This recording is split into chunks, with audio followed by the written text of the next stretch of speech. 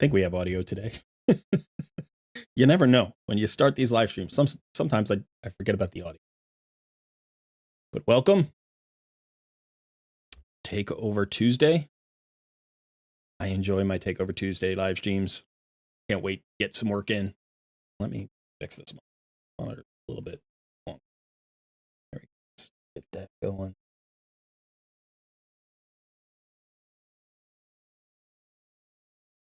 Not too. I like having it at eye height. I got a mechanical arm that I mounted my monitor on. Only one monitor that I mounted on it. My other monitor sits on my desk on the side. And I gotta say, I really like the monitor arm. So if you have a desk where you can use a monitor arm, it's absolutely fantastic. But I wish I had gotten the multi-monitor arm system instead of just a solo monitor arm, because I would love to get the second one off the desk and be able to like move them relative to each other. It's cleared space under my monitor where like the monitor used to sit, and I could put stuff there in easy reach. And you can really easily change the angles and stuff. It's pretty cool. I did get a fairly hefty one. Like this can hold a monitor up to 30 pounds, I think. And my monitor weighs like 14 pounds or something. It weighs half of what it can handle.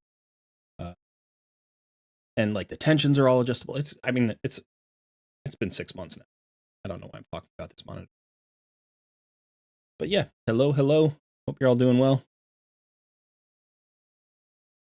Little to the left. Move me around.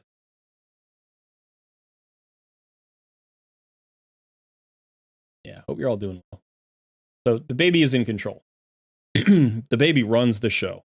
That is just life. For those of you who have kids, I'm sure you can relate. The kids run the show. The inmates are running the asylum. So yeah, we had a rough morning today with the baby. He's in a developmental leap.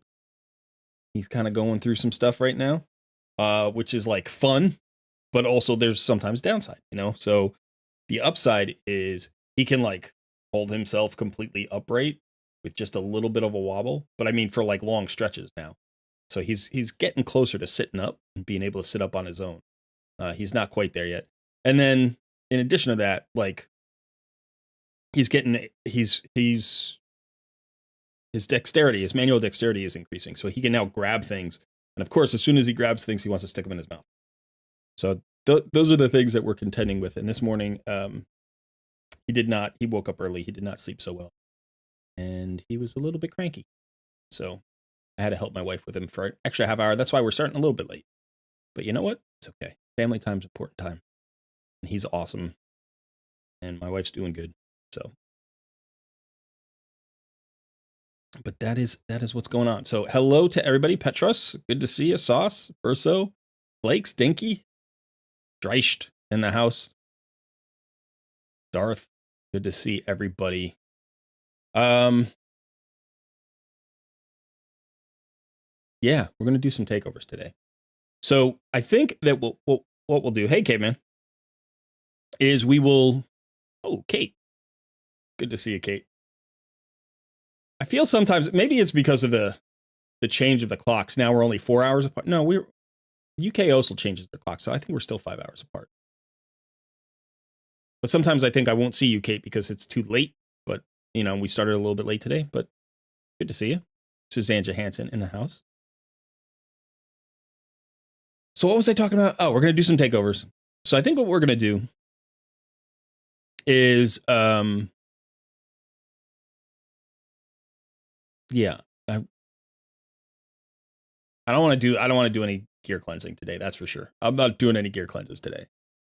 But I think we're going to do one early. So I'm not going to wait until 2 o'clock. I'm not going to wait a long time. We have 24 concurrent viewers right now. Usually we get up to about 120, about 124 somewhere. Although today, because of the time change, it may be a little bit different. So I'm going to wait until we get maybe like 30 viewers. And then I'm going to do the wheel. So there we go. We got 33 viewers. Okay. So let me talk through this so that everybody knows how to do it. And then we're just going to do an early spin. So you have to be a member of the Discord community. There's a link in the description of this live stream. Just join the Discord. Once you're in the Discord, scroll down all of the various channels on the left side. About halfway down, you'll see an area called the Coaching Corner. Excuse me. In the Coaching Corner, there is a channel called the Wheel of Takeover. All you have to do is join that, and you're going to see a message from my editor, whose name is Sun, and you're going to respond to that. Now, right now, if you've reacted to it, I am deleting all of those reactions right now, and you can start reacting right away. So now you can start reacting to that if you want. And in a little bit, we will spin the wheel. Now, the way this works is you can win one takeover every 90 days. As soon as you win, I'm going to DM you in Discord. I want you to DM me back with your login information, and I'll get that process started. And then you can go ahead and tell me what kind of takeover you want. I'm also going to give you a role, which is going to allow you to join me in the voice channel that I am in.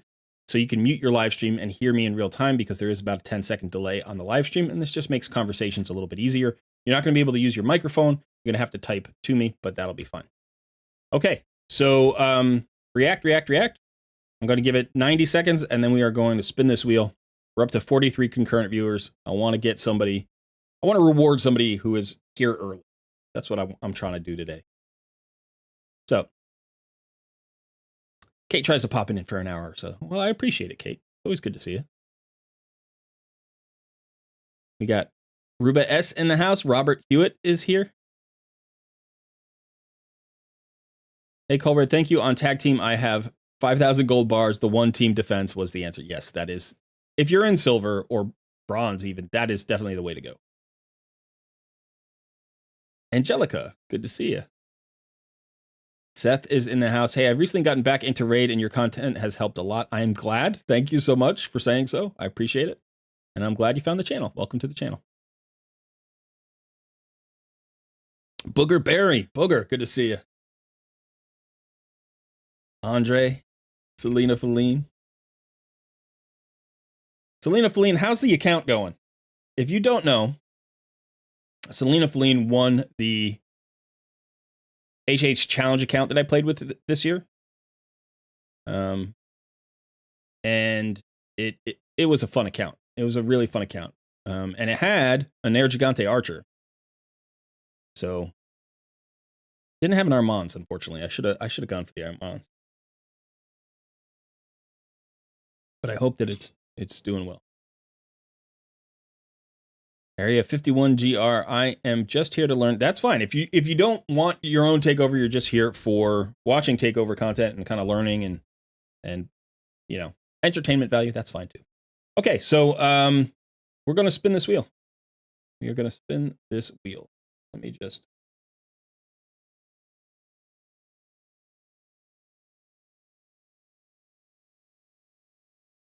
Here we go. And again, you know, if you've won in the last 90 days, you're going to get disqualified. Also, don't like react to the wheel and then walk away. Like don't leave the live stream, because I'm spinning within about 5 minutes of asking for the reactions, and sometimes people walk away. They're like, "Oh, he's not going to pull for a while," and they walk away, and then they win, and then they don't come back in time, and I have to move on. Muhammad Hakim, just want to leave it here. You're a great quality content creator. Congrats on the baby. Hope he or she is healthy. Thank you so much. I appreciate that. The baby is great. He is doing just fine. Like I said, he's in a new developmental leap right now. So every week or two, you have like adjustments with a newborn. And I didn't really know about that. I didn't know about babies all that much. Okay, we got Doughboy Nate. Now, Nate, I know that you won at one point. Let me check the let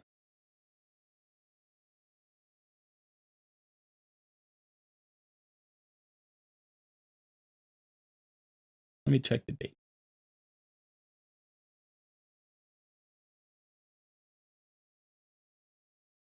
Oh no, we were just having a conversation. That's all it was, huh?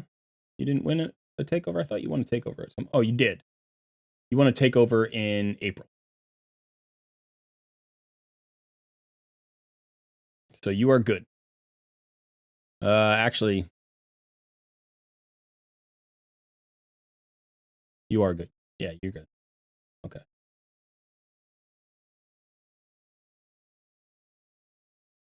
Yeah, I have your info. All right. So Doughboy Nate has won before, but it was over 100 days ago. So you're all set.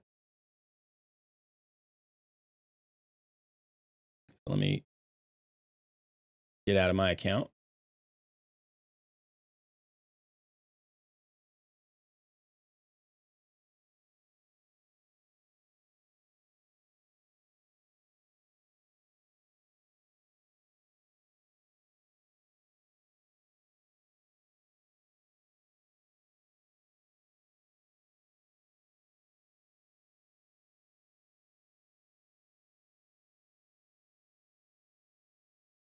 All right. Need your code.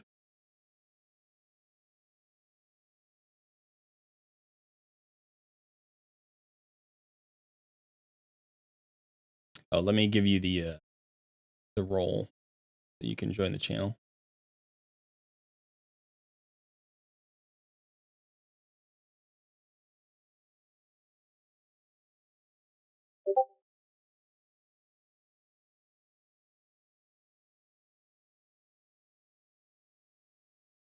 There we go.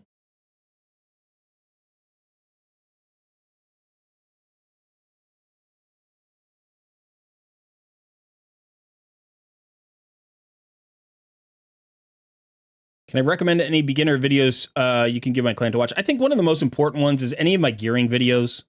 I think gearing is the most important for beginners to figure out because the game does not do a good job of teaching you how to properly gear for different roles. So like how to build supports, how to build an arena nuker, 7 gearing mistakes, like all of those videos. So just put in gear or build or something like that. There's also stuff on team compositions that can be really useful. So you can look up look up that. I can think of the videos, but I don't have them off the top of my head, and I don't want to go searching for them right now. So I would say that's something that you can do.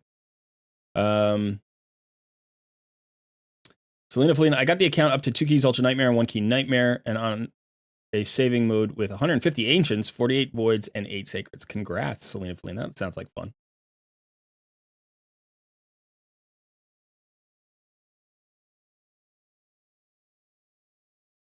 Suzanne is Artak. I didn't know that.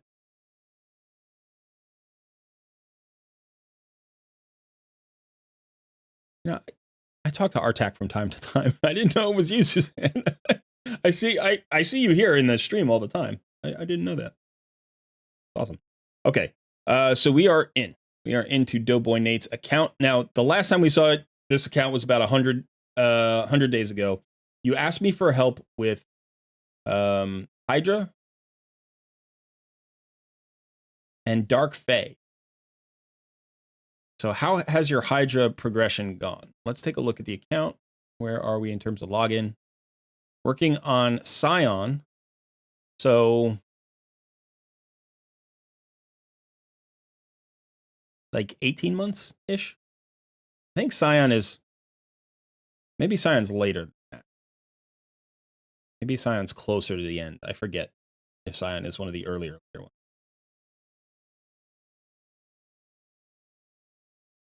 Yeah, that's a good video too, Kate. Who to 6-star next? That's one of my very, very early videos, but it's one of the more popular ones on the channel, and the pacing is much slower, but it's really good info. So that's good too. Thank you for remembering that one.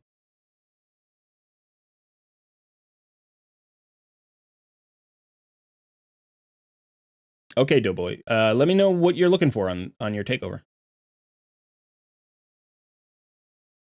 Check out the roster.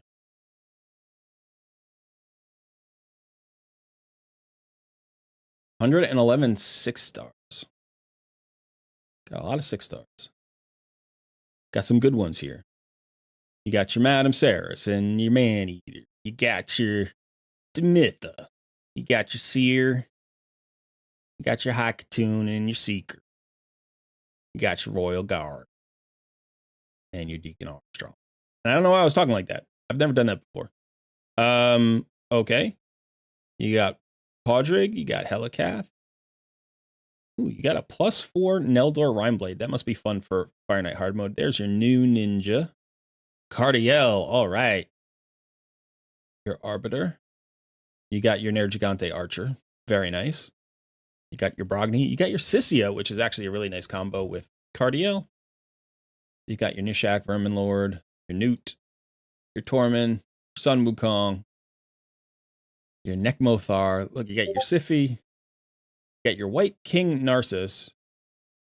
And your White Queen Ancora. And she's a 6-star blessing and he's a 4-star blessing. So that's a nice combo. You got a 6-star Lazarius. Crixia, Mishinaki, Astrid, Armons. Looks good. Looks very good. You need general progression help. And you really want to push Hydra Clash for lots of damage, but I don't know how likely that is. Just don't change any gear on Clan Boss. Okay. So here's the thing. I'm okay at Hydra. I'm okay at Hydra. I can put together a team. I can get 100 million damage on a team pretty much at any difficulty level. But I haven't dived into those like mega damage teams. So I haven't really dived into the Trunda teams or the Yannicka teams or any I haven't done any of that. And that's just because I don't love Hydra. You know, I like Hydra but I don't have the time to like put 30 or 40 hours into building a new Hydra team. And I have been messing around with Hydra because we do Hydra Clash and I've been pushing my personal best higher and higher every week. So I think last week I got about 700 million Hydra Clash points, which is pretty much probably a personal best. And I ran out of time. So I could have gotten more. That being said, doesn't mean I can't help you. But I just want you to be aware, like I'm not going to build one of those mega teams for you. I don't really know how to do that. So I'll take a look at your Hydra teams and we'll see.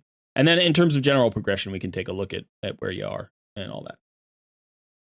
You hit 80 to 100 million on hard and normal, but you can't do brutal. Okay, well you do have the champions to do brutal. So let's go ahead and look at Hydra. I don't know if you've used keys this week. You haven't used any keys this week. Okay. So let's just see what your teams are. Hey, look at that. Cole Red's build. We got a couple of Cole Red builds. All right.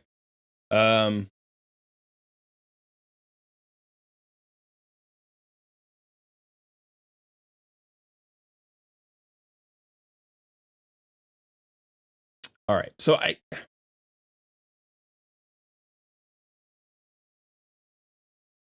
there are a couple of things here that I would say, because like, you know, you have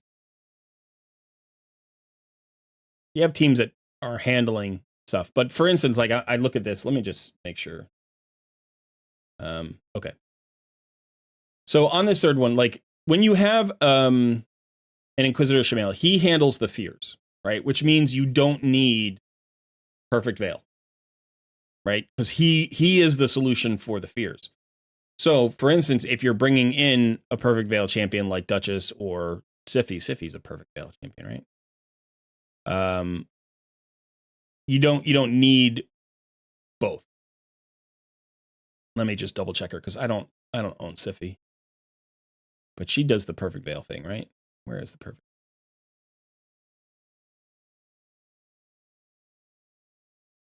It's a block debuff. I thought she had a Perfect Veil. Duchess has the Perfect Veil. Okay, never mind. So she gives the increased defense, the increased speed, increased attack, increased crit rate on the revive. Here's the thing. This is it. She removes fears. She has a 40% chance of removing fears or 50% chance when booked at the start of each turn. So she doesn't have a Perfect Veil, but she does counter the head of Torment just like Shamail does. So you don't really need both. The other thing is, if you're going to run a Shamail, he gives your leader turn meter fill.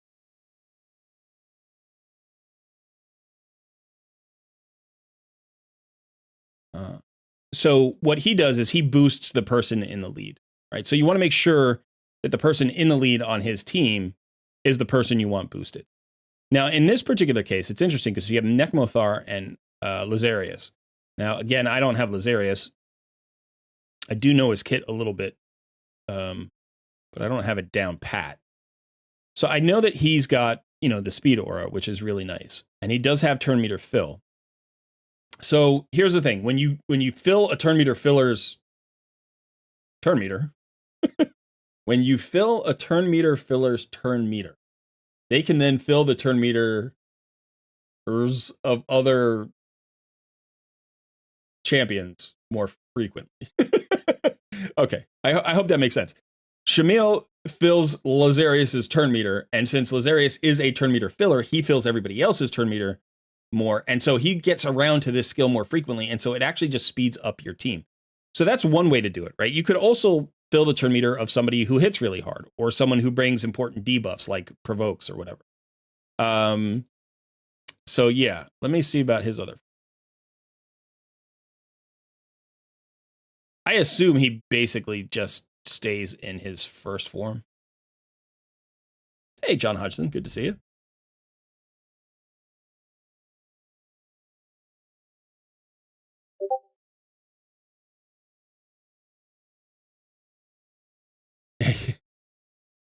Adnan says, I'm on a 30-day account. This looks crazy to me. It is. It is. Yeah, I started with like a Jack Nicholson and then drifted off into some kind of regional accent. I don't even know. What you gotta do? No, I can't. I'm not very good at Jack Nicholson. All right. If you want that, go watch Papa Jock. He's great with voices. He did a great Trump impression the other night. It was very funny. Okay, so let's get back to, I always do that. Let's get back to Hydra. So it actually feels like this team makes some sense, right? So you're filling Lazarius's turn meter, and Lazarius is boosting everybody's turn meter. Here's the problem. This is what I'm seeing with this new main team. You lack damage. You have Artak and you have Shamail, and that's really it, right? So you also seem to have an overlay, like you're doubling up on some things. So you have, I think Nekmo has a decrease attack and a decrease speed and an increase speed and a leech, right? So everything except the leech is doubled up. So you have Archer, who's got the slow. You've got Lazarius or Sify. Who gives the speed boost? Let me just look at this. Let's go in here.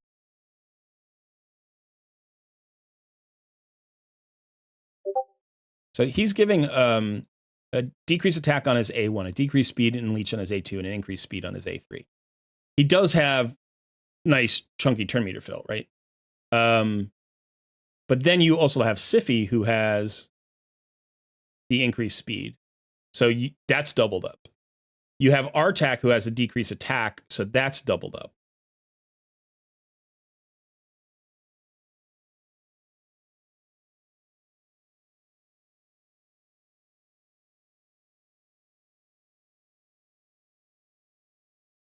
So I think Lazarius and Nekmo can lead two different teams. I think they should lead two different teams. Nekmo's incredibly good at Hydra. He's really, really good at Hydra.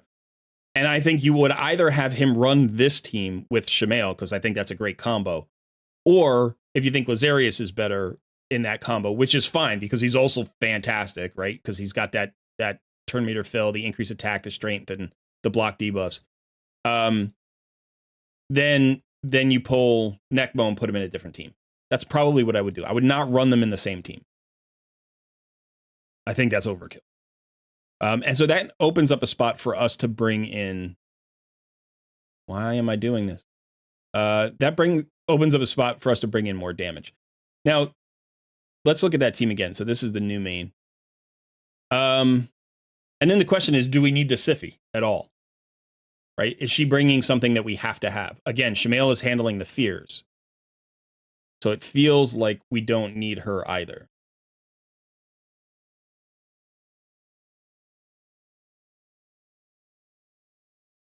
Now, we need a block debuff buff that's coming from Lazarius. We don't have a buff strip. I don't think he removes, right? He doesn't remove that.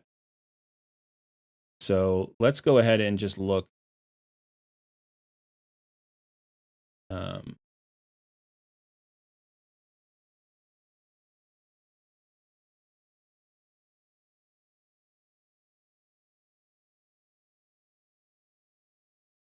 Yeah.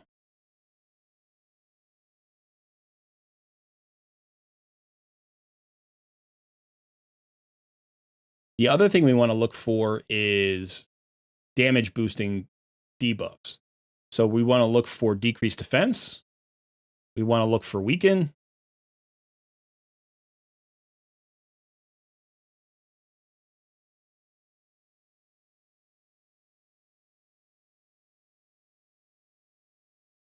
So potentially, you can bring in somebody like Madame Saris who gives you that decreased defense and the buff strip. So you have a block buffs and then you would have a buff strip. And then you could bring in a damage dealer, or you could bring in 2 damage dealers, especially a damage dealer who brings you a decreased defense and a weaken, like Sissy of Flame Tongue is absolutely fantastic.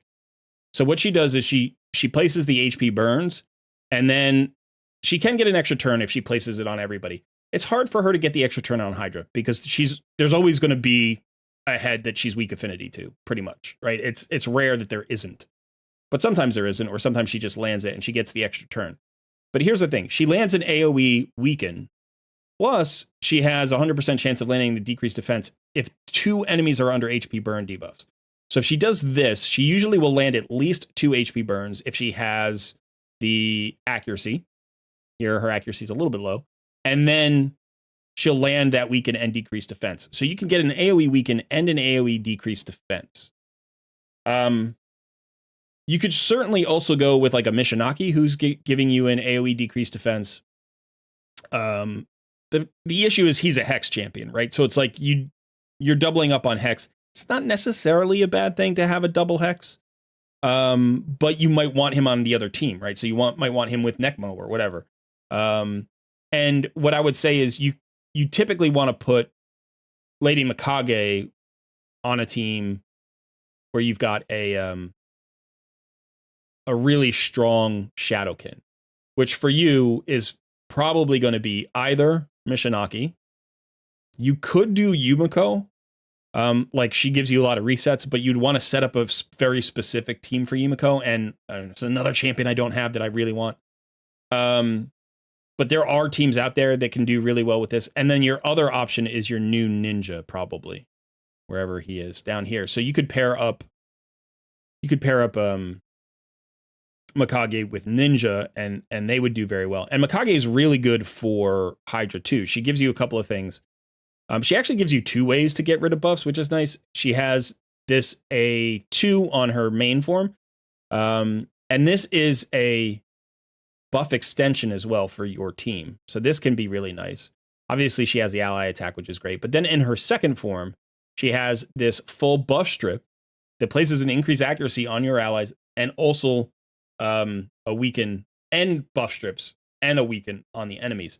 The issue with this is typically you're going to have to either be very precise in your AI application, or you're going to have to manual this in order to get value out of her second form. I run Mikage on one of my teams. I forget which team, and I think I run her with Ninja. So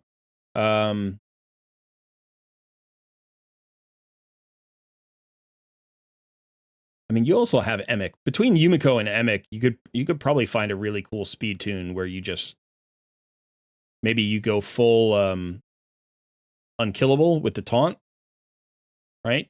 Yumiko and Emic kind of cooling down each other's cooldowns, getting Emic around to this skill, on a 2-turn cooldown or something, or whatever. That could work really well. Again, that's sort of beyond what we can do here in the takeover. But that would be something I would look into, because this would be a nice potential full auto, like pretty good damage 1 key. The unkillable teams don't do crazy damage because you're not really working with it. You're working so that the heads never get to devour your champions, basically. So it allows you to not bring in a lot of stuff, and they'll hit hard because you can bring in more damage champions, or you can focus more on damage skills or whatever. So it does free up that, but typically the team has to be built to keep the taunt up and keep everybody alive. And so as a result, it's not going to be overwhelming damage, but it's going to be good damage, and it's going to be full auto, and it'll go hopefully to the turn limit. So if you get that, you're talking about at least 200 million. You should be able to get 200 million from an unkillable team, if not more, depending on who's in it. So that would be something I would consider in the future. If you don't know, Bronco is really good. He does a lot of stuff with Emic, and he does a lot of stuff with like Unkillable and Hydra and stuff. He messes around with some really interesting stuff. I would go check out Bronco Raids. I think it's Bronco Raid Shadow Legends. I think that's the channel. But he's really good at that stuff. So I would take a look at that. Did somebody mention Teox? He has Teox? Didn't even see Teox. No Teox. Okay.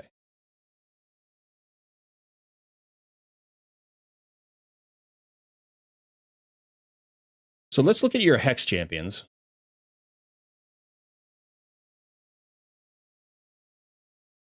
So I think realistically, Tila is your third Hex champion, right? So she's going to be an AoE HP burn, AoE leech, AoE Hex, that's a nice combo. She also gives you, she increases the duration of HP burn. So she places them on the A2 and increases the duration on the A3. This is on a 4-turn cooldown. The Hex is on a 4-turn cooldown, and that's something to be aware of.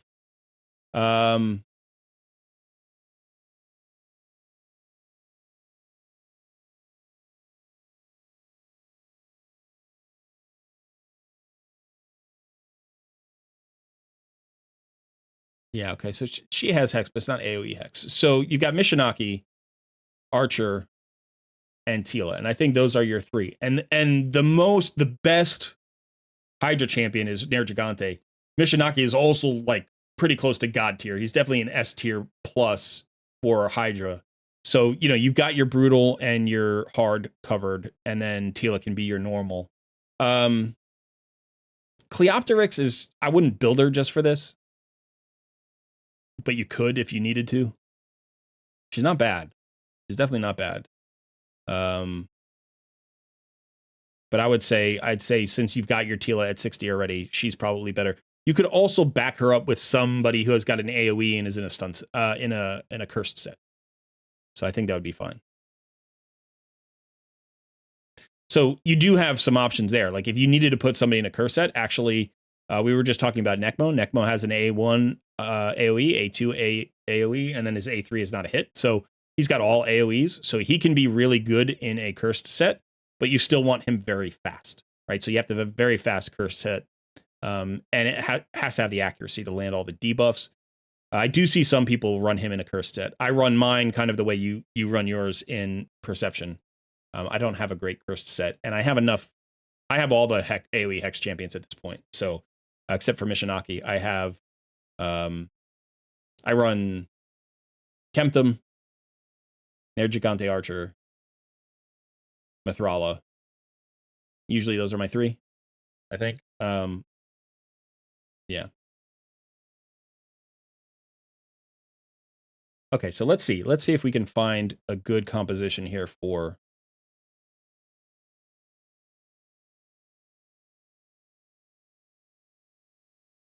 you today. And let's just see. I like the idea. I should check the builds.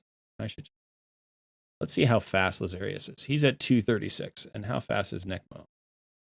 He's at 227.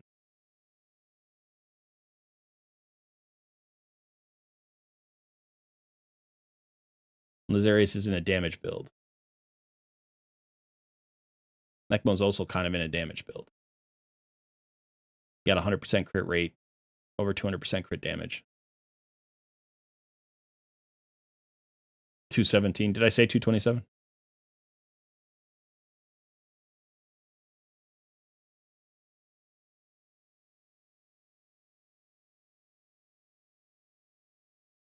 Is he speed tuned for anything? Like, is he speed tuned for another composition at this speed, or can I mess with his speed?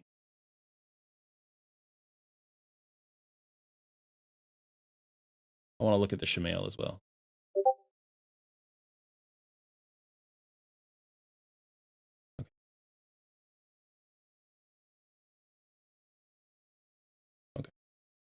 I tried this back in the day, the lifesteal on Shamil. It doesn't work. It's not good. It basically, like, unless you also have a leech and like he doesn't hit super hard. He doesn't really give himself a lot of survivability with this. I do like the idea of the HP percentage chest plate, so that, you know, is good. I would probably rebuild him. It's good to get I like running in with damage. I do like running in with damage, so I don't think your build is bad in general. But again, you know, when you're talking about Hydra Brutal, the stat requirements just keep ramping up. So when I'm looking at champions, I'm looking at speed, accuracy, you know, survivability, those things. He's fine for normal Hydra, maybe even good for a hard Hydra, but he's going to struggle at Brutal. He's not fast enough and he's not tanky enough. He has 1800 defense. You need 2.5k. You know, he's got 58,000 HP. That's actually probably fine, you know, but not at 1800 defense, right? And if you want him survivable, you don't need him in lifesteal. You put him in regen, or you put him in stalwart, or you put him in, you know, like put him in resilience, get his, you know, HP and defense a lot higher. You still want the 100% crit rate and the crit damage if you can, but you like his goal is to be sort of like a half damage dealer. You don't want to kill the Head of Torment super fast, but he can help you free champions who are devoured from the other heads. So I actually think your damage numbers are probably around where I would run him, you know, about 3,500 attack, 200 and, you know, 15 crit damage. Like, I think that's good. I think that's good. Slow Shamil Mischief Tank is kind of cool too. Yeah, you could also do that. Like, basically what you do is you build him so that he also has to have an extra buff. He always has to have the extra buff. Typically, you need to put him in a blood shield ring to make that happen. In addition, you have to find another way to get him an extra buff. And then he doesn't need any speed at all, because basically all he's doing is removing the fears, and then he's the Mischief Tank. And he just never loses his buffs because he's running slow, so he's going to have more buffs than everybody else, which is kind of cool. So I like that idea, Zachary. But for right now, I'm not going to get into that too much. So what I would say is we'd want to do a quick rebuild here. Let's do Necmo first. Necmo is way more important. So again, you know, the stats that we're looking at, you know, okay, we need to land our debuffs. So I think we need like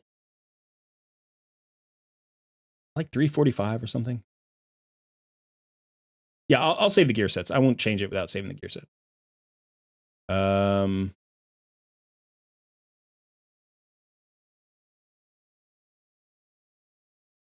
OBS, why do you vex me so?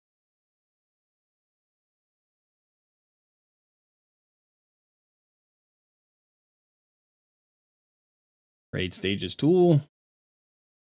Hydra. Doesn't matter what rotation. Let's check out Brutal first. 280 plus 50. So you need like 330, 340 accuracy for anybody who needs accuracy for Brutal. For Nightmare, you need over 400.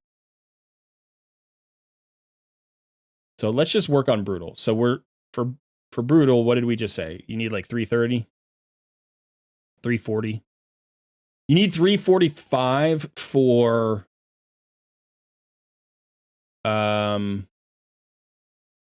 dungeon hard modes, I think.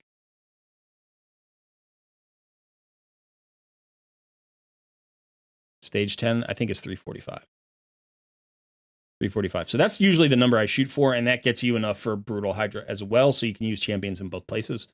You might not, but that's just a good number to keep in mind, that if you hit your 345, you've got Brutal Hydra covered, and you've got hard mode stage 10 covered for dungeon. And you're at 365 right now, which is good. But we want a lot more speed here. We want a lot more speed. We do have some glyphs available. So 1, 2, 3 glyphs, speed glyphs, 4 speed glyphs. I would not worry about crit rate and crit damage on him at all. Not that you can't get a little extra damage out of him, but speed is so much more important. Accuracy is so much more important, and he needs to be survivable, right? He needs to be tanky. He's a debuffer. His whole purpose is to be alive and help everybody else. So let's go ahead and we'll save that. Old Nickmo. Okay, so that's what you've got on him right now. And then let's go ahead and look at a new build here for Necmo.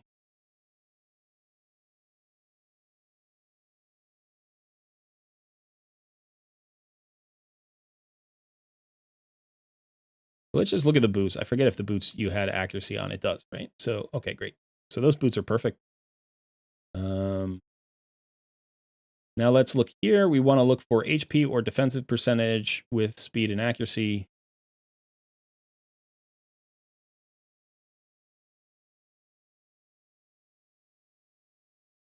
It's kind of nice. It's actually kind of a nice combo there. Let's see about Righteous. I'd like more speed if we could get it.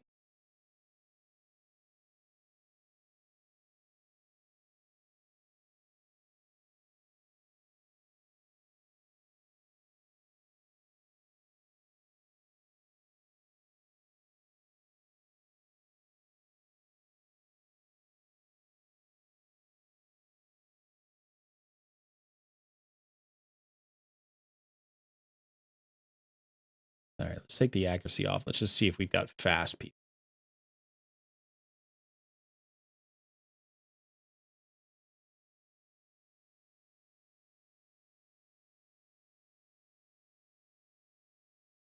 Got a lot of people who need speed.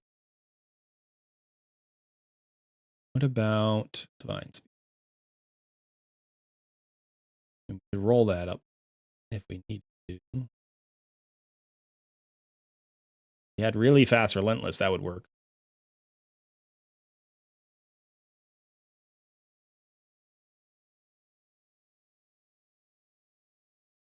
Unfortunately, no accuracy on any of those pieces.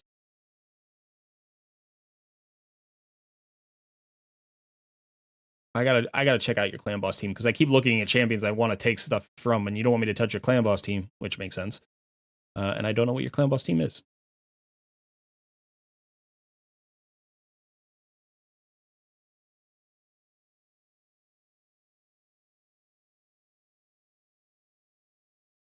It's a man-eater, double man-eater team. Okay.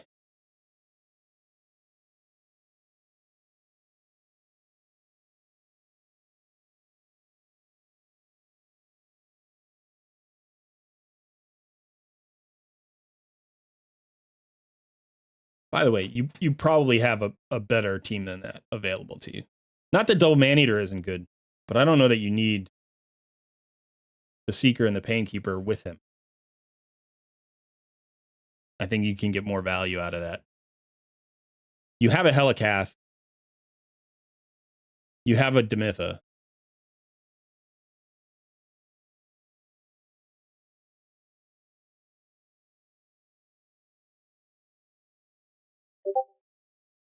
You have an Alsgore. So you have a lot of options. You could find a 1 key.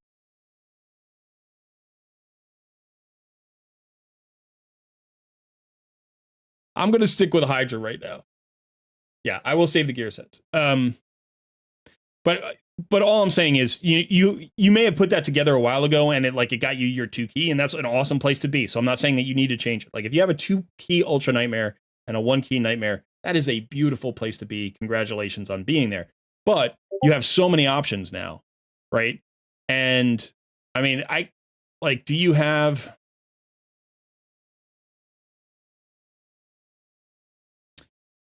here you've got a 5-star blessing on a Ruella, and she's fully booked. So, Demitha and Ruella are a really nasty combo. You can get a really nice Demitha team that I like. I think it's really nice. I don't know if it works with Jintoro, though. It might not.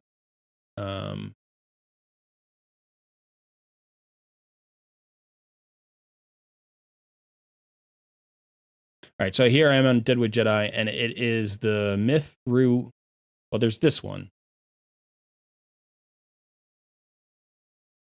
I like this. The downside of this is you have to run Ruella very fast, but these are, I believe, I think these are without the speed aura. So let's just actually look.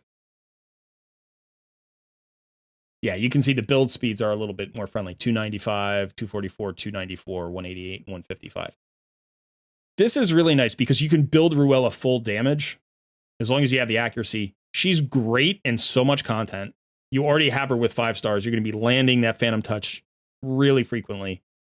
You know, and this is just a way to get, I think this is a very good team composition to get a 1-key Ultra Nightmare. And you can see it's listed up here as 1-key Ultra Nightmare.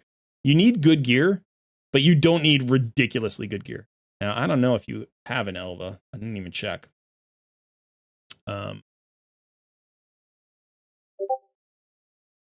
don't have Elva. But you can actually do a Ruella build without an Elva. You can do it with another increased speed champion. The Elva makes it easier for full affinity, like, you know, full auto, full affinity, because she handles the stuns. But sometimes you can find somebody else who does the same thing. Or, you know, another combo of champions that does the same thing. There is, you know, there are some other teams out there with the Mytha.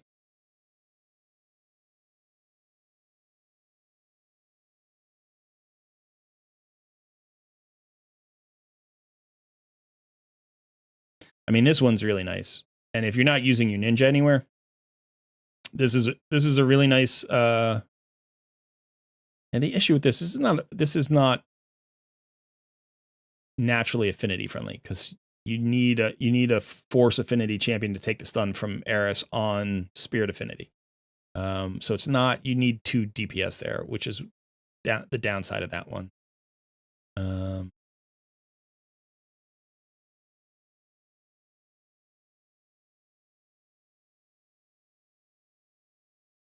You also have, you know, Helicath speed tune.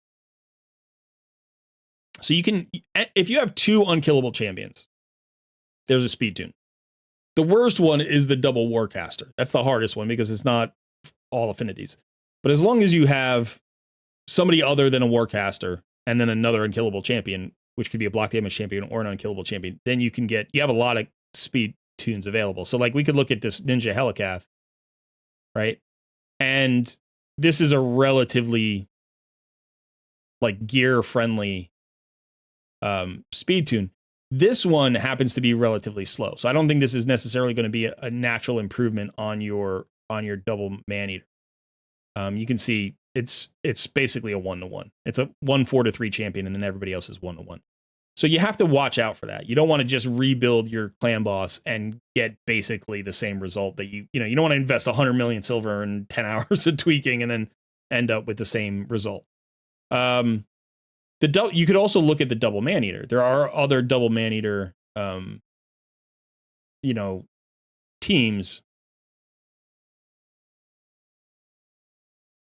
Let's see. This one's actually pretty good.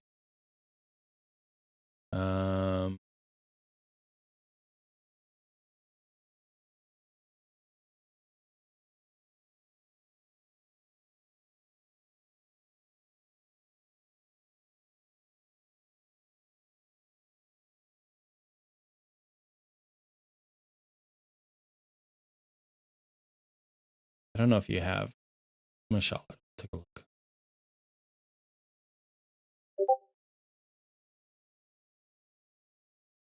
You do have Mashallah? Okay.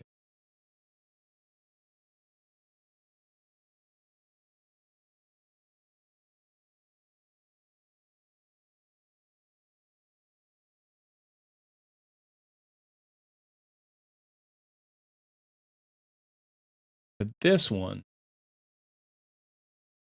is the one you could use with Helicath and Maneater. And this allows you to bring in 3 DPS. And this is better than the other one that I showed you. I think this is, yeah. So this is more likely to get you a 1-key. And it's a really easy speed tune. It's a really easy speed tune. The question is, is is it really going to be a 1 key? Yeah, it's listed here at 2 key. I would say you could get this to a 1 key, but you'd have to have some good damage champions. And the nice thing about bringing Helicath in instead of Roshguard is you have a weaken on Helicath's A1, which is great. So Ninja brings you a decreased defense. If you can run this with Ninja, I don't see why you couldn't turn that into a 1 key Ultra Nightmare. But you have to be able to run it with Ninja, and Ninja can sometimes be a little bit wonky. Let's see if he throws off the speed tune. He does throw off the speed tune. Sometimes you can get it back by lowering his speeds. Sometimes you can get it back by changing his skill order. And sometimes you can't get it back.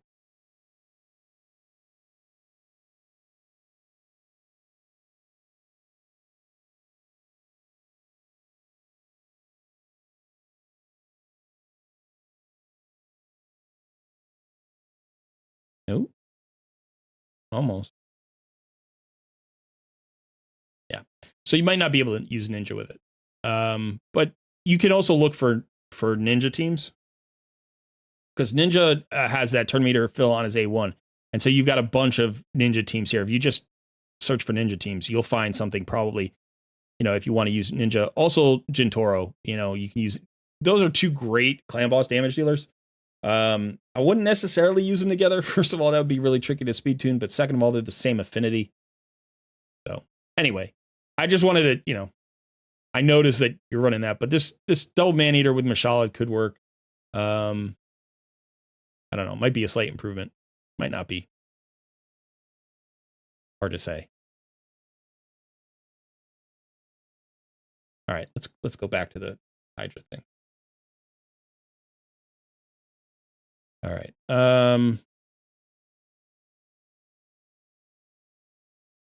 Do you have Venus?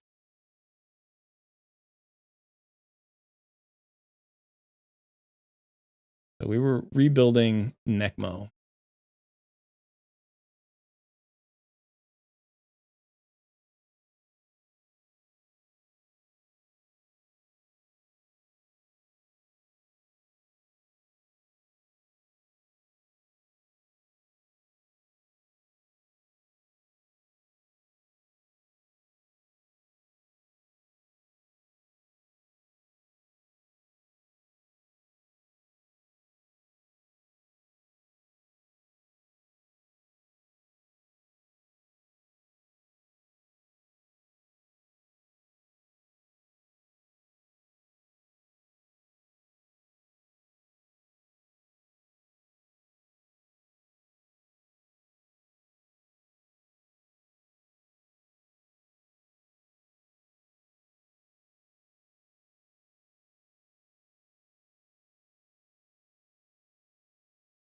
Yeah, we really need more speed.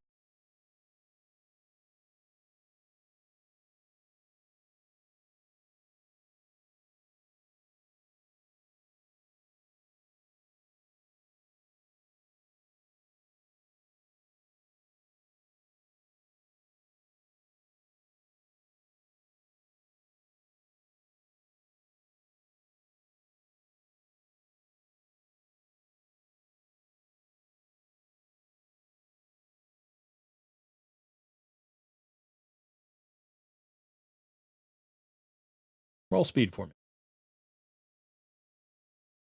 Well, that's a decent amount of resistance, but we're not trying to build him as a mischief thing. We did that.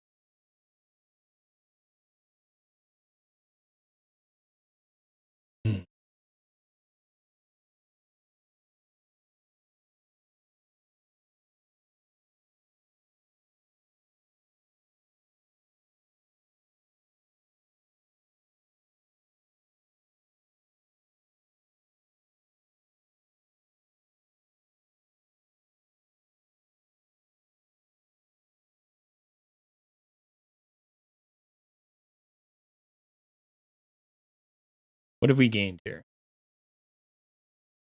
A little bit of HP, a little bit of defense, 22 speed, a little bit of accuracy. We still have to roll these two up.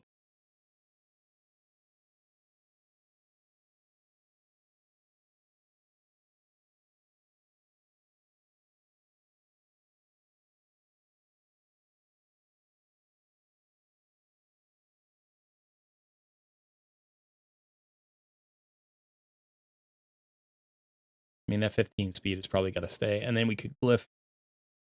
It's not a huge improvement. I mean, it's a little bit better, right? You'd probably swap out this as well. So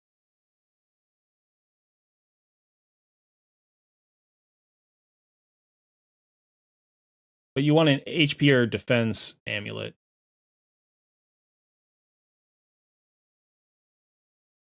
The accuracy, probably go with this one, you know, anything that rolls into accuracy. And again, Necmo might end up being on your Nightmare team. You might not. You might stay at Brutal, and you might use Lazarius. So, but if you got him to Nightmare, you'd need like 420, 430 accuracy. So it's not wasted accuracy. But if you know that you're going to keep him at Brutal, then you could drop down to that 345 number and just stay there. And that would maybe allow you to get, you know, some more defenses or more speed somewhere else. I don't really love this rebuild. It's not bad. It's not bad, but it's not enough. And I don't want to strip gear off of everybody. So it's like, you know, we can look at Shamail. Actually, let's see. This one, I want to put together the team, I think. Because then we can look at the builds. Because if we end up not using certain champions, I'm like, why would we rebuild the champion? So let's say we did. Let's just do it here for now. Let's do Necmo in the lead, and we're going to use Shamail as his turn meter filler. That's going to give us a lot of speed, which is nice. We want a lot of speed. All right. And then we're going to have, I think the perfect champion for this is Archer. She's going to give you the AoE slow. Oh, the AoE provoke. We'll have to look at how she's built. Right. The other option really is Mishinaki for the Hex. So she gives you the AoE slow, the AoE provoke, and the AoE Hex. So that's nice. That gives you all around everything that you need. Now you want to decrease attack or maybe some buffs. You know, if we were going to use that RTAC that you were running, that would be okay. The problem is we need a block debuffs buff. Personally, I like using Wukong because he gives you a decrease. He gives you a buff strip plus the block debuffs, plus he hits hard. So that's not bad, but we were talking about, you know, the decreased defense and the weaken. So now, do we really want to go double HP burn, which gives us decreased attack, decreased defense, and weaken? It's not a very, I mean, we get heals from Nair Gigante Archer. Not a very survivable comp. You don't have a reviver. Right? That's what Lazarius gives you. He gives you a reviver. He also gives you the block debuffs.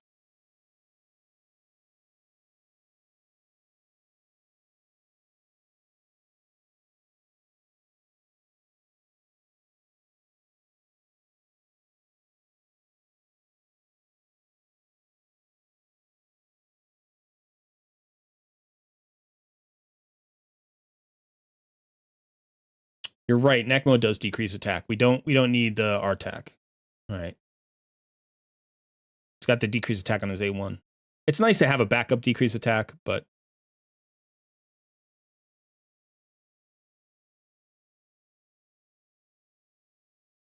okay, so what are we missing from this? If we use this foursome, this gives us a lot.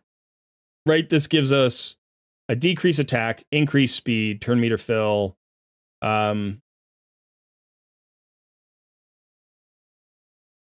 It gives us a leech. Gives us 2 decrease speeds. Same affinity.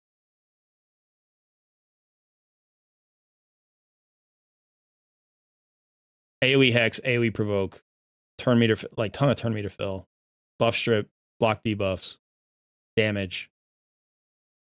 So what are we missing? We're missing not heals. We have a little bit. We're missing like defenses or survivability, and then we could probably use one more dedicated damage dealer, like a hard hitting damage dealer. And I don't know your mythics that well, so.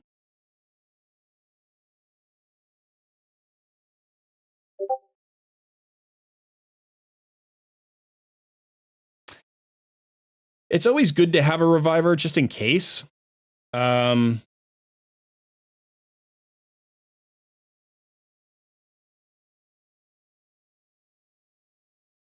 Or, you know, additional defenses.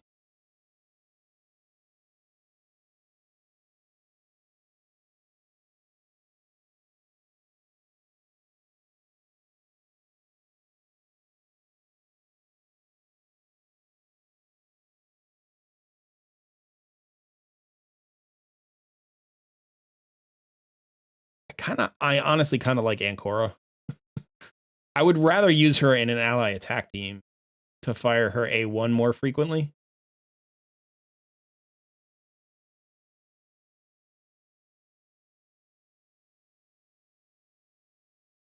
Right, because she has a 30% chance, 50% chance of decreasing the cooldown of random allies' skill by 2 turns.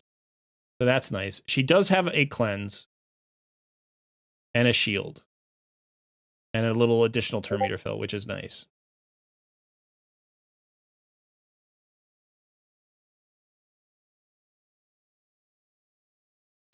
I would prefer.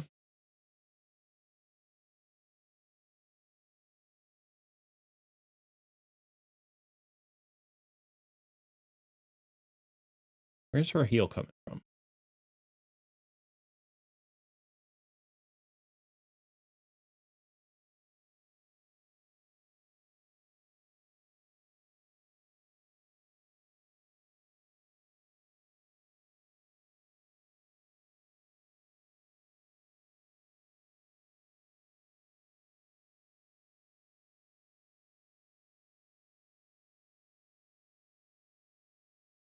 Also heals that out. Okay, so tiny little bit of healing. I mean, we have healing from their Gigante Archer.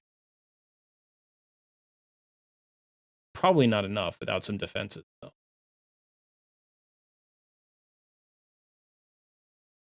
You know, so it's like we could bring in Bad Alcazar, who gives you an AoE and play. He's not a great damage dealer for this, but he increases the amount of damage everybody does to targets under poison. So it's like he brings the poisons and then he basically buffs everybody. So your Wukong will hit harder, you know, Shamil will hit harder.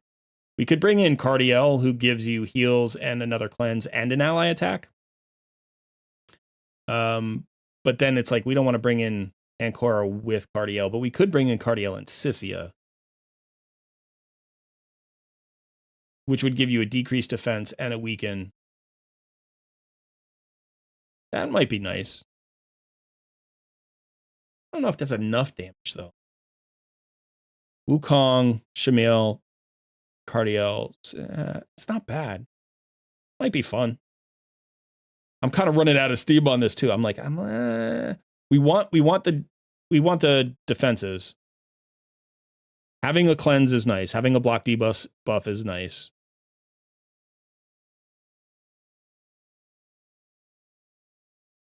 He's going to join her attack every single time. Let's see how your Cardiel is built. And your Sissia. Sissia's got 100%. No, she's a debuffer. She's a debuffer in Savage, which is weird.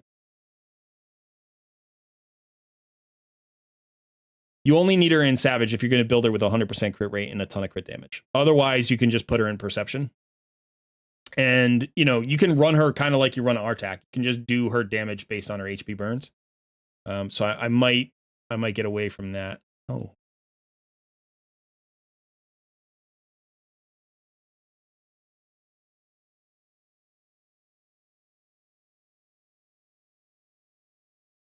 Let's see how he's built. 258 speed, not bad. Protection, which is cool. 100% crit rate. A lot of resistance. Good for a cleanser. That's fine. That's fine. Cardio, Sissia, Mishinaki, Mikage, Ninja, and Duchess, but it didn't work too well. Yeah, you don't have an AoE slow there. You don't have the biggest thing there you don't have is a provoke. So this could be good. Might do something like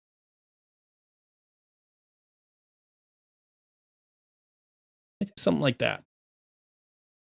It's a little bit of a weird composition. You have a lot of options, and I'm kind of all over the place today. I'm sorry, but when we look at what we're bringing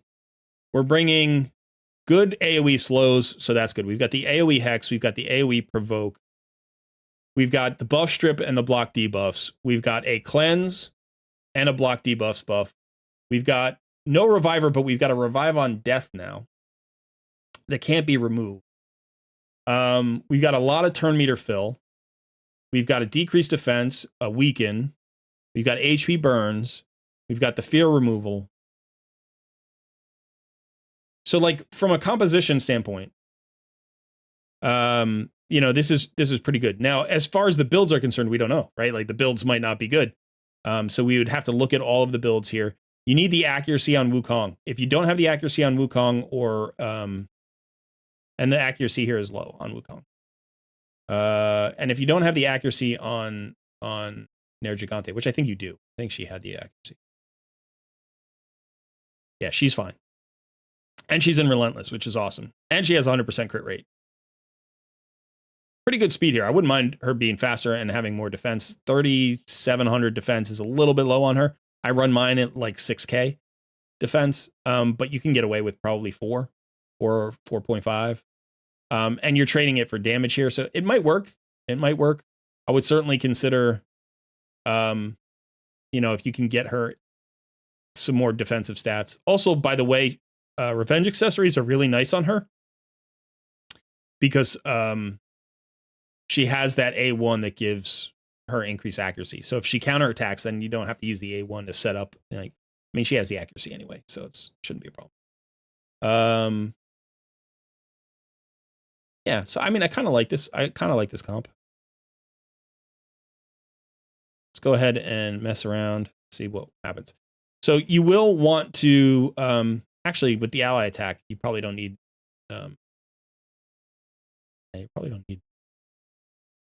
your revenge accessories. All right, so what I like to try to do, and this is not going to work for you, I like to try to build this team so that I can open with my decreased speed and still get to my AoE Provoke and Hex. You're going to have to open up with your AoE Provoke. Now, there is a downside to this composition with this particular rotation, which is that Nergigante Archer is weak affinity to the Head of Decay, and so she's going to miss her Provoke. Now, the nice thing about her Provoke, it is 2 turns. She's in Relentless. You've got so much from Necmo. She's going to get around to it fast. So what I would say is just want to make sure that you manual the opening and that you land that Provoke. At some point, you may miss a Provoke. It's just unavoidable with this. So you could use a backup Provoker, somebody who's got an A1 Provoke something. You could use it like who would be good? Maybe like a Husk. A Husk would be good because he's strong affinity. You could certainly use like a Seeker or somebody like that. Whoops. I gotta do the A3.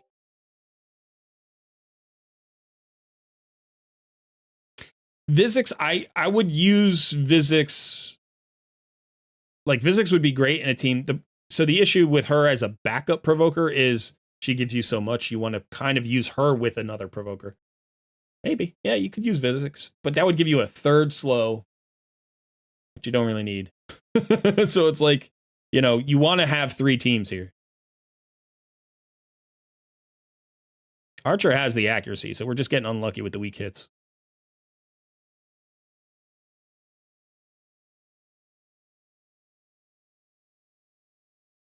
Is that 4 in a row?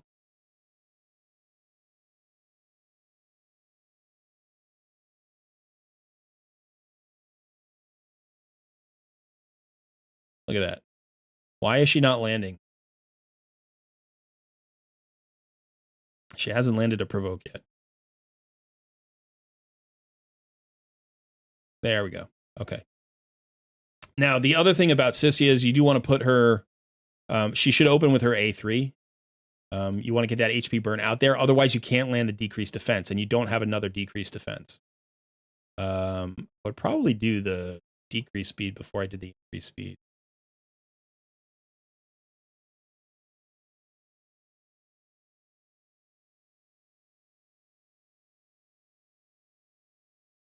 Actually, should probably be hitting the head of mission.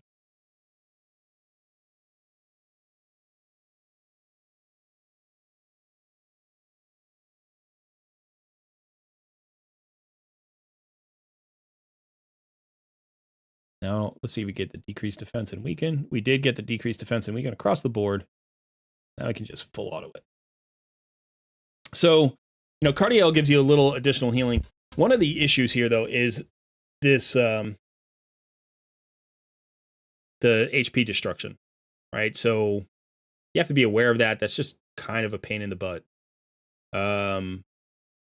You could certainly bring in somebody like Podrick to handle that. He removes it. Or if you had somebody with Miracle Heal, you could put that on your Cardiel. Depends where you use Cardiel. The thing about Cardiel is Cardiel could use almost any buff in the game, any blessing in the game. Almost any blessing in the game will work on Cardiel. And as a result, it really depends where you prioritize his use, because it's like, yeah, could you put him in Miracle Heal? Absolutely. Could you put him in Cruelty? Yeah, absolutely. Could you put him in Brimstone? Yeah, absolutely. Could you put him in like Intimidating Presence? Absolutely. Could you put him in Polymorph? Absolutely. Like, you can use him in all of the, there's almost every blessing works on him depending on where you use him. So you really have to decide, do you want a really versatile one? Do you want a really dedicated one for a particular thing? Like, do you want to go with Intimidating Presence and be like, okay, that's, he's a speed lead. He's going to potentially like go in a lot of places as a speed lead. So he's going to give you that extra buff to his speed aura. You could also use him in Arena with that. Or do you say, I'm going to go with Phantom Touch. I'm going to go with Cruelty. I'm going to go with something about damage. Like, I'm going to do Brimstone for damage somewhere because I don't have another, Brimstone champion I bring everywhere. So it's really up to you. But this, I don't think it's a super high damage team. But the idea here would be to control the fight really well, to go as close to the turn limit as possible. And chances are, for Brutal here, maybe you pull down between 150 and 250 million. Something like that. If you get a really good... I think you could do more than that depending on how the champions are built. I think the ceiling of this team might be somewhere in the like 300 million range. But the basement of this team could be like 60 to 80 million. It could be like that, because you need these champions to be built the right way. Everybody has to have the accuracy. Everybody has to have the speed. Everybody has to have the survivability. But it's a nice full auto team for the most part. You'll set it up and then you'll let it run. And it should, it would definitely clear. I think it's almost probably like a 99% one key, unless somebody just messes up early on. But remember that every time that, so when the Head of Torment out is the best scenario. And we didn't actually start with a Head of Torment here. Right? I don't think we did. So when we get the Head of Torment out, Necmo is going to get a lot of extra turn meter. One thing you do have to watch out a little bit for is your Head of Wrath. You don't have a lot of defenses, so you need that decreased attack out there anytime the Head of Wrath is going to pop. So now we're going to get some speed, right? So Head of Torment's out. Every time Necmo hits, he uses an AoE A1 or an AoE A2. He will always get a fear, and Shamail will always remove that fear and boost Necmo's turn meter, which then allows him to get to his turn meter fill and increase speed more frequently. Also get to that decrease attack more frequently. So if you just let this run, my guess would be even the way it's built right now, you know, I don't see you doing less than maybe 60 to 80 million. With some rebuilds, like I said, I think you could probably pretty comfortably get this into the like 150 to 200 million range without too much difficulty.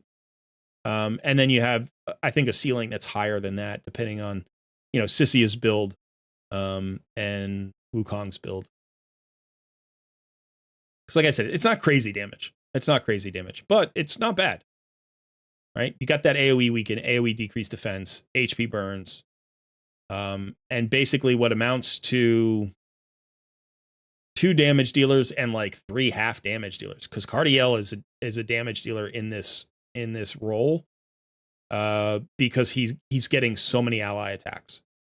He's just joining, and so it's like he's gonna proc that War Master over and over and over. He's not a burst champion, but over the long run, he's going to do a ton of damage for you. Like, I wouldn't be surprised if he ends up being the 3rd most damage on the team. Maybe not. Depends on. I mean, I know you got an Air Gigante Archer in a damage build, and Shamil, but like he's going to have respectable damage. He's going to add, you know, 25 million damage to this team.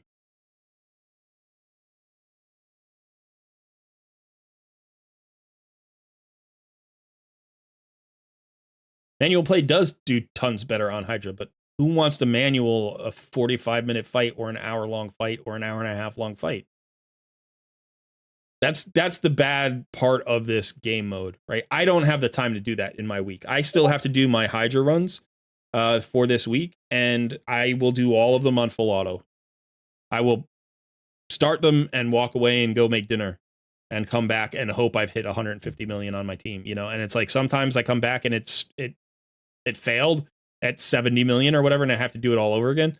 You know, and it's a pain in the butt. But yeah, if you have the time to manual and you enjoy it, then you can actually manual and do less damage. It's possible, because you have to understand how the fight works, and you have to be optimizing every turn, and you have to not mess up rotations and stuff like that. So I've actually manualed from time to time and done worse. Like, it happens. But it helps you to learn the fight. So it's, even if you're not doing as well, you're learning and you're getting better and you're improving, and that skill increase will eventually result in more damage. And I would say for some teams, you could get as much as like 50% extra damage from manualing. You know, you might actually maintain the survivability for longer too. So it's like, versus a full auto, sometimes you could double the damage or triple the damage. But I mean, the damage per turn, like, you might increase by as much as 50%. But normally an increase per turn is usually somewhere in like the maybe 10% to 25% increase. Because you are targeting the decapitated heads more frequently. You're making sure you have the debuffs up when you nuke, you know, with your big skills and stuff like that. So I'd say, you know, a 10% improvement is not bad. And a 25% improvement would be very good for manualing. And if you're, you know, really excellent at it and you really understand your speed tune, you could potentially get maybe as much as like 50% extra damage. So yeah, Dinky says here, manual is 20 to 30% more than auto. Again, it depends on the team composition and the player. But I would say when I manual most of my teams, I would get somewhere in the vicinity of about a 25% improvement. Like, that feels pretty good to me. If I don't get at least 20%, I feel like at this point in my account progression, in my learning progression, that I'm not doing my job. But certainly it took me a while to get there. So early on, if I got 10% extra damage, you know, sometimes that was enough. Sometimes it was just like, okay, I need to manual to get the 1 key, you know, because I was pulling down 18 million and I needed to get to the 22 million or whatever it was for, you know, for hard mode. And you're like, okay, that's what I need. So I could manual the 1 key. Yeah, I do think if there's one thing that's going to kill this team, it's going to be the Head of Wrath. You have to watch out for the Head of Wrath, and being on full auto with the Head of Wrath is always tricky.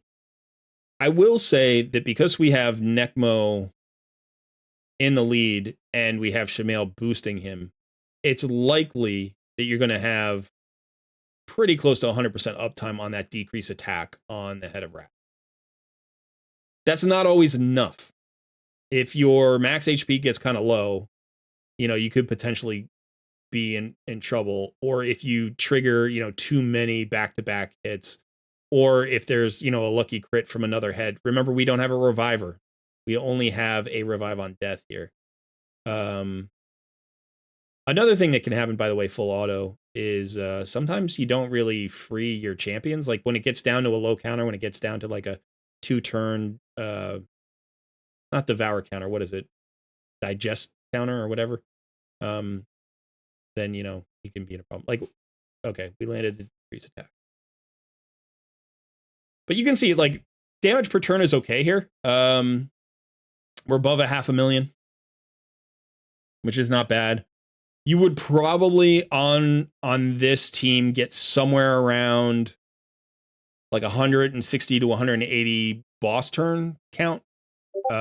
So triple what we've got right here. So we've got 36 million, 37 million. So you're looking at about 110 to 120 million. But we just lost Sissia. So that's out the window. So I think, you know, a rebuild on some of these champions is going to help. I would definitely get Sissia out of Savage. I would definitely take Sissia out of Savage. She's currently, there's no reason for her to be in Savage because she doesn't have 100% crit rate. So what I would say is, you know, get her into Perception, maybe some defenses. You could certainly boost her defense. I would say everybody, even your damage dealers, except for Wukong. You don't care about Wukong's defenses. You want to be running around 2.5k, like at least comfortably over 2,000. You know, so Shamail is a little bit low. I think he was at what 1.8 or 1.9. Yeah, he's at 1.85 basically. And then, you know, HP percentages matter because you get the HP destruction. So I would say, you know, like Sissia at 33 is really, that's low. That's really low for her. I would say 50k where you have your Shamail is sort of a minimum for Brutal probably. And since you don't need her in, you know, in this build, you have carte blanche to rebuild her.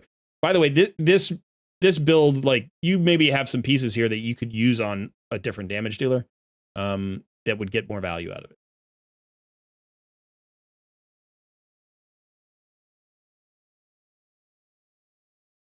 Yeah, so that's the other thing you can do. You can like half auto, right? You run it in auto and then you just manually target the heads that devour your champions. And so you have to sit there and watch the run. I like to auto and walk away. That's what I like to do. That's how I do my Hydra heads or my Hydra battles. So I think a rebuild here would be pretty good. I think their Gigante Archer is actually probably your best built champion for this. She's got the HP and accuracy. She's a little bit low on the speed and defense because you've gone for a damage build. But you could potentially just get her into defensive percentage gauntlets. That would give you the defense that you need. And if you could find a little bit more speed instead of 9 speed, if you could find like 20, 25 speed out of that gauntlet, you know, that would get you up above 250, which I think is a really nice place for her to be. I run my out. You know what? As the end of this takeover, let me just show you my Hydra teams that I'm running. Because I run a lot of the same champions. And you'll see the combos that I use.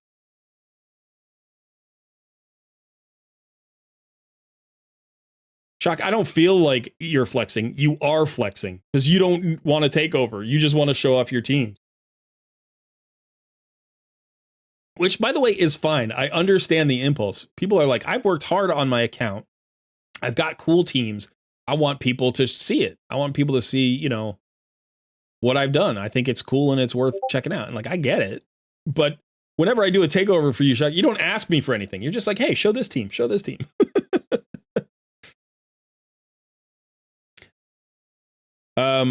Okay, so let's just check out my teams. I have a bunch of different teams. This is just a trash team I put together last week, I think. I've just been messing around. So let's see, where's my main team?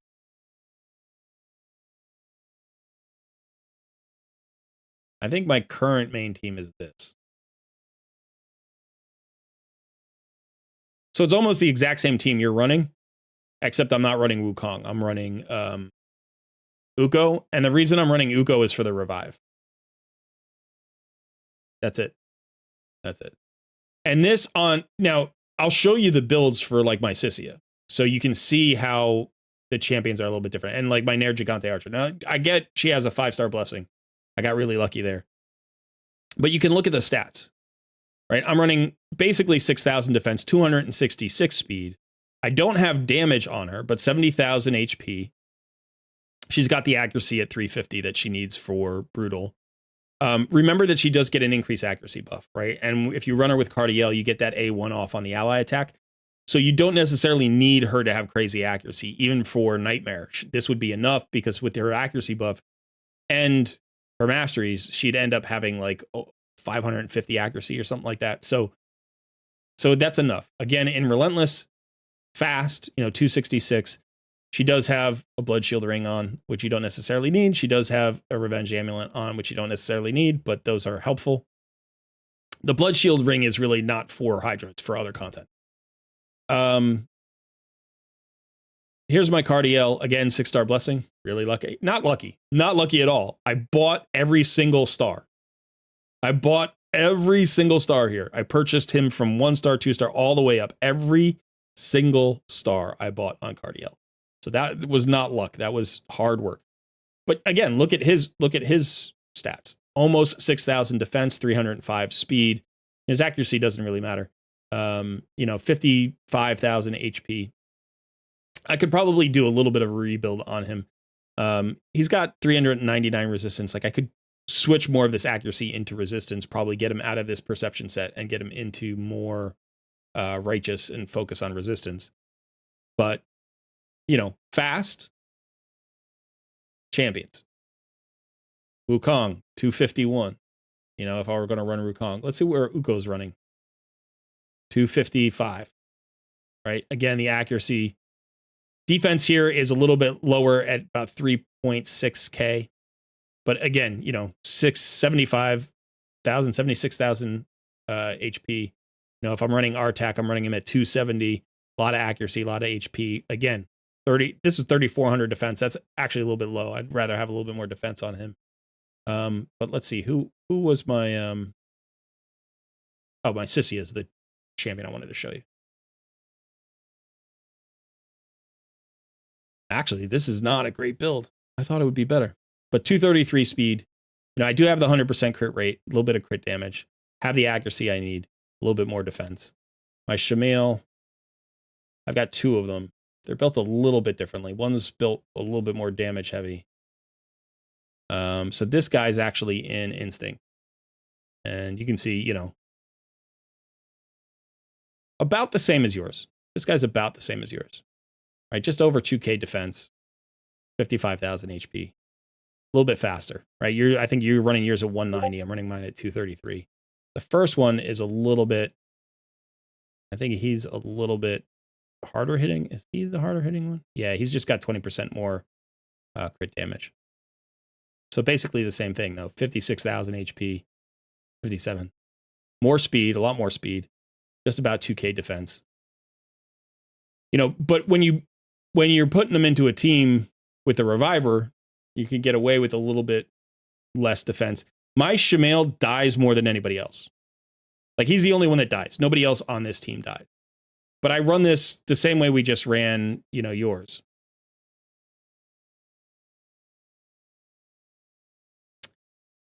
Yeah, that happens, Jacques. Like I move gear around and sometimes champions get reduced for whatever reason. So same thing here. We got to land that provoke.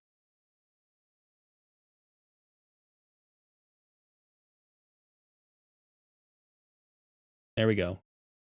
Now with the Relentless, right? You get such a nice option here because I got the AoE slow out. I didn't land it on what's his face. And then I also have Necmo in Relentless.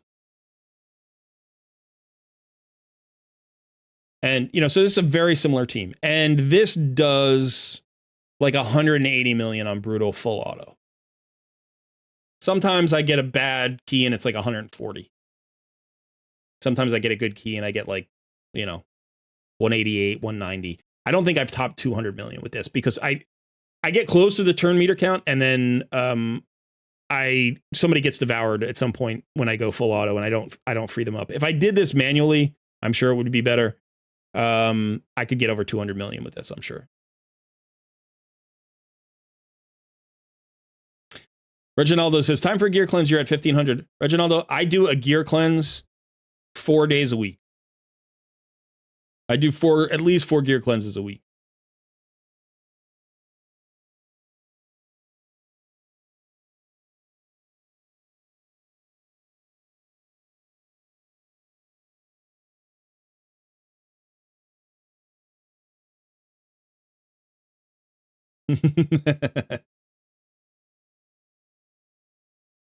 Use your Hydra keys, Colred.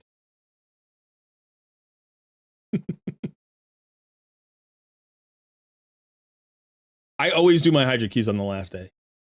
Sometimes I get one out in the middle of the week if I have the advanced quest and I have the time. But this week I did not. I've been better about the Hydra keys in general over the last few months. Just trying to focus on helping the clan win clashes and stuff. I haven't been perfect. I've got to admit, Hydra's not my content. I like the idea of Hydra quite a bit. I think it's an interesting fight. I think it's cool in terms of theory crafting teams. I like what the community's done in terms of Hydra, but Hydra's still not a good fight. It's not. There's no such thing as a good 90-minute manual fight in a game like this. That's an awful execution of a good concept. These fights should run under 20 minutes, right? Preferably under 10. That's a good boss fight. Like a 30-minute clan boss team is also not a great thing, but at least you can quick battle there now, like that's better. The fact that you can't quick battle these or there's no like workaround, there's no way to speed it up.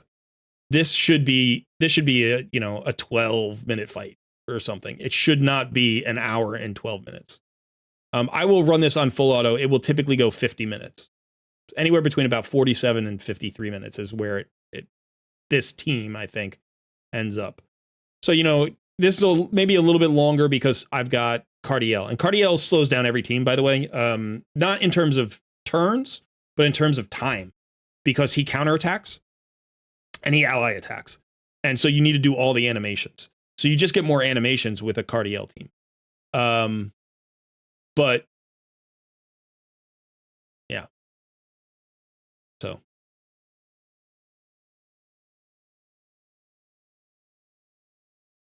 anyway, okay. So I hope that helps you. I do think that team is going to be good for you. I would focus on a couple of things. Make Necmo really fast. Make Necmo really, really fast. Let's see how fast my Necmo is. I don't know how fast my Necmo is. My guess would be like he's over 250, definitely. If he's not over 250, I'll be shocked. 265. I think that's pretty good. You could get him faster, but he's 265 in Relentless. So 265 in Relentless, or if he's not in Relentless, push 300 if you can. Get over 300 if you can. Necmo should be one of the top 5 fastest champions on your roster. There's no reason for him not to be. That's what he does, right? He handles the speed aspect. If you can get him in Relentless at 265, 270, 275, awesome. Anything over 251. If you're over 255, I think that's the number. But in Relentless, that's what you want. As far as Shamail, again, Shamail's speed doesn't have to really be increased. You can run him slow if you want. I think Cardiel should be fast. You want him to get around to his ally attack as often as possible. Sissia needs to be accurate and survivable. If you're going to run her with like a damage set, you want her with crit rate and crit damage. You'll notice I'm running mine in perception, right? Because I want that accuracy. She's an HP burner. She happens to throw down a little bit of extra damage, but she's an HP burner and a debuffer. That decreased defense, that's the key. I would like her to be a little bit more survivable. I think probably I need to get her out of this chess piece. And the reason I just have it is because of that 20% crit rate.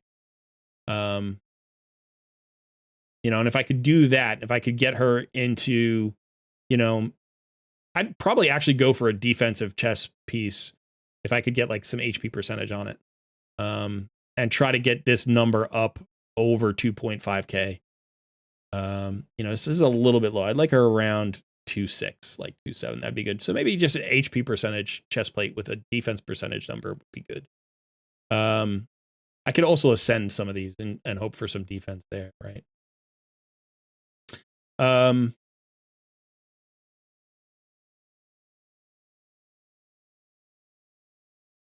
I think, you know, like I said, with your Nergigante Archer, I think that's the best build, but you can see I run a lot more defense on mine, and a bit more speed with Relentless. So that's good. And, you know, the accuracy numbers you can keep, like, you want a decent amount of accuracy because she's not always going to have her increased accuracy buff up.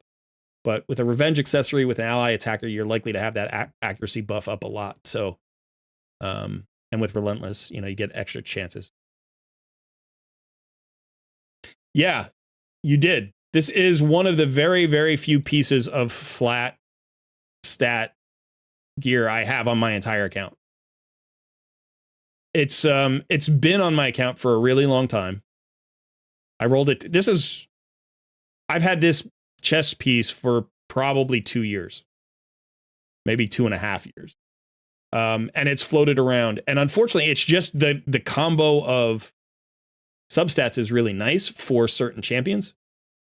And on top of that, and I've said this before, if you're going to keep a flat stat piece, a flat stat HP piece is usually the best piece to keep.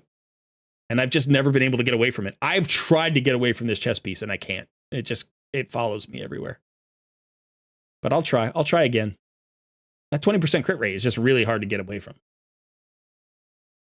You know, plus the accuracy and the speed and the HP. It's just, it rolled well.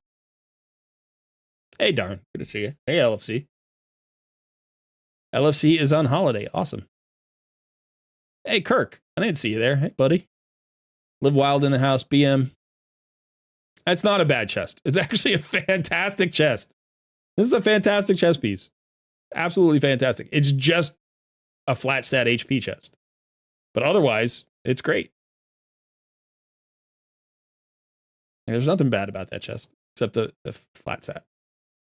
Now, is it like God tier end game gear? No. But, you know, you need pieces like this on your champions in places. All right. Yeah, let's just show. So I have some other teams.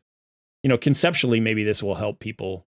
Again, not my content, but so this is like this is a normal team, right? Again, I've got the AoE Hex from Akemtum. We've got the AoE Slow from Islan. He's also got a backup Provoke right on his A1. Duke the Pierced is the other AoE or the Provoker. We've got, you know, the Fear removal from Shamil. We've got the block debuffs and buff strips from Wukong. And then we've got the cleanses, revives, and heals from Pythion. What this is lacking is like a decreased defense or a weaken. Actually, we have a decreased defense and we have a decreased attack from Duke the Pierced. But we don't have a weaken. We don't have like a ton of damage here. We do have 8 HP burns and poisons. I'm sorry, we have poisons, not HP burns. So it's okay. But for like normal or hard, this still does 100 million. It like does over 100 million on hard probably or normal. This is a team I used to run a lot. This is a really good team. The combo of Shamil and Lydia is really nice. And you can see this is similar to what I'm currently running. I just swapped in Necmo here for Lydia to get more speed. And then I brought in Sissia instead of Artak because she pairs better with Cardiel, and I could replace his decrease attack with Necmo's decrease attack. So that was just this was an older team that I ran that used to do like 140 million, and now I've upgraded to one that does like 180. Elva is a great lead, you know, so you can do something like this. Again, Seeker here is one of the provokers, and then Islan was the backup provoker. I just removed him for some reason. Didn't mean to do that. Islan, where are you, buddy? There he is.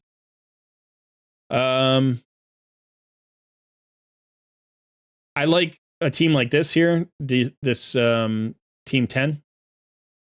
So I like pairing Mithrala with Vizix, because Vizix is, unfortunately, she dies a lot when she has her ally protect up, even if you build her well. So you pair her with a Mithrala who's got a strengthen, an increased defense, a shield, and then you've also got an Elbow who's got that revive in case she absolutely dies. She's got heals, and then you've got the Lady Mikage and Harima combo for some damage. Like, this is okay. Again, this is probably a hard mode team, or maybe a brutal team. This could probably, it would one key brutal, absolutely, but it could probably get like 60, 80 million on brutal. I don't know that it would go past that. What's going to happen here is Harima's going to get devoured, and I'm not going to be able to free her, right? Because I don't have the damage. This is an older team that I ran, which actually worked pretty well. Scylla the Drakes is not awesome here, but she does have a decreased speed, so does Royal Guard. So there isn't an AoE decreased speed, but there's two different champions that bring decreased speed. You got the heals and the revives. Probably don't need the Scylla Drakes. I could pull out Scylla Drakes here and put in an AoE Hex champion. Like, I could put in a Kemptham with this team or something like that. That might work really well. I don't have the AoE Hex there.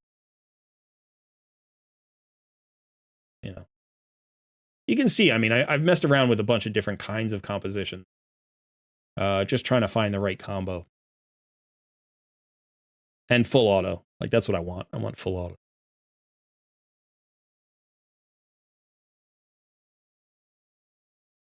It's not a question of whether or not I could get more HP out of a flat stat. Out of a HP percentage chest piece. Of course I could. If you really want it, you can do the calculation, right? Like, okay, let's look at Sissia. Sissia's HP pool is 13,000. You can get 60% of that, right? Which would be 7,800. You could get 7,800 HP instead of 4,000. So I could get almost an additional 4K HP. That's what I'm giving away. I'm giving 4K HP away. That's not nothing, but it's not critical here, right? Having those substats is all right. When you have a low HP champion like Sissia, percentage HP is not as powerful as it is on other champions. Now, if I was running a champion like Artak, who's got a pool of 22,000, now this 60%, right? 60% of that would be 13,000 roughly, right? 13,000 HP. And so now I would be trading away 9,000 HP versus 4,000 HP. That's a lot more, right? That's a way more. So having him in an HP percentage chess piece is much more important.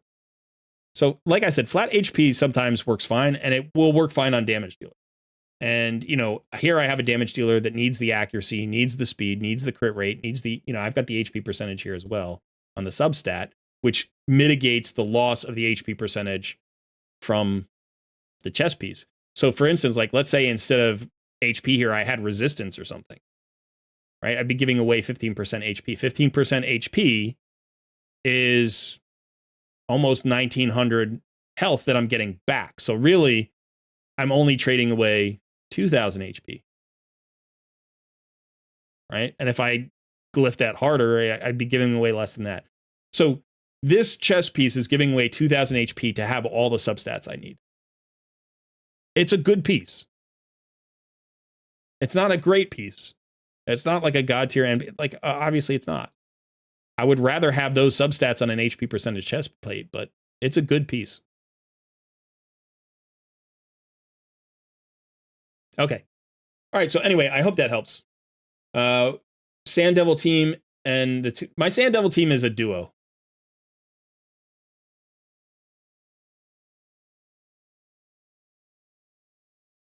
This is my Sand Devil. It's about a 4.5 minute clear, I think, or 4.5, 5 minute clear. I can show you the speeds.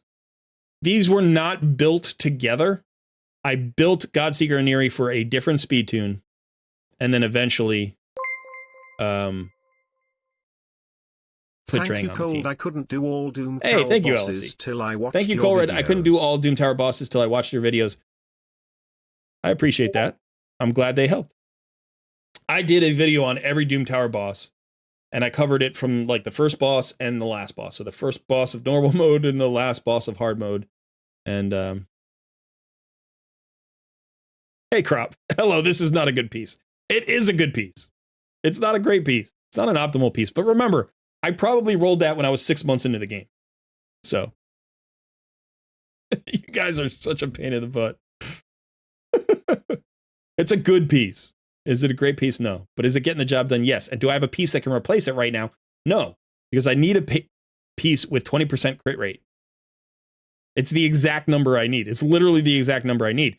So I need something with more than 20% crit rate.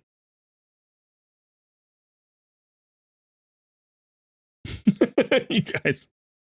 Thank you, LFC. I do appreciate that. Enjoy your holiday. We'll see you when you get back. Yeah, Daniel Deep says 90 days in here, I'd kill for that piece. It's an absolutely good piece. But yeah, so Drang here is running. I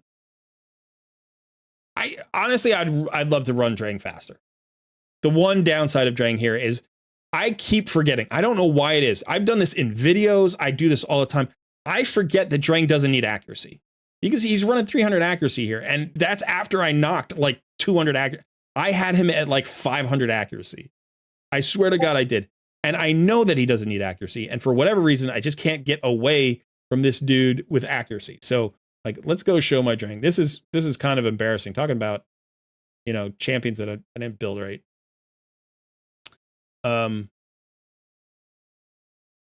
But like, I've tried to get away from his accuracy, and he still has, like, he's got a double roll there. He's got a double roll there with a max glyph, you know. He's got a roll there. He's got probably a triple. Yeah, he's got a triple roll on this. Like I've got, you know, it's embarrassing, but I keep forgetting that he needs no accuracy, right? Because it's like this debuff cannot be resisted, and that's the only debuff he needs to land. So you don't need accuracy at all on him. So, you know, that being said, I would trade for more speed for him. But this speed works for this speed tune, and they duo in about 4.5 minutes. And it's 100%.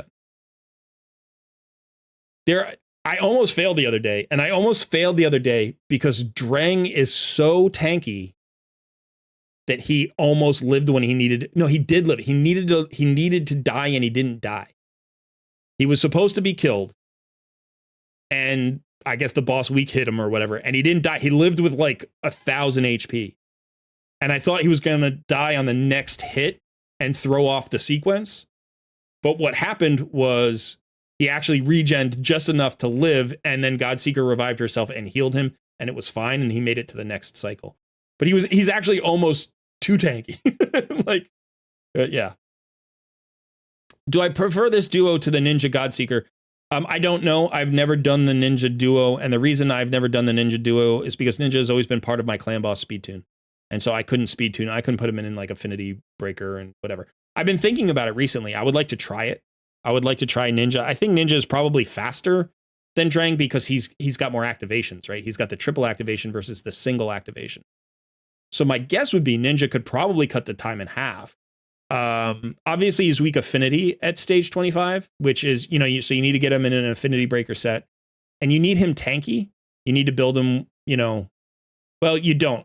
I would have to build him tanky, or I'd have to rebuild my Godseeker and try to, like, I don't know. I could probably figure out the speed tune, but I would have to rebuild my Godseeker to make it so that Ninja dies and gets revived at the right time. So that would require 2 rebuilds if I were going to do it that way. So you can build Ninja tanky so he dies like Drang does, only once per cycle. Or you can build him fragile so he dies and stays dead for the whole cycle and only gets the one attack off. And if he does that, it's fewer animations and it would be faster. I did a Ninja Godseeker takeover on the 20th of February. Okay. I've messed around with it before, I'm sure, on other people's accounts, but I probably did Ninja Godseeker because somebody already had it built and I was tweaking it. I don't think I created it from the ground up.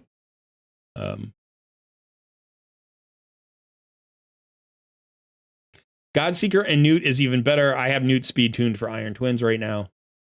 Actually, I rebuilt him and I broke the speed tune, but it still works. Like, it kind of works. It's not quite all the way there.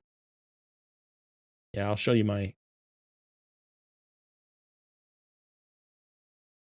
I guess I won't show you my... Never mind. I can show you.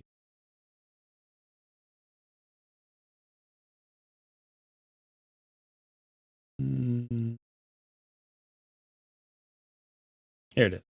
It's this team at the top. So I've got this unkillable speed tune, and then I sped Newt up because I was just so tired of him being slow. And it still works. It fails like 5% of the time, but it still works.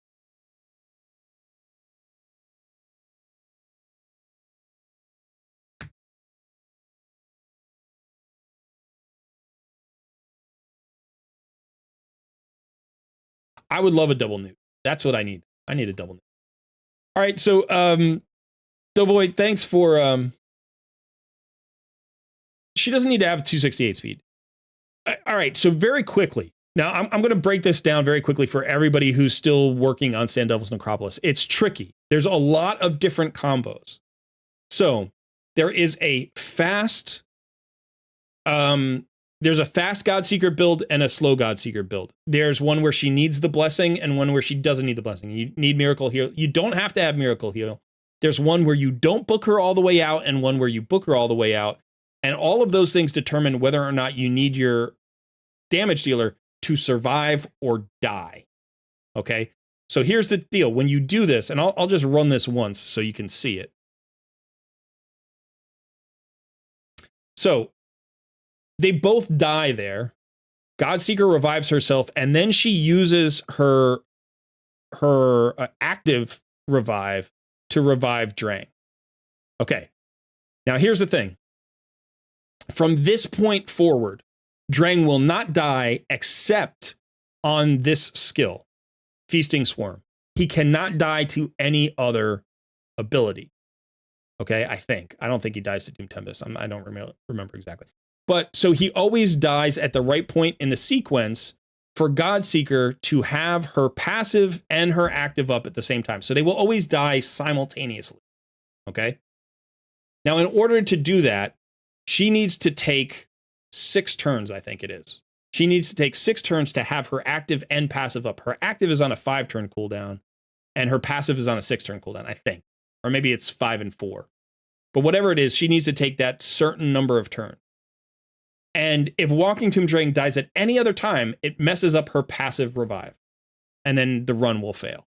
So you'll just watch this cycle. So he's in regen, she's in regen, she's healing both of them, restoring their destroyed HP, right? Yeah, so the Dune Tempest hits, they survive it, they come all the way around, and right, they have to heal up these things. You can see she gets the slow, so she has to be able to go fast enough to like withstand that slow. And again, they both die at the same time, and then they both get revived, right? Passive revive on Godseeker Neri, that's why she's in the lead. Active revive on Drang, and that's why he needs to survive. Now, there is another option, which is instead of running her fast so that her passive is up again, and her active like comes around, you run a little bit slower. I think you have to run 1 turn slower. I think. The nuker dies to he dies after, so here we get the revive. Now the nuker's going to go. places his HP burn. On the next attack, you would have your nuker die. So on this attack, the nuker would die to Dune Tempest. Now the nuker needs to stay dead. So Godseeker and Eerie can't have her passive up right now, right? Like the passive has to be down, which it is. You can see it's down. And then she has to not get her active for a while. Like she has to run slower or it has to not be booked, right? So that this actually takes longer. And you can see it's on a 4-turn cooldown. So you want this on a 5-turn cooldown or whatever. And that way, the damage dealer stays dead and doesn't use his animations. And then when she dies, she'll have her passive revive, and then she'll revive the nuker. So the nuker is dead basically, except for the one attack. When the boss is asleep, your nuker's alive, and that's it. Right? So you have to figure out the speeds, the bookings, and all of that based on which one you're trying to do, whether you're trying to have your damage dealer survive or die. Now, in addition, if you don't have a blessing, if you don't have a miracle heal, okay, then you have to run Godseeker and Eerie fast because she needs to get around to her heals during the boss's sleep cycle. Because when the boss is asleep, any heal works like a miracle heal. You will restore destroyed HP. That's built into the team. So if you don't have a blessing, you have to run her fast. You don't have a choice. You can't do the slow combo. And that means that you need the damage dealer to survive. Hey, Ephemeral, good to see you. So you can run her slow, but you have to run a different combo. Now, it may be that you can run her slower than I'm running her and still make this work with a champion who survives. But I think she has to take 5 turns. Now, I may be running her faster than that. She may be taking 6 turns. But the reason I'm running her at 6 turns is because when I originally made the team, she didn't have a blessing. So the faster she went, the more heals she got to. And that was important.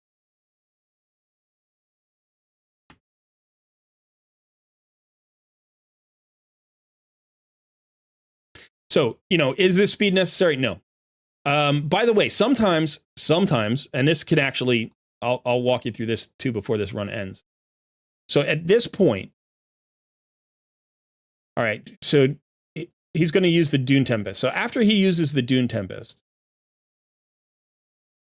he is going to use this Rage of Sands twice. Now, the Rage of Sands, you can go before the Rage of Sands, or you can go after the Rage of Sands. So what's going to happen is she is now going to go, and then Drang is going to go, and then the Rage of Sands is going to happen. And then she's going to go, and then Drang doesn't get a turn there, you see? And then you come around. So what can happen is, depending on what your speeds are, the Rage of Sands can go before your turn or after your turn. And you can still not change the number of turns you take per cycle. So you could still be going at 5 turns per cycle, but you're either faster than Rage of Sands or slower than Rage of Sands. And that can impact your survivability in the long run if you don't have a high blessing. So some people are like, you can't run it without a blessing. You absolutely can, but you need the right speed tune so that you are healing as much as possible. You need to be as close to full HP as possible. And you need to potentially, right here, during this cycle, you need to get 2 heals off. So that's the revive. Now she's going to heal both of them. That restores max HP. Now, in this particular case, I don't actually need 2 anymore. I guess I don't need it anymore, but I needed it on the way up. And so she would get 2 heals there, and that would allow the team to maintain its max HP.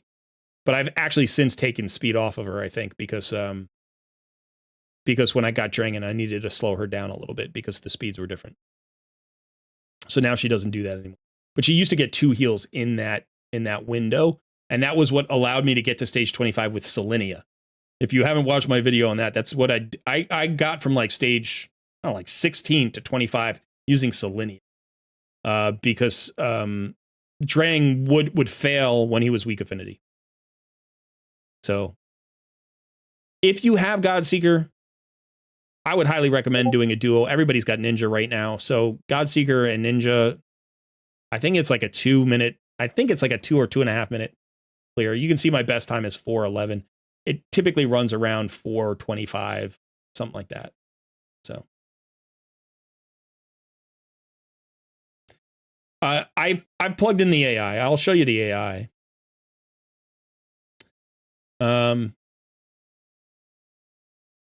So Godseeker prioritizes her A1 and then her A2. And the passive is on, passive is on a 4-turn cooldown. I thought it was on a 6-turn. So it's 4 and 4.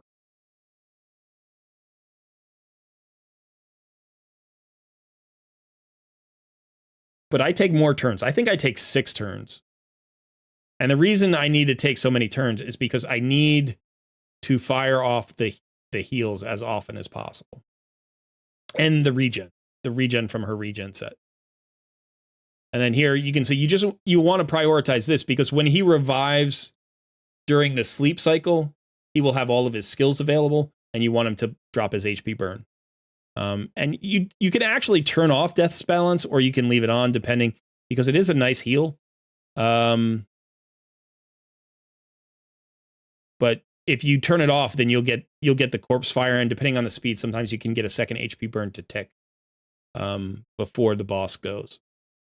Before the boss wakes up. Would these speeds work on stage 21? Maybe.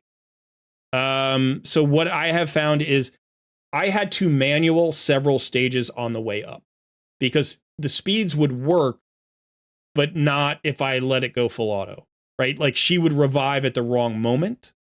So yeah, the speeds could work, but Drang might not work. So what I actually did is I ran my Selenia.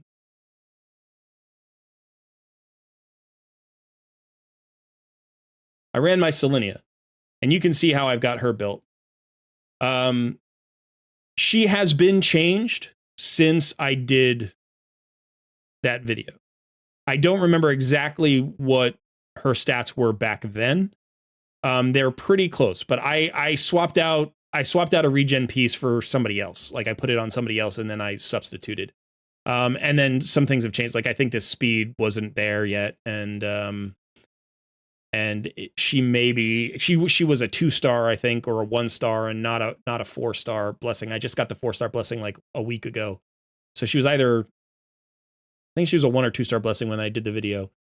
I have her in Miracle Heal. I think originally I had her in Emergency Heal, not Miracle Heal, and I just wanted to test the difference. And I actually think that Emergency Heal did better than Miracle Heal does. Also, at the time, my Godseeker wasn't a 3-star. I think she might have been a 0-star or a 1-star. And she was in, you can see she's now in Emergency Heal. She used to be in Miracle Heal. So I switched it, right? I had her in Miracle Heal and Selenia in Emergency Heal. And then I switched it to see if it would still work. And this is worse, but it still works. It's worse, but it works because I've gotten better gear and more blessings and stuff. So Selenia can do all the stages. She can do stages 1 through 25. On stage 25, this is not 100% at full auto.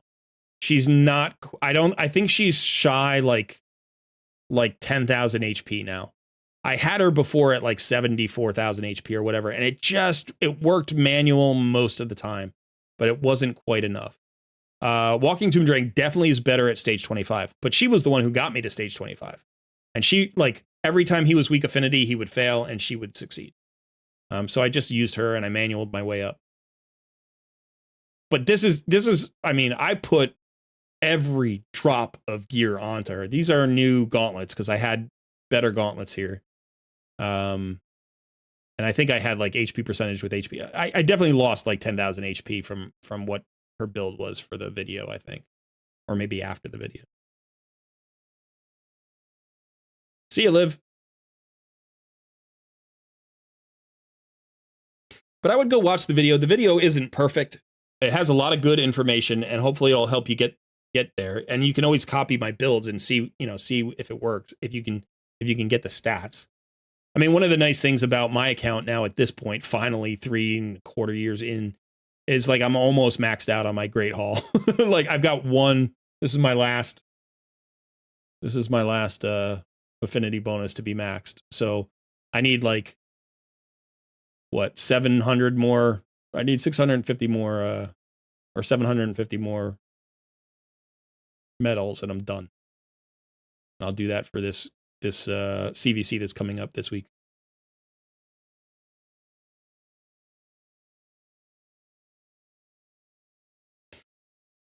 You don't need resistance.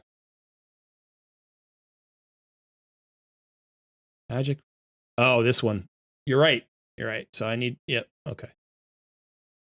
So 3,600 medals, 3,800 medals. Yeah. So getting close. Such a pain in the butt. This is another thing. This is another area where like Plarium doesn't understand gamers. This is where I am hopeful for Fateless. This should not take 3 years of active play to complete. Now, I'm not saying I killed Arena the whole time, but for 1 year, for more than 1 year, for like 14 months, I maxed out my Arena tokens every day. I did all 39 free Arena tokens every day, plus the extra bonus tokens that I would get. I did them every day. I maybe missed 2 days in over a year, in like 14 months. Plus 2 additional years of doing probably an average of 20 to 25 wins a day. And it took 3 years to complete this.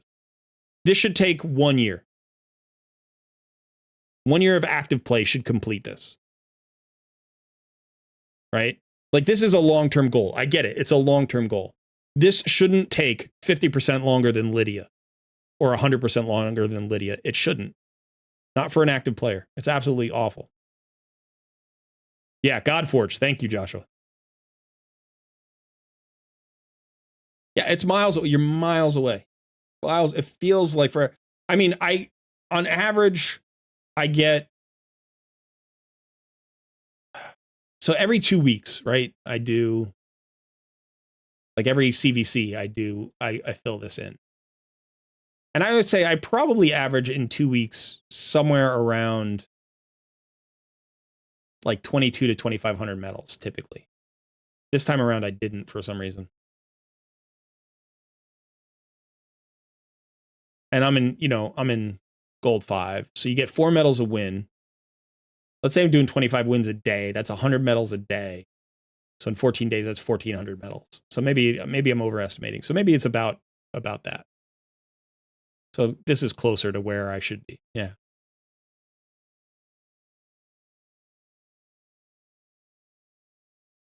Okay. All right. So yeah, let's do another takeover. It's almost 4 o'clock. So thank you, Doughboy. I appreciate you letting me tool around on your account. Now this is my account. All right. So if you haven't done this before, I am going to reset. Just give me just a minute. I got to reset the reactions. Okay, so you need to be a member of my Discord community. The link is in the description of this video. Once you are in my Discord, you want to look in the left-hand column with all the various channels. You want to scroll down until you find an area called the Coaching Corner. In that area, there's a channel called the Wheel of Takeover channel. You will see a message from my editor, whose name is Sun. You need to react to that message. You only need to react to it once. You can react to it 50 times. You're only going to be entered once.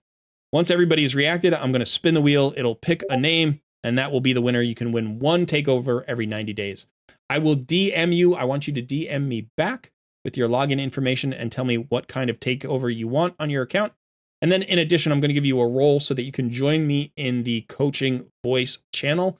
And that means you're going to be able to hear me in real time. You want to mute your live stream because there's about a 10-second delay.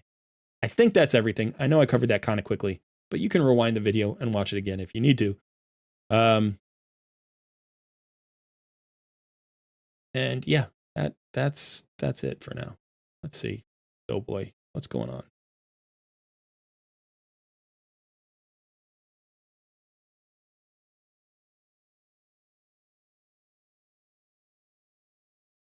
Today is your day, Mitty? Okay, I hope so. Good luck.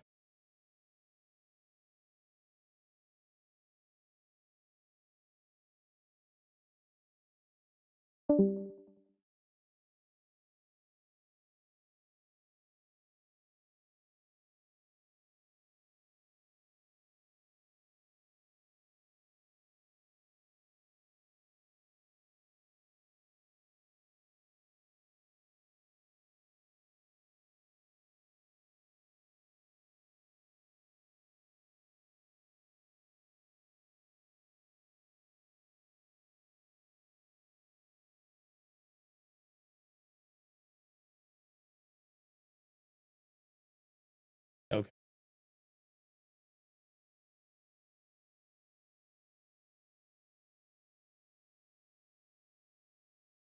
All right, we got 132 people hanging out.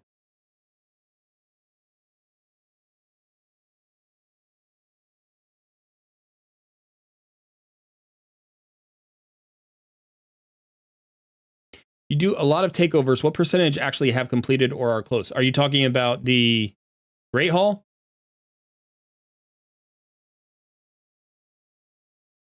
Like 2% of my takeovers have a completed Great Hall?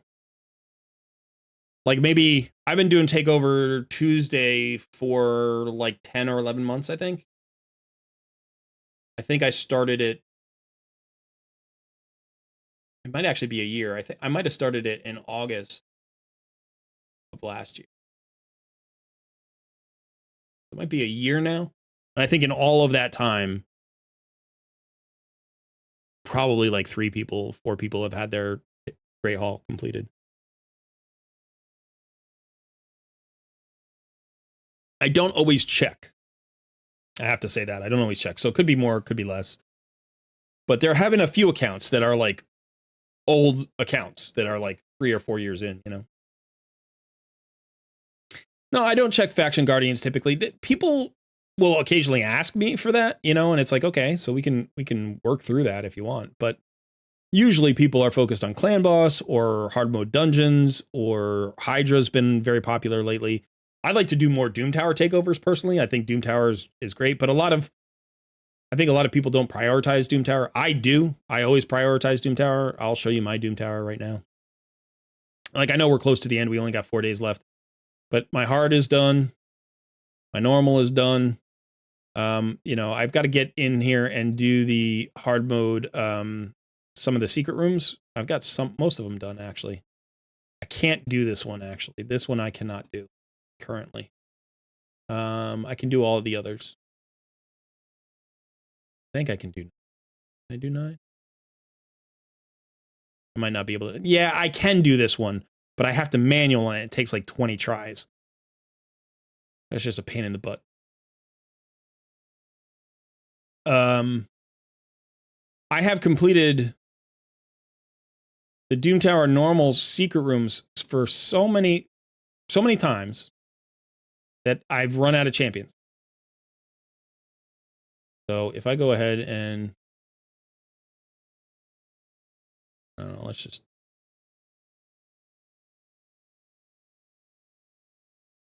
I don't care. But watch. This is kind of funny. You do this and you clear the room and you don't get anything.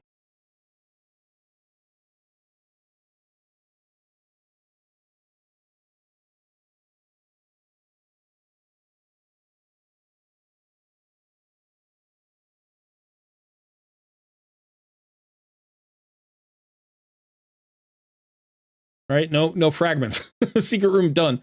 I mean, you get additional forge materials and keys, which you can then use, you know, to do more bosses. But yeah, it's just funny. It's like, no more fragments. You're just done. And I think I've got Basatha at 98, so I'll get him this week. I mean, I'll get him done. I probably won't pull him. You can see I just keep a lot of these champions. Like, I don't need more champions to build. Like, why? Well, I don't need any of these champions. I want Maud. That's the only champion I want. And I'm not saying those champions aren't usable. They are. I just don't care.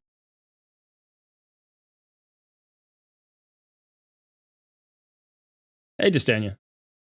Watching from work today, so can't get in on the wheel action, but glad I could join for a bit of to listen. Yeah.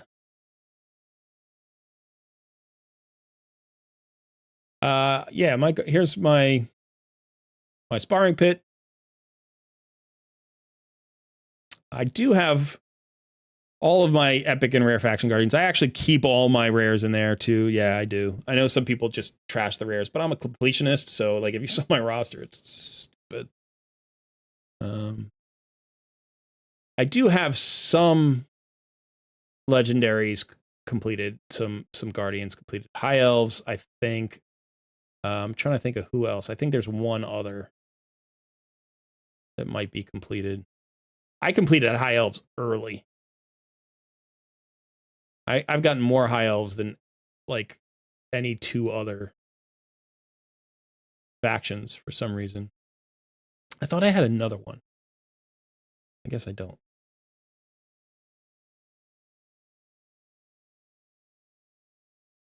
Is it worth it for mid-game free-to-play to upgrade the upgrading pit? The sparring pit? Yeah, absolutely.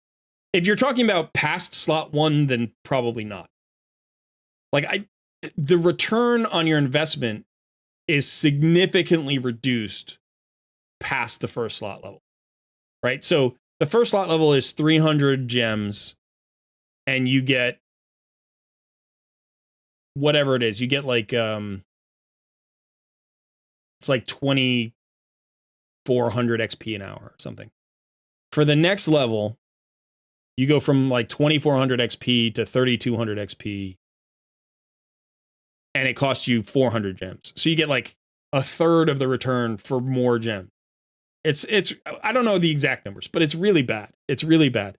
So what I would say is get every single slot open to slot 1 for the mid game, and you may never go past that point.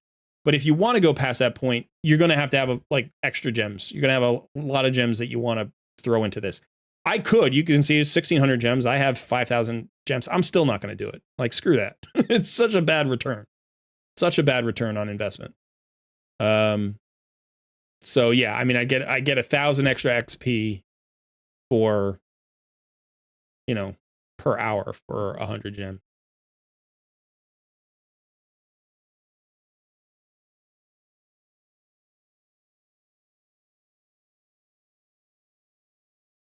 Yeah, I don't mind having normal forge materials. But this is just a place to get silver. You can just come in here and get silver. I forge like, these 10 at a time. Even if, come down here if you need to, just get some silver when you need it. All right, let's go ahead and spin that wheel. I hope everybody has reacted.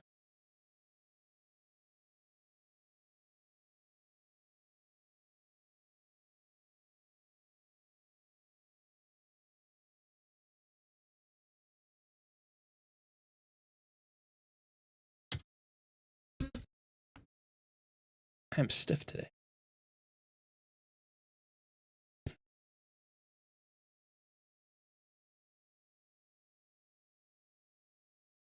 Yeah, I was looking at that. I don't understand. I don't know if this is because this is a 6-star champion and this is a 5-star champion or a 3-star champion or something. So it may be that. It may be that it's based on the number of stars of the champion. It's weird to see though, right? Like I was looking at them. Why is that happening? But it looks like this is a 3-star champion at 3,200. This is a 4-star champion at 3,300. And these are 6-star champions at 3,500. So maybe a 5-star champion would be at 3,400.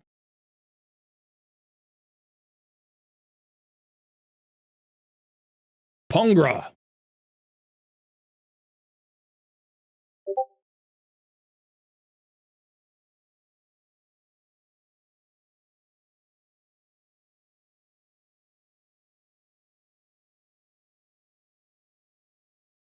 Congrats.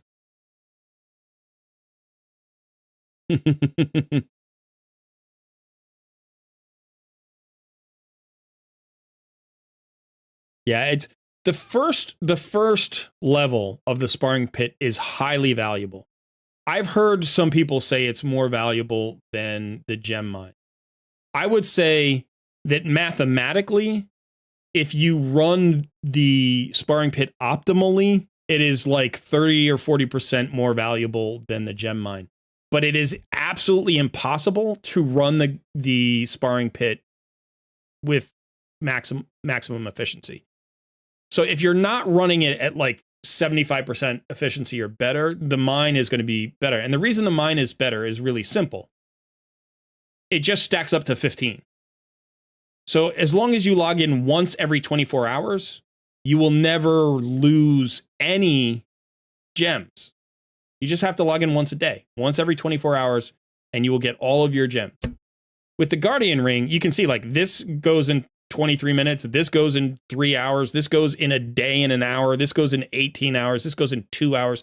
Like even if you have everybody at the same star and you put them in all at the same time, you still have to log in at that time in order to make it as, you know, maximum efficiency. I don't think people really run the sparring pit at more than 50% efficiency. Maybe 60% if you're really diligent, or 70% if you're really on top of things and you have it scheduled perfectly. And that means that the mine is more efficient. It's just a better return. But they're both valuable. Even if you're running this at 40% efficiency, you're going to get that return on investment in like 120 days or so. So even if you're running it poorly, in 3 months, you get all the value back. And then forever afterwards, you're just getting free XP. You know, and basically what you're doing is you're exchanging the gems for passive XP versus energy that you would then run in probably campaign, right? So that's the trade-off. They're like, you know, if I'm trading 400 gems, that's 10 energy packs. That's 1,300 energy. How much XP would I get? You know, and how long would it take me to get that XP from the ring? And so you can do the calculation pretty easily. But I did the calculation back in the day, and you need like 70% efficiency. I think it's about 70% efficiency for the Guardian Ring to be better than the mine, assuming the mine is at 100% efficiency, because it's really easy to run the mine at 100% efficiency. And it was hard for me to reach 70% efficiency. I couldn't really do it. I would say I was running closer to like 55, 60% efficiency. And I was trying to be efficient, but I think normally I'm like maybe 40 to 50% efficient on the Guardian Ring.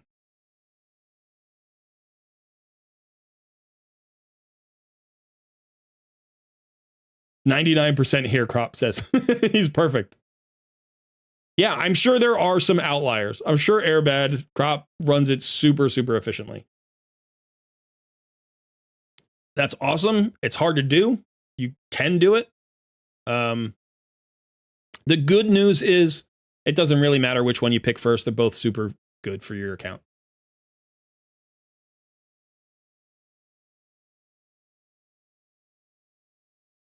The wheel is broken. It misspelled MIDI.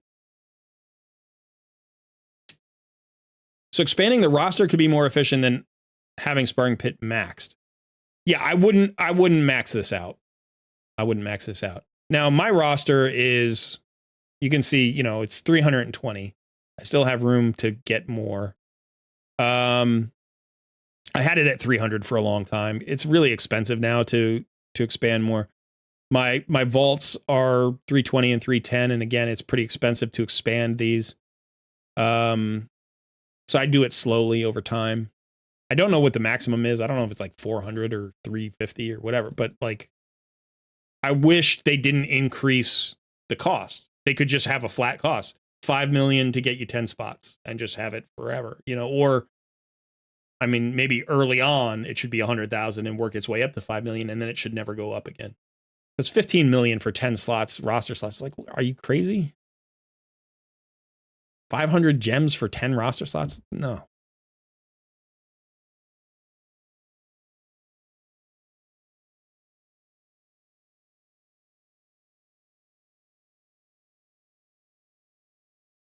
Okay, let me get Pongra's account info.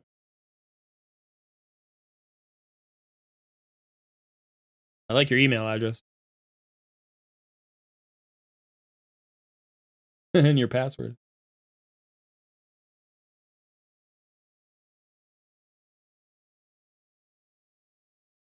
Pongra changed their password, which I appreciate.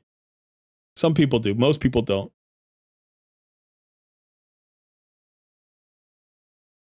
You want to improve your hard dungeons and or better arena teams. That's your speed tune. Have a free regear so you can use it and gems can be spent. Okay.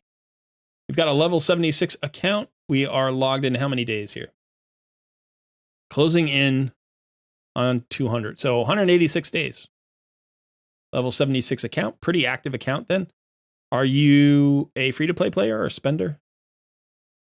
Looks like you might be free-to-play. Or a low spender. Oh, by the way, Pongra, let me give you the role so that you can join me in the voice. Sorry about that. Done that right away. Okay, you can now join me in the coaching voice channel.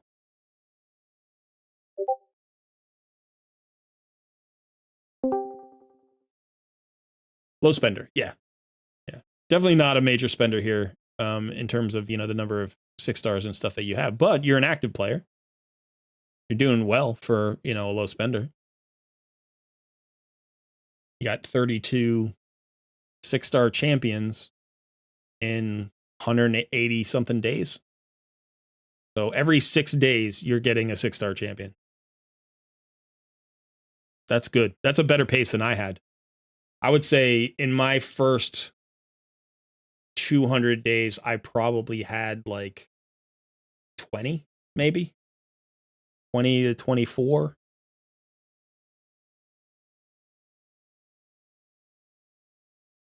Yeah, maybe even less. Maybe even less than that. Because I think I averaged somewhere around 36 stars each. I think it's something like that. Maybe a little bit over that. Maybe like, I don't even know. But good pace. You've got some good champions here. I love some of these epics. Ruella is fast becoming one of my favorite epics in the game. Fantastic champion. You've got your Deacon Armstrong, Ferrican the Fat. Awesome. You do have a Cold Heart. Royal Guard. You've got a Fellhound. You got a Doom Priest and a Rector Drath and a Gembo. You are set up. You got your Astrid and your Wixwell. You got a Terrace. You got your Arbiter already. Armand's it's a very nice account for the amount of time that you've been in the game. And being free to play or low spender. So good job. Yeah, that's nice. You just kind of play in the background. All right, so hard dungeon and or better arena. So let's start with arena because arena can often be a faster fix. So you are in gold 5.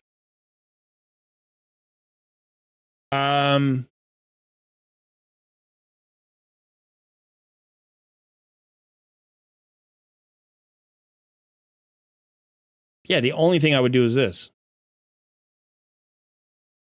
I think that's beautiful. That's a beautiful team. You could do this.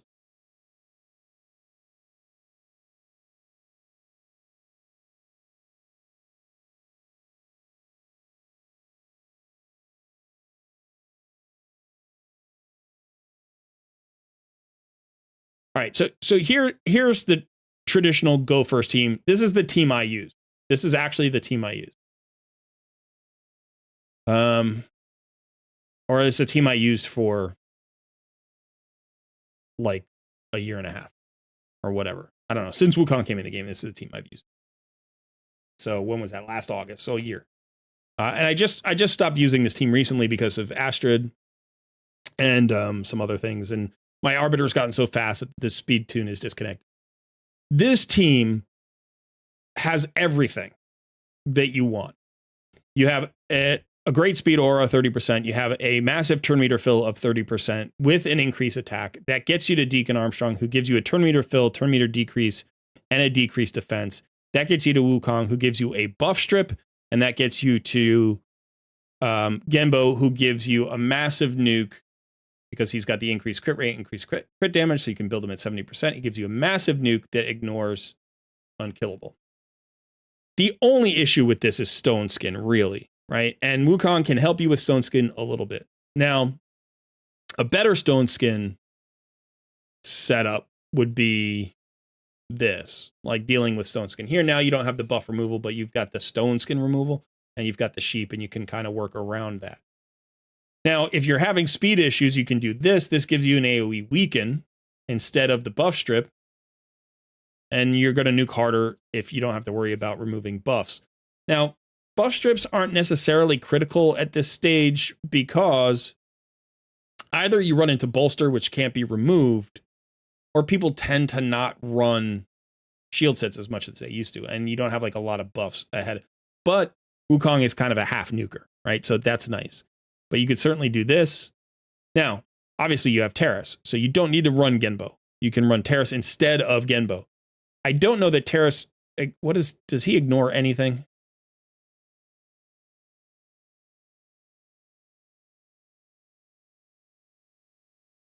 So he doesn't necessarily give you more utility over Genbo or another arena nuker.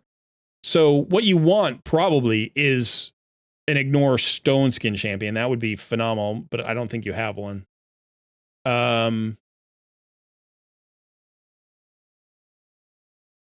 You could you could bring in a bomb champion. So bombs go through Stone Skin. So if you're having trouble with Stone Skin, you can always run a bomb champion. The thing is, for Lord Shazar, now I'm not sure because I don't run Lord Shazar. I have him, but I don't run him anymore.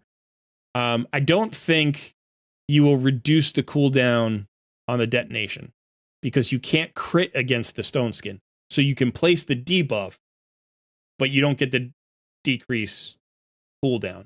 And as a result, you need to survive their attack because they're going to get a turn and not die from the bombs on the first turn. So they're not going to die until the next turn. So either you need to like survive somehow, or you need to remove the Stone Skin anyway, which is like not optimal. So yeah, I don't know if anybody.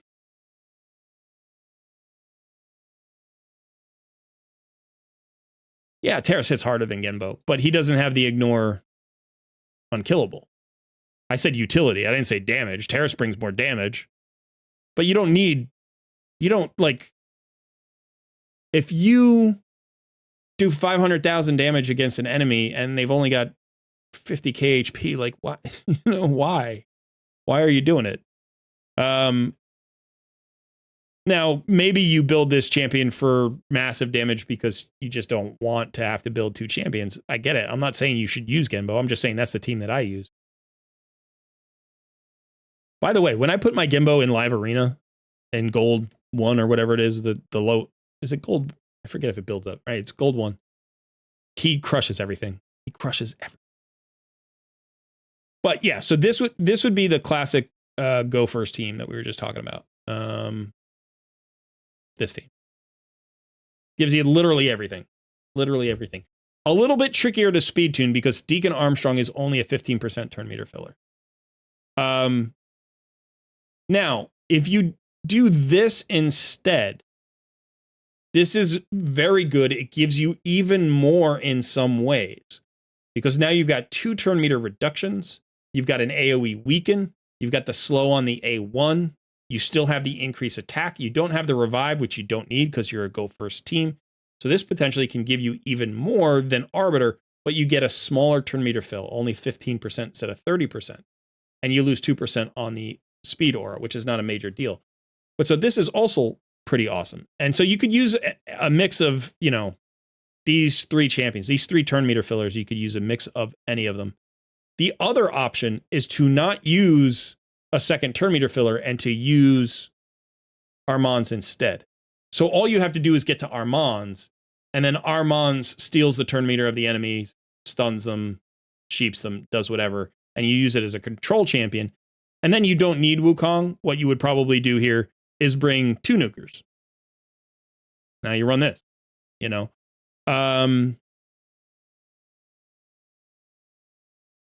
Then you don't worry about a decreased defense. Then you don't worry about, whatever.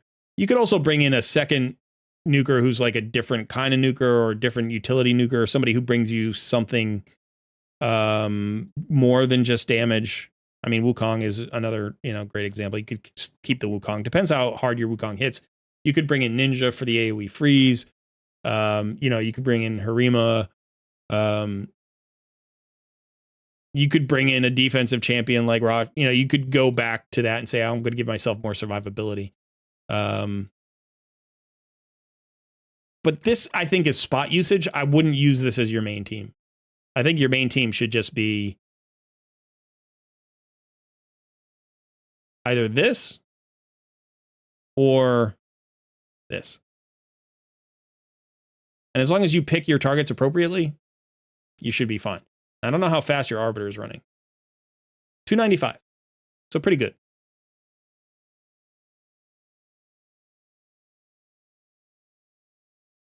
You've got some speed left, right? You could glyph some more speed onto this champion.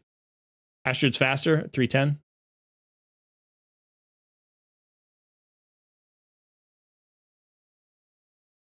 You want that accuracy for PvP. You want that accuracy.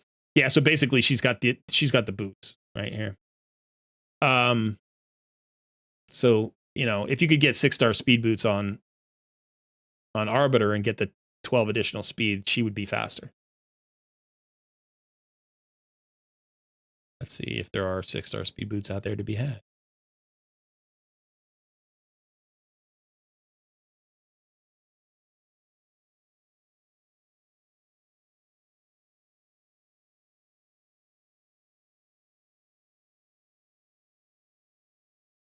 There are those.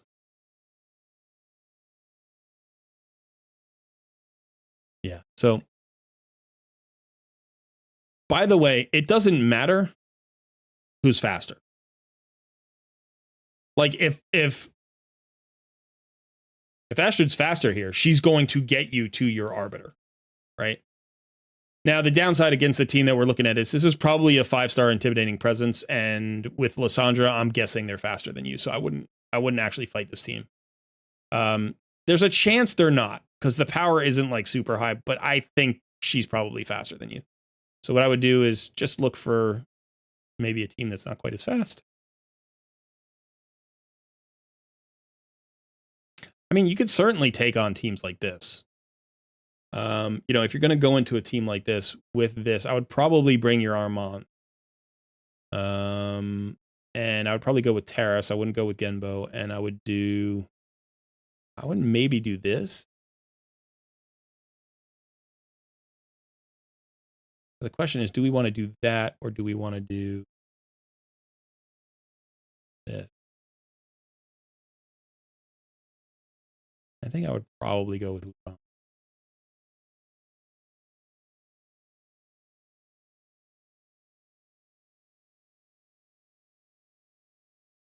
Oh, wow, that is a pretty fast Gaelic. Okay, so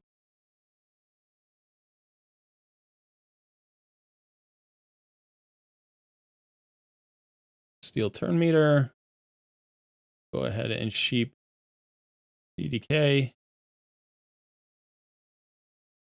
Wow, they are not taking any damage.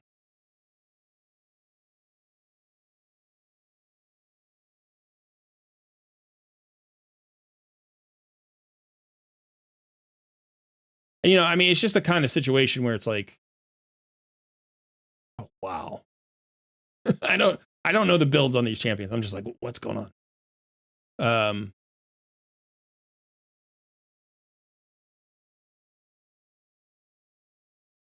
mean, as long as if you maintain the CC, then it's over. It doesn't really matter.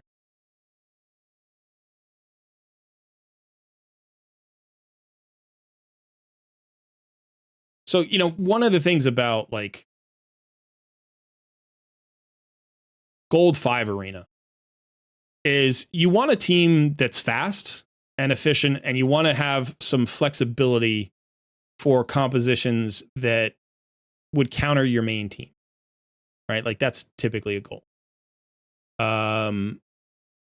And you don't want to necessarily manual too much. I mean, obviously you can every once in a while, and it's like sometimes you get a bad page and you just have to burn through your tokens anyway. So you're like, all right, I'm going to manual some fights because there are some marginal fights I think I can win if I manual. And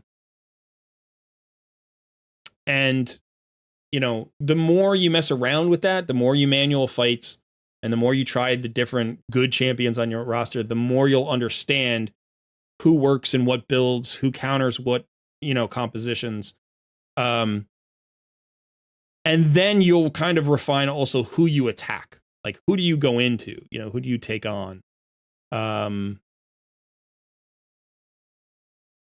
what speeds do you need?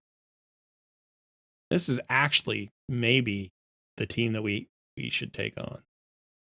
Let's try this for a second. I just want to see if we're fast enough. I don't think we are, but let's see if we are.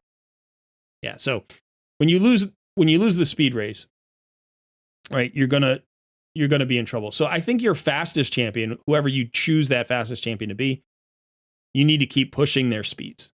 So either your Arbiter or your Astrid should be as fast as you can make them, you know. And you might be able to squeeze more speed onto one of those two champions. But if we just give a quick look, let's take a look at Astrid because she's the faster of the two right now. Now her base speed is faster, so it's easier to get. Like Arbiter's is 110, Astrid's is a crazy 115, right? Let's see. I mean, are there any bonuses for that? You don't have Guardian. Area bonus. Yeah, okay. And you have her in. I mean, this is the thing. This is why I don't make my Astrid as fast as my Arbiter, because Astrid needs accuracy and Arbiter doesn't. Those are two nice triple rolls. I mean, that one's a better triple roll than that one, but yeah. Double, single, double. Nothing here.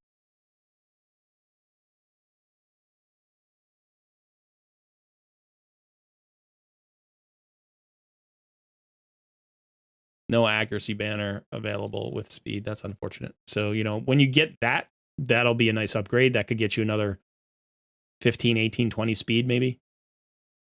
And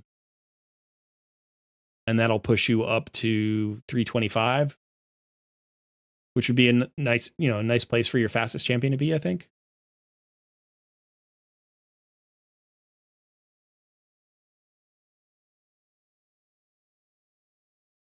I'm trying to think of like this chess piece. You're running the accuracy there. So that's what you're doing instead of running perception, right? So what you could do is you can check both perception and speed. Because if you have a fast perception piece, that might be, you know, better than the accuracy chess piece. See if there's something.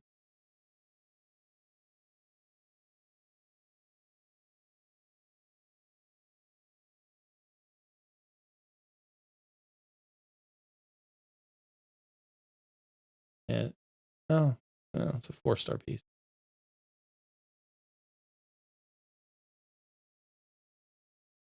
I'd keep farming your perception. Because I think you could get her faster. And that's 14, that's 15.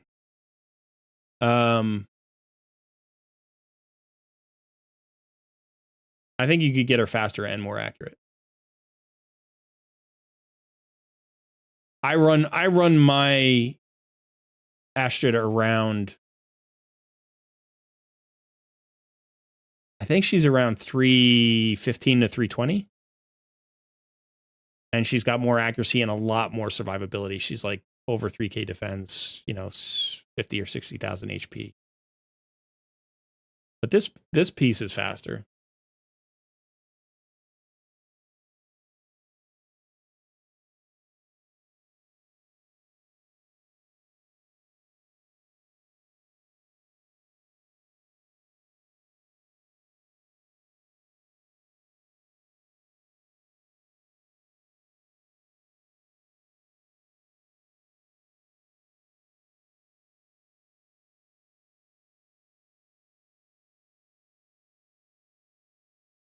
I would probably swap these pieces, like honestly, because Deacon gets more value out of accuracy and Arbiter gets more value out of speed. But it does depend on your speed tune.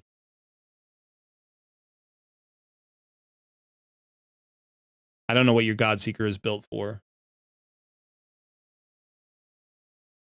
But that's a fast piece that could potentially go, you know, on Arbiter.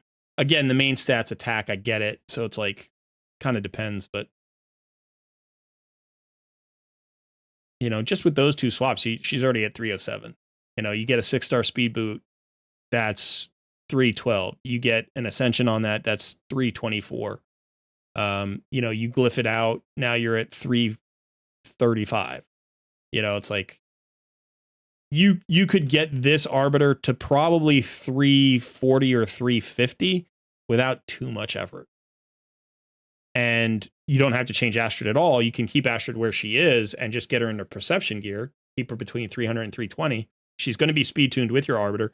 She's going to be more valuable because of the extra accuracy, because she's a debuffer and a decreased turn meter, and you need that decreased turn meter to land. And so I would probably do that. That's what I would do. I would shoot for get Arbiter to like 340, 350. Keep Astrid around 300 to 320. Get her more accuracy.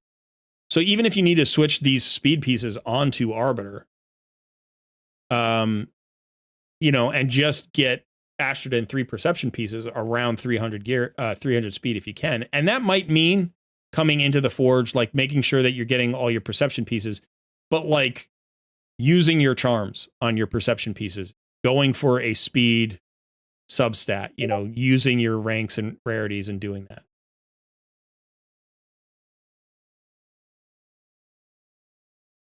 Oh, Godseeker's on your clan boss. Yeah, yeah. No worries. Godseeker's part of your Wixwell team. Yeah, I'm not necessarily looking to do that. I'm just saying that like this is the consideration. Oh, let's pick up some of these. You got 800,000 silver. You know, these are some of the considerations. If you're talking about arena, it can be so Astrid's awesome, Deacon's awesome, Lyssandra's awesome. There are a ton of champions who are really great. One of the powers of Arbiter that has never gone away is how valuable this A3 is. It is a 30% turn meter fill with an increase attack, right? Now, if you look at Lysandra, who is awesome, absolutely awesome, and some people prefer her. Where is Lysandra? Is she also high elves? Some over Arbiter. Like, so they'll use Arbiter's aura instead of Lysandra's, but they'll use Lysandra as the fastest champion.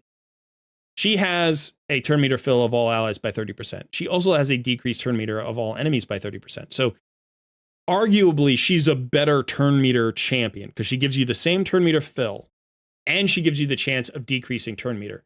So you're more likely to win the speed race, plus the increased speed. You're more likely to win the speed race with Lysandra than with Arbiter. A little bit. But here's the thing. There's no increased attack. Now you need to bring in another champion for increased attack, right? Unless you're bringing a defensive-based nuker or an HP-based nuker. So, you know, you want that increased attack. So the value here in Arbiter is that she brings you both. The value of Deacon and Astrid is the same. Like, they bring you the exact same thing with a slight variation. So what Deacon does is Deacon brings you a turn meter fill of 15%, turn meter decrease of 15%. He grants himself an extra turn. Then he gives you the 100% decreased defense. So he's giving you a debuff plus turn meter fill plus turn meter decrease. Now, Astrid does the exact same thing. She gives you a turn meter fill of 15%, a decrease. I'm sorry, she gets the extra turn. She gives you the decrease turn meter of 15%, and then she gives you the weaken. She gives you the exact same things that Deacon does. She gives you an additional value, right? And that she gives you an increased attack, an increased speed, and a decreased speed for your enemies. So she's better than Deacon. She does what he does, but even better than he does it, right? The beautiful thing about Estrid is because of that increased attack, that actually allows you to potentially pull Arbiter out of the team. What you lose when you do that is the 15% turn meter fill. You're not getting the full 30%. So you really need to land that decreased turn meter on the enemy, or you're less likely to win the speed race. And it's just harder. She is faster than Arbiter, so she's more likely to win the speed race for the first champion, but she's going to turn meter fill your champions less. And as a result, the rest of your team needs to run a little bit faster. Or you absolutely have to land that decreased turn meter, which is not going to be 100% of the time. Like, you're not always going to land it on a Sify or a Lady Kimmy or, you know, some of the other turn meter fillers like a Lysandra that are on the other team. And as a result, you might not be perfectly speed tuned. You might get cut in on, and it's just harder to speed tune with Estrid. That's where that power is. I also think Estrid's a better PvE champion, right? She's just better against bosses. She brings an AoE weaken. She brings an AoE decreased speed. She's great for Hydra, right? She's great against, like, Spider Boss. Like, she's better against Spider Boss than Arbiter is. Arbiter brings that single target weaken. She brings an AoE weaken. You know, so it's like, you've got the sleep here, you know, the 50% chance of sleep. So she's usable in a lot of cases. She gives you more heals than Arbiter does. You know, so I think she's a better PvE champion, but I think for Arena, I think Arbiter still probably, I prefer Arbiter to Estrid. I would run Arbiter as my fastest champion. And that's great, because again, that allows you to put Estrid in Perception and run her as your second fastest champion, which is beautiful synergy. And yes, you have a overlap of that double increase attack, but who cares? Really, who cares? It doesn't matter, you know? And if, like I said, if you really wanted, then what you can do is you can always run Deacon in the third spot and then run your nuker. So now you've got an increase attack, decrease defense, weaken, AoE slow, AoE increase speed, and then your nuker. So. All right, now let's look at some hard mode dungeons. Start with Dragon.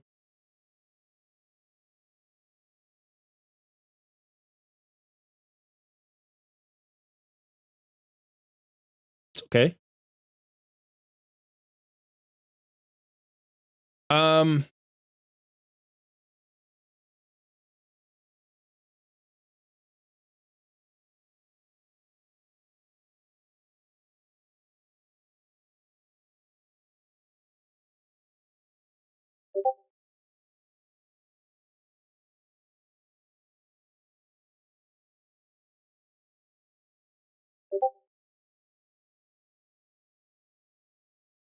Yeah, what we want to do is we want to get you something that can run full auto.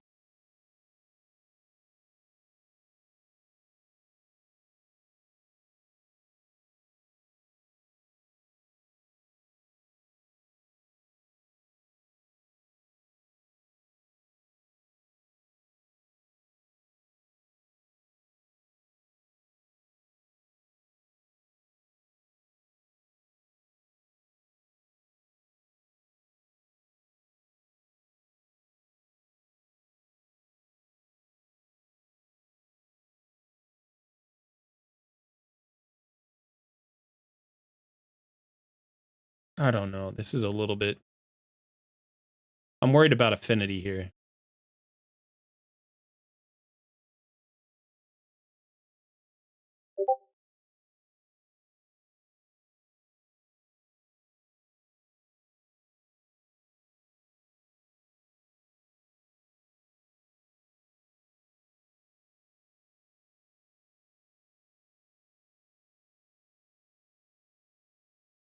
Okay.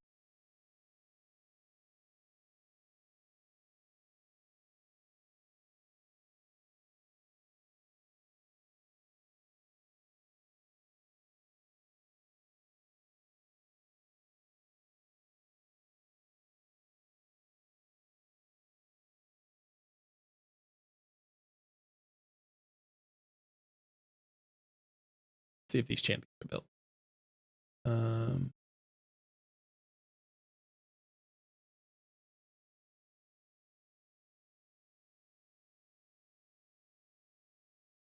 Empty, empty.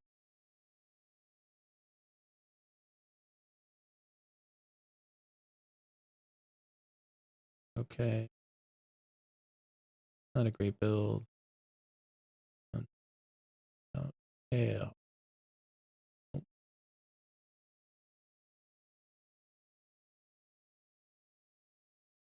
All right, so for Dragon, what you need to worry about is if you can defeat, you need to get through his waves. You need to potentially burn down his purple bar. If you can't burn down his purple bar, you need to handle surviving. Cleanses help, block debuffs help. A lot of damage helps. You want to be strong affinity as much as possible.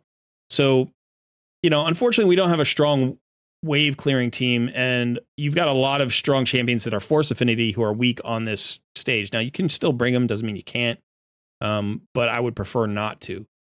So I'm going to go for like kind of a slow and steady. I mean, I think Scylla the Drakes would be pretty good here, like would help you just solve a lot of problems. You got that AoE stun, you got the heals on the passive, you got the slow on the A1. Doesn't work on the boss, but can be helpful in a pinch in the waves. Gives you that revive for when somebody dies. Here, like, we have a reviver, but she doesn't work. She doesn't work as a reviver. But that gives us an AoE decreased defense. We already have an AoE decreased defense. Maybe we don't need her. She gives us a mini cleanse. Maybe we need more than that. I mean, this actually helps us get through the waves guaranteed.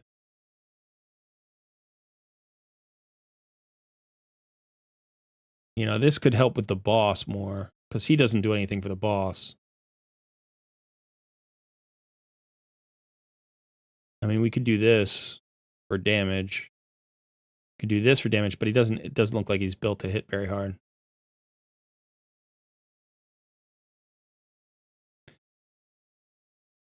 Yeah, the problem is Stultus is weak affinity. And I don't know that he brings us a lot here. I mean, it does give us that stun, so yeah, maybe we'll bring Stultus back in. Let him be weak affinity, who cares?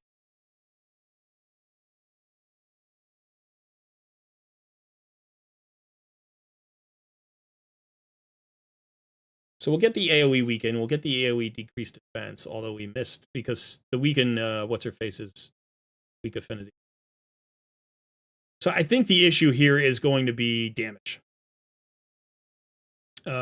on the waves, because Ninja's not great for waves. Like, his A3 is pretty good because it helps you control the waves, but it also reduces the amount of damage that they take when they're frozen. It's a 15%, I think it's 15% damage reduction. I need more. Might be like 30%. Anybody know how much damage reduction freeze adds? I forget.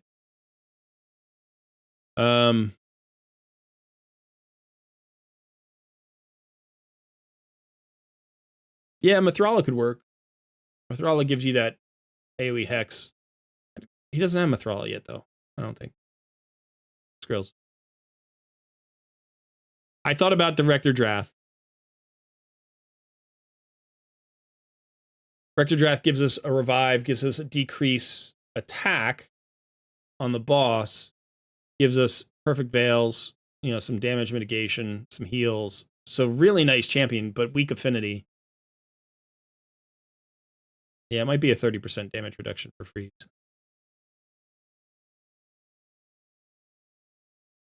So I think the thing here is we want to utilize the speed from Astrid, right? Like I said before, she's great for PvE content. This is one of the reasons why. She's awesome for waves. She gives you a speed boost. She gives them a slow. She gives you a turn meter fill and then a turn meter decrease. She's a one-man wave stopping machine, one-woman wave stopping machine. She just makes life so much easier. You throw in an AoE stun or a freeze, and basically they have to get 2 turns like to get out of that stun, but you're going so much faster that you're going to get back around to your stun or your freeze before they get to go. So you mix in Astrid with a crowd control champion, and the waves never, the enemies never get to animate. They never take a turn. So that's what we're trying to utilize here. That's why I brought Stultus back in to give us a second AoE crowd control just in case. Ooh, so we had a bunch of resists there. And in fact, we almost died. She's also got some heals, but now she's going to be so low that she's going to die to the boss. That's unfortunate. We're not going to heal enough in time, I don't think. We do have a leech. Depends. We'll have to see. But this might have failed simply because of the weak affinity. That's the problem with the weak affinity, right? Is that, I forget his name, Blood Gorged or whatever, got to actually go there. And yeah. And that's the difference, you know? So now we're in a situation where we don't have enough for the ball. So this is why I was thinking, instead of this, instead of Saltus running somebody like Rector Drath. I don't know if Rector Drath is built.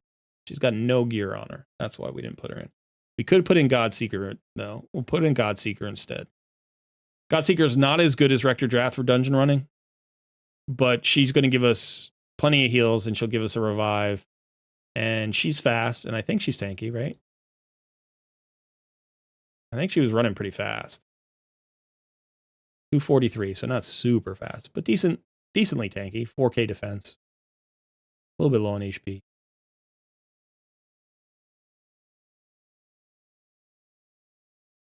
So it's the exact same thing.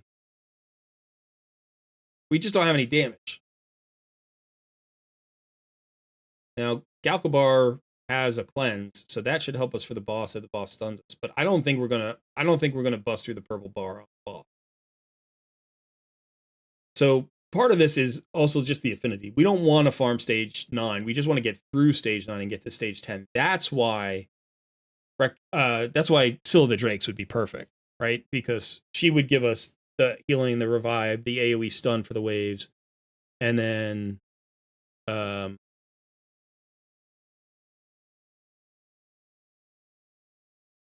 yeah, that's it basically. I mean, the slow is nice too, but we've already got the AoE slow from Astrid, so that doesn't really help us out. I mean, we could bring in Royal Guard here, but it doesn't look like he hits hard. He's only got like 140% crit damage or something. So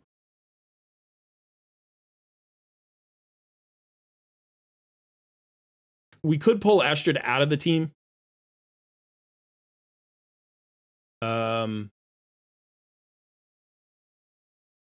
And if there was somebody who we had like a Seeker here, we could put a Seeker in because he would be strong affinity and he's going to give you more turn meter fill than Astrid. And so it doesn't control the waves quite as well, but it lets you go even faster, getting around to that ninja freeze a second time. Probably even better. You lose the AoE slow, though. Great champion here actually would be Nergigante Archer. We were just running one on the last account, but unfortunately, she's no longer available in most players, which sucks, by the way, because I love running her in content. This is pretty slow, but it looks like it's going to work to get us to the boss in a nice, healthy way.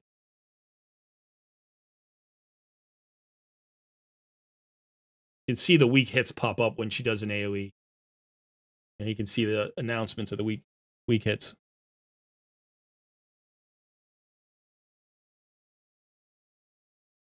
%. Nice. Okay, thanks, Josh. Sorry, Joshua, not Josh.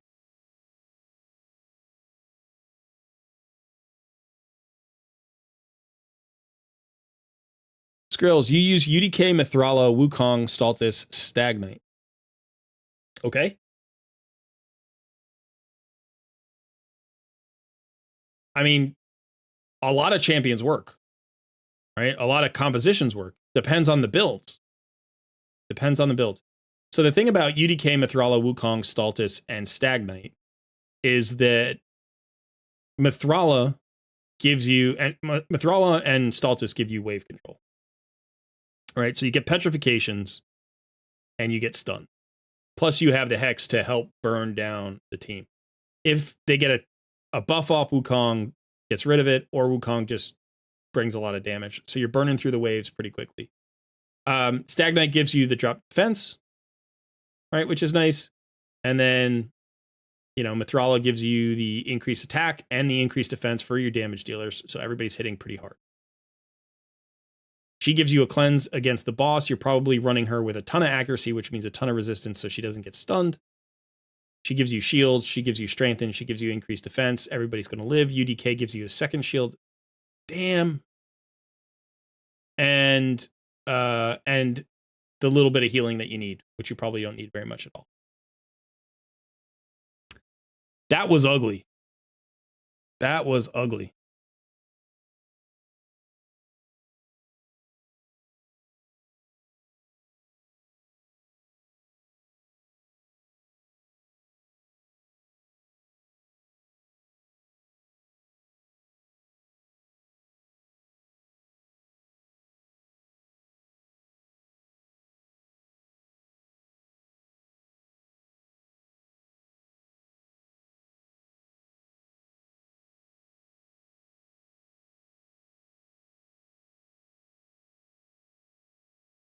All right, so I don't have a King Galkabar, but looking at his kit and looking at this build, I think this champion needs a rebuild.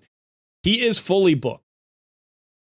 This is a legendary that is fully booked on your account. So he needs to be utilized as well as possible, right? Because you're a free-to-play player, low spender, whatever. You need your legendary champions to be doing their job as best as you can. So first of all, he is a shield champion, places a shield buff on all allies for 2 turns. The value of the shield is equal to 25% of this champion's max HP. That means you want him in an HP build. He's got a decent HP pool at 21k. So we want an HP percentage chest piece. We want an HP percentage gauntlet. We don't need any damage on him whatsoever. Now, I don't think that Reflex is necessarily a bad set for him, but you still need the stats to be there, right? He has an AoE cleanse. I'm sorry. He has an AoE cleanse here with continuous heals, but he also has an AoE buff strip with poisons and a block debuffs. This is a really nice ability. It's a buff strip plus a block debuffs. This is good for Hydra, right? This is good for PvP. This is good for a lot of stuff. This is great for PvE content if you need one.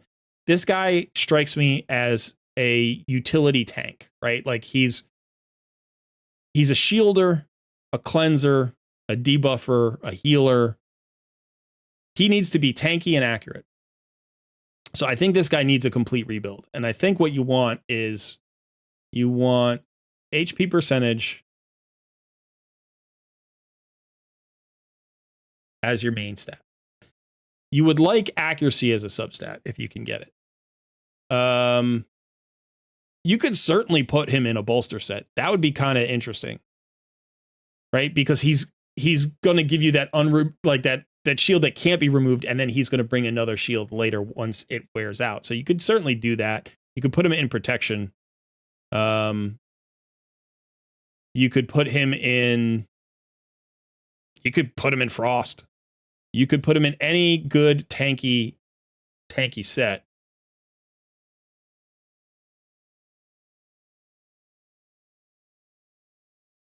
Let's get rid of the accuracy for a second. See, I mean, you could put him in regen. He could run some speed or accuracy or perception. Any of those would be good. I don't think I would run him in a stun set. You could run him in reflex if you had the stats. You could run him in immortal with, you could run him in resilience.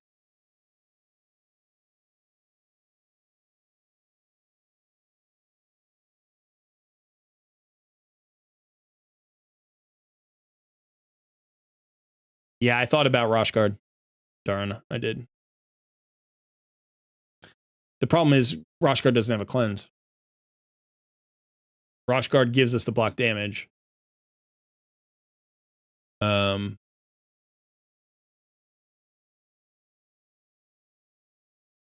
But we still need the cleanse. Potentially, I mean, maybe we don't. Depends on how fast we run.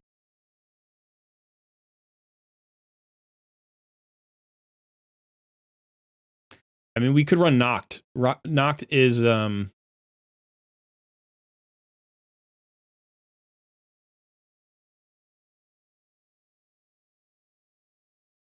poisoner.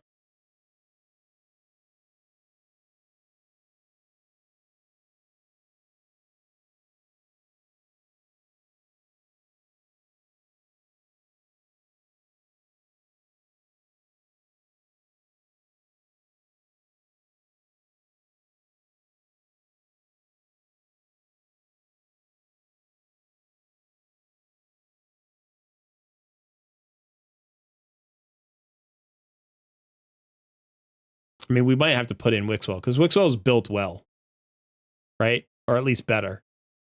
Like, I think his defense is still a little bit low. But 244 speed, you know, he's got the accuracy.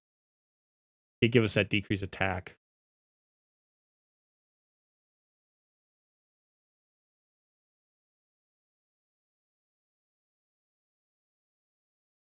Maybe Roshkard. Roshkard's running at 264.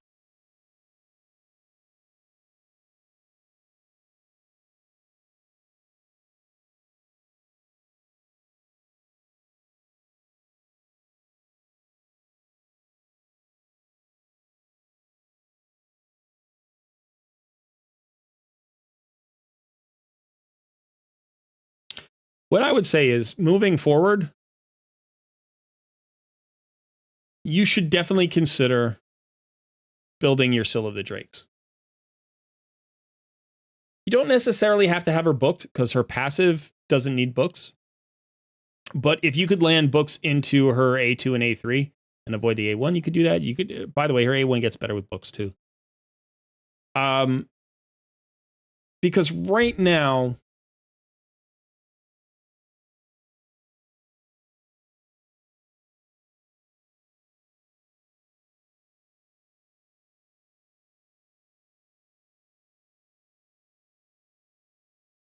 you don't really have a, I mean, the other option is to like just build Rector Drath and have her be your dungeon reviver and healer. I love Ursula the Mourner. She's absolutely fantastic, but she doesn't bring heals. He does bring in a decreased attack. She brings some turn meter reduction on the A1. She gives you an increased attack. You know, she gives you an AoE revive. She's great in Doom Tower.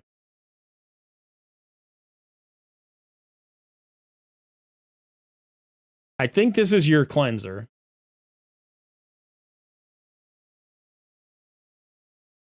I think he's the only real, like, if we looked at your roster, I think he's the only real cleanser.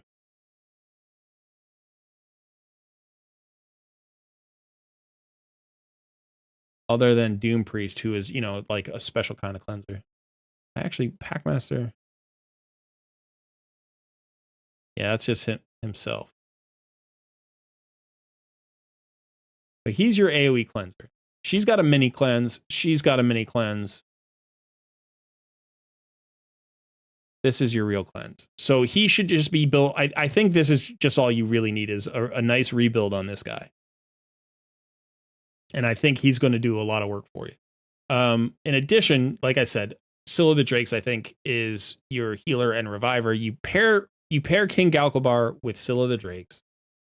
And those two, and Wixwell if you need it, those 2 or 3 champions are going to keep you alive in all content. Like, it's slow. It's not going to be fast, but it's going to be reliable, you know? And then you just bring in your ninja and your Astrid, right? That's your team. And it's like, yeah, okay, so you're going to have to run a defensive aura, you know, but you're still going to go decently fast.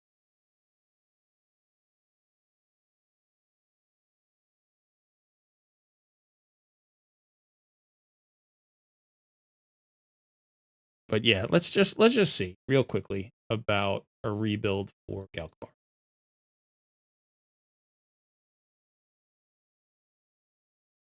So this is the thing that's a little bit problematic, is that, like, if I look at HP percentage for chess pieces and gauntlets, this is there are 42 pieces on the whole account. And these are so incredibly valuable pieces. Like, this is something that you're going to need to look for in the future. Let's do that for now. We do need accuracy, but we'll have to get that where we can. I guess we could also do these two. These two are 6-star pieces, huh?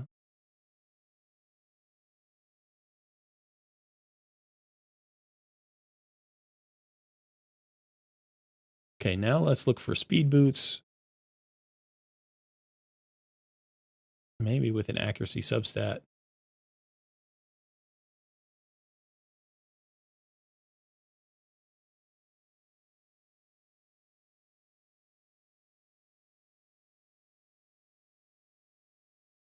These are pretty nice. They've got HP, defense, resistance, and an HP ascension. Let's look for these. We want speed and accuracy in the perception set.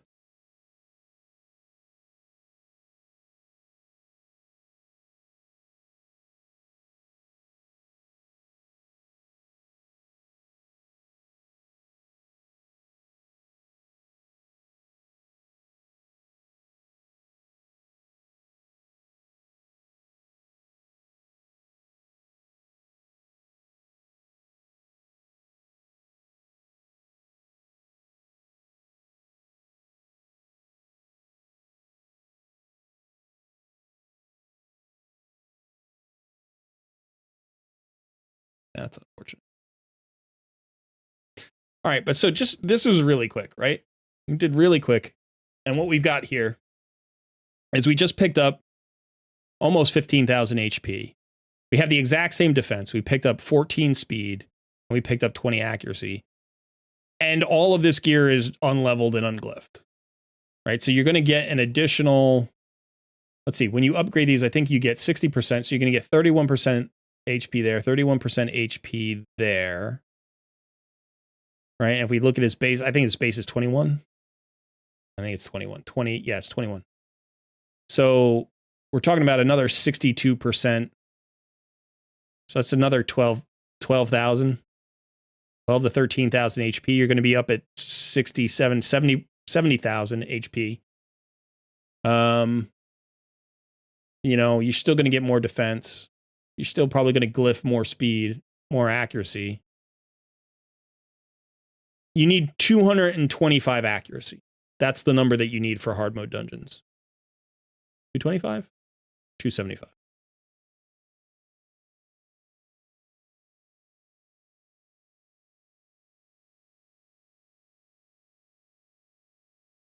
You need 225 for stage 25. I think you need more for hard mode dungeon. The 275? No, it's 345. It's 345. I just used this number before. It's 345. So you need 345. You need 225 for the normal dungeon, stage 25.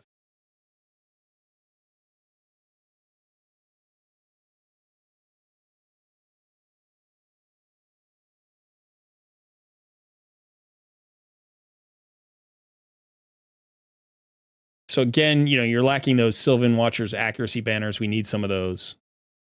If we can get accuracy on them, you can get another 98 accuracy there. I mean, we might have to get out of this speed set and go into accuracy if we can, but we didn't see that before. So substats of, let's see. Again, we know you need more perception gear, so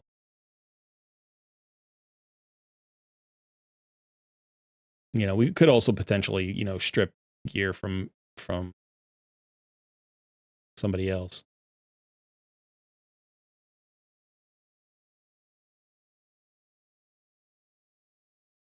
This is the only helmet with accuracy. That's crazy.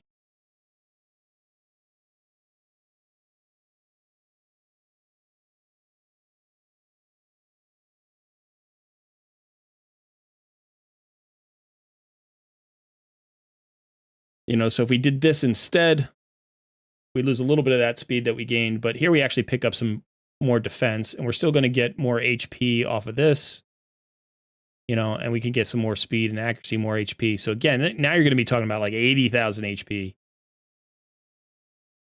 Probably when all is said and done, you know, 240 speed. Accuracy is going to be 320 to 350. So we need that 345. I think we can get that 345.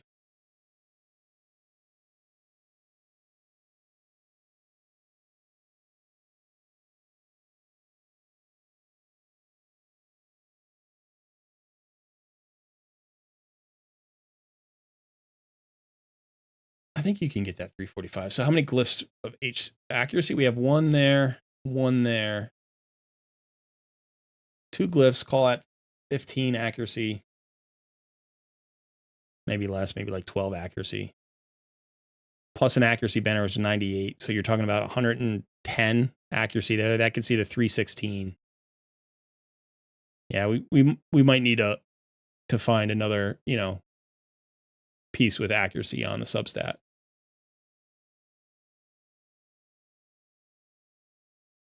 I mean, you could always ascend the banner for extra accuracy if you get lucky, and that would be enough. But this makes this champion do his job the way he's supposed to, right? Like, now you have a very tanky champion who is going to survive, right? Survives the hits, puts out the shields to help everybody else survive, cleanses them because he's alive, right? Like, heals them because he's alive, right? And strips the buffs off the enemies because he has the accuracy. Like, that's what this champion needs. And all of a sudden, this champion who is fully booked, and I'll just save this, who is fully booked, becomes so much more valuable. Lands poisons to do extra damage. Lands block debuffs on Hydra. Gives you continuous heals for every debuff that you've removed. So when you're stripping buffs, you get heals for every. It's like, there's so much that instantly activates continuous heals. Like on this passive, like there's so much that this champion can do for you, and he's fully booked. And I imagine that focusing on him could maybe move your roster in a positive direction more than almost anybody else for in terms of the resources investment, right? Like, this doesn't take a lot because he's fully booked, right? Like, yeah, I'd probably finish off his masteries, get him a little bit of extra utility there, a little bit of extra power. But honestly, like, this is a good champion. I don't have this champion. I didn't know much about this champion. I haven't really looked at him, but this is a good champion for your roster. And he's going to synergize well with other champions that are also key to your roster. He's going to synergize well with Wixwell.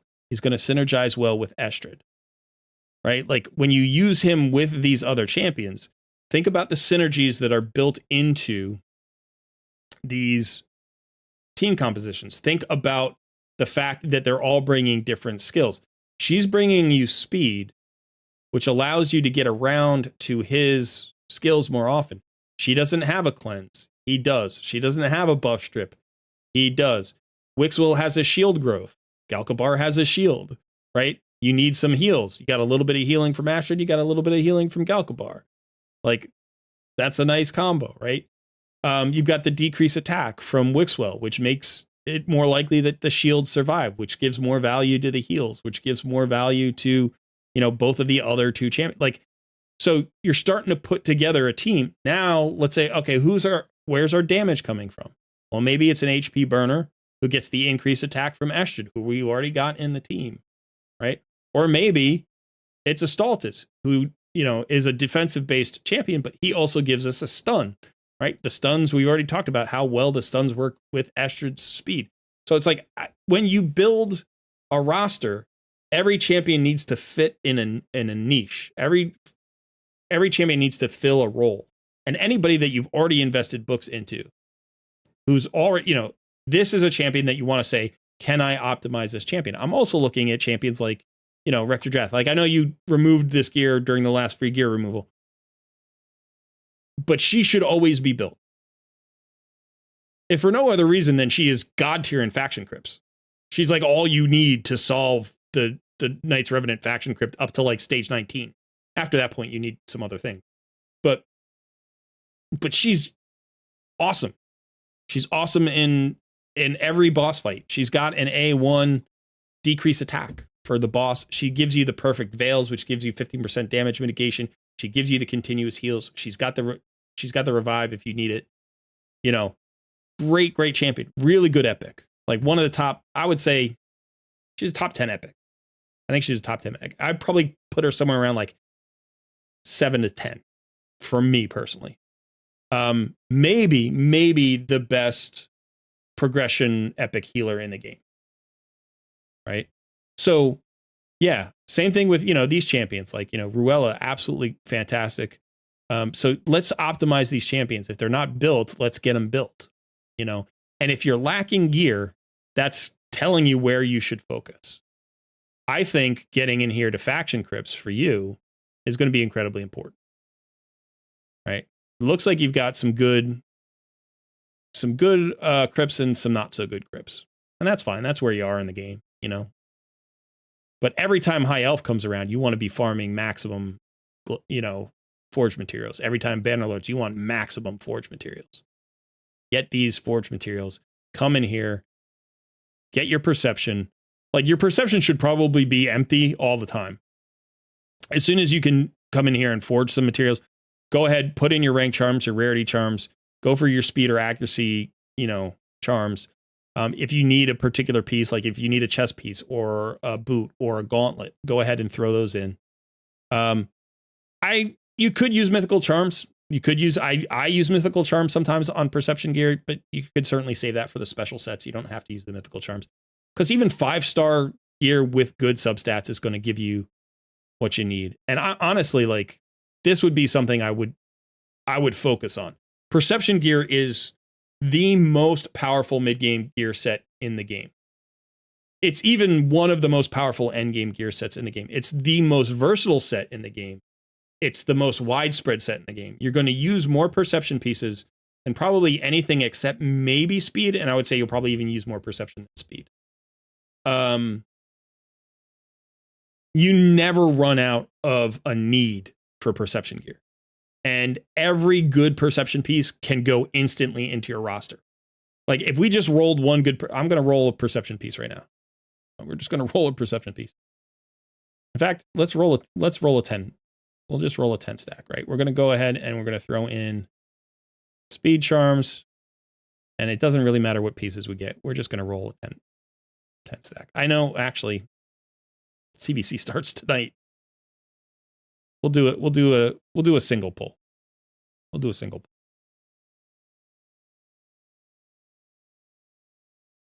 5-star with accuracy and crit rate. Usable. Totally. I want to do one.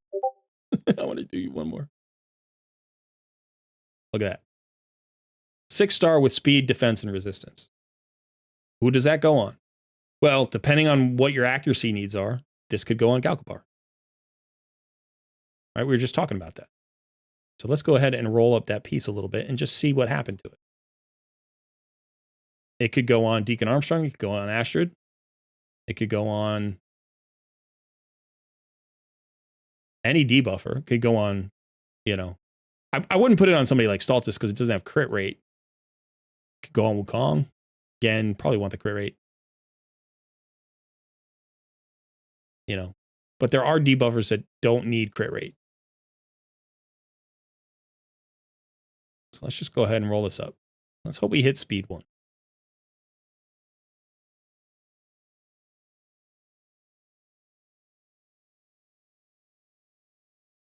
Triple resistance. Galcabar, he's the cleanser.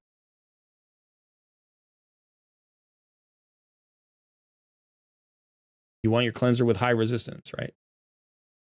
So it's like, yeah, that goes on him. That's right there. Now, it's not speed, it's not accuracy, but it's got accuracy and speed in the set. So you're getting speed, accuracy, resistance, plus defense on the substat. Where'd that piece go? We just rolled that up. This one. It's not a perfect piece. It didn't roll exactly the way we wanted, although you'll use this for a long time because sometimes you need high resistance and often you need high resistance on champions with accuracy or speed. So, you know, when you look at this, it's like, what's this bringing? Like 6% defense, it's not glyph. 5 speed, it's not glyph. 44 resistance, not glyph. You can still increase this to 16. Maybe it'll roll accuracy or HP percentage. Either one of those would be great. You know, what we don't want here is like crit rate probably, or, you know, crit damage or something like that. But that just slots there perfectly. It slots there perfectly. You know, you're like, yeah, this is what I need. And so, you know, let's look at the weapon that we just rolled. What was that? This one, you know, I think it was this one. Crit rate and accuracy. Gives you speed and accuracy on the set. This could go on somebody like an Allure who needs crit rate but accuracy, right, and speed. Who would you run it on for this account? I don't know. Maybe a Wukong. Depends how fast you need him to be. You know, so literally as soon as CVC hits, burn all of these materials and use up all of your charms and start building, you know, the champions that you need in perception. Honestly, you could also burn through all of your resilience. Let's go ahead and let's do a quick 10 pull here. And the great thing is this is going to give you silver too. All right.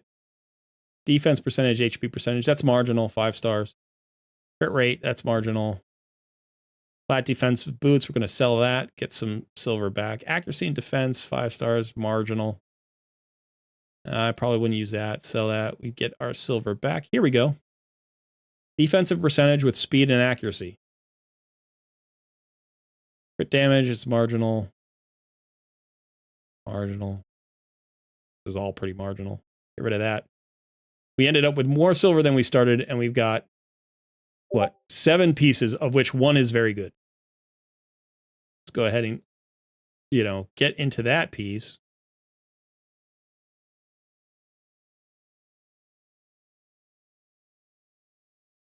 PVC isn't live, is it?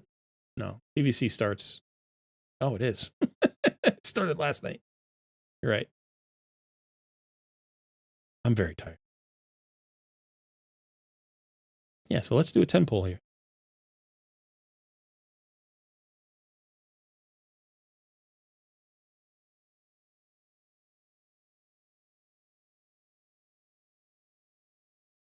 Not bad.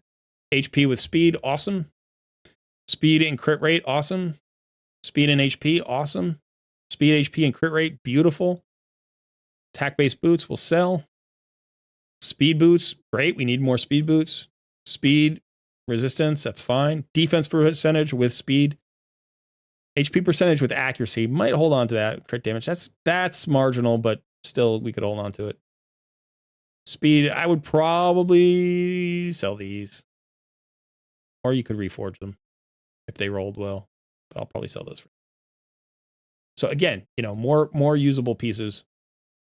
Let's do another 10 pull of resilience.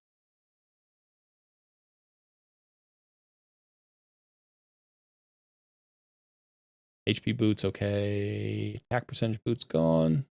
Speed and HP, good. Flat HP gone. Flat HP gone. That's marginal. Some of this I'm just going fast, so like I wouldn't necessarily keep this stuff always. But you are kind of in desperate need for gear, so I don't want to just, you know, marginal pieces might not be marginal for you, they might be decent. And now we can go and look at, you know, let's see, speed.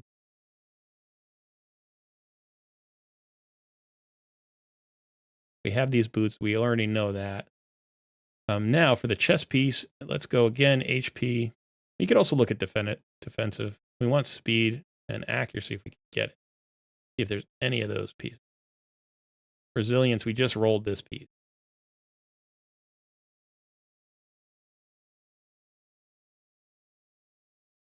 Can't change Godseeker, I know. Okay, so let's take off the accuracy, see if there's another piece. We just rolled that piece.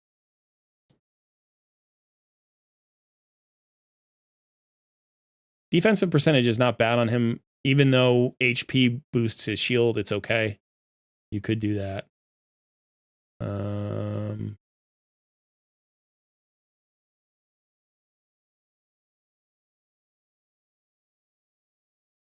This is probably the best piece, and I might get that off of her because she doesn't need accuracy. So you could put like this piece on her instead, or you know, or a piece from a different set. So, and then let's go ahead and do that as substats. And we want to look at these 3 pieces. And again, if we just pulled, did we get anything?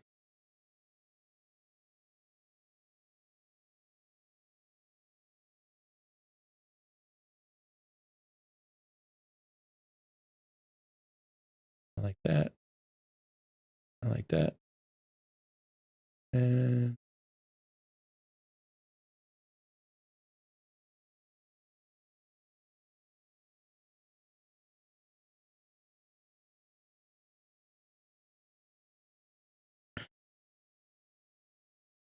one, two, three, four.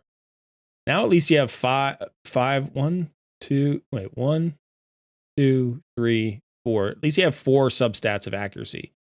So, we didn't get a lot of extra accuracy here. Although this might still, like, this could roll into accuracy. This could roll into accuracy. This might roll into accuracy. So you could still get accuracy out of this, but more HP, more defense, more speed, more survivability, and it's going to be more accuracy down the line. Let's go ahead and roll this. Accuracy. Let's hit speed or accuracy again. That's good. And all of a sudden, we've got more of everything. We've literally got more of everything. And again, with gear that's not rolled or glyph, So I think this is what you need. I would definitely also, consider, because you now have this option, you have this option. I think I like this option. Gives you a lot more HP. This option gives you more defense.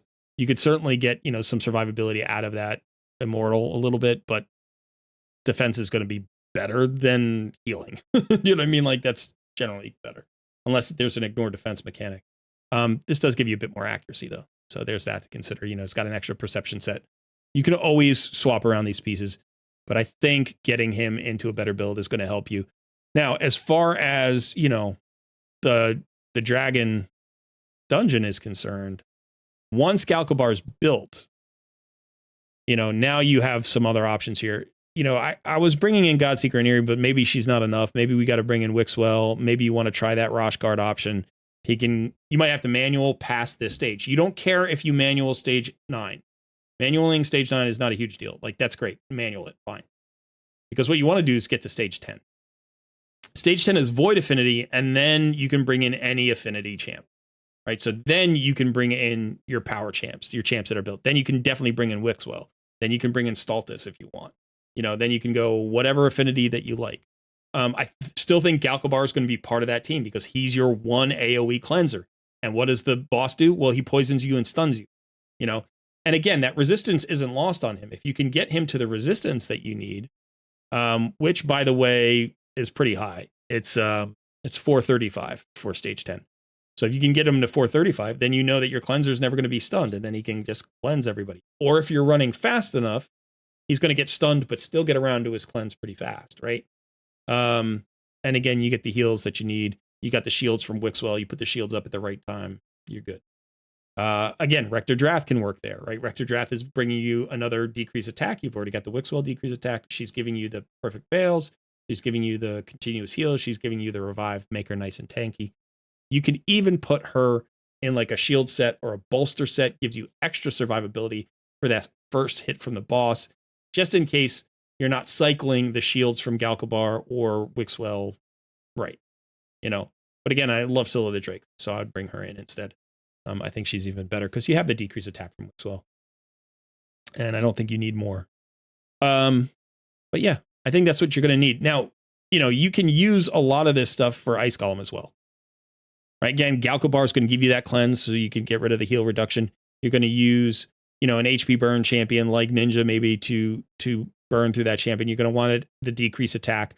So I think Ice Golem's Peak and Dragon's, Dragon Slayer or whatever. What the heck is it called? Dragon Slayer. A lot of overlap. And, the trick here actually for Ice Golem is the waves are tougher. But again, you're going tanky, you're going defensive, you're going to be fine. For Spider is completely different. This is interesting. I don't know that you really have a great AoE HP burn champion or an AoE hex champion, both of which are really good for this. Yeah, you have Mordecai. Oh, that's probably why you have Packmaster, right? And I do think this build is pretty good. I do think this could potentially do the work for you. You know, who you have to mix this in with, I would actually probably try Astrid. Get that weaken out there, get the speed out there. I know she's weak affinity here, unfortunately. You get the increased attack.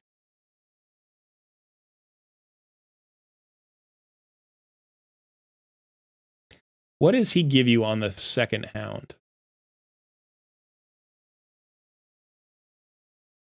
One of the Fellhounds has a hex set. Okay, gotcha.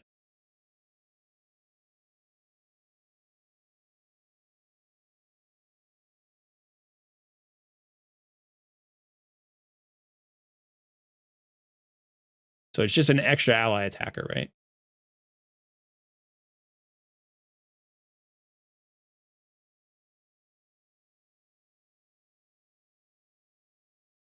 This is the one in a hex set? Yeah. Figured. Okay.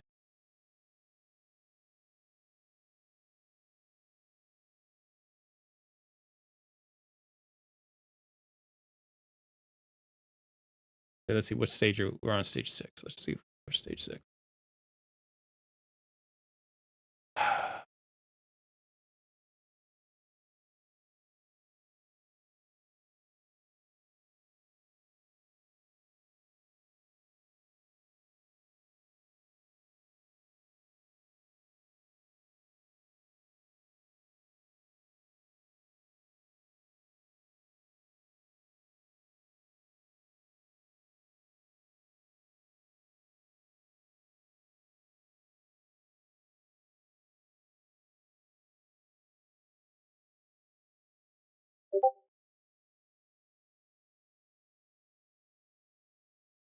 Yeah, I'm wondering about the HP burn. We might just avoid the HP burn.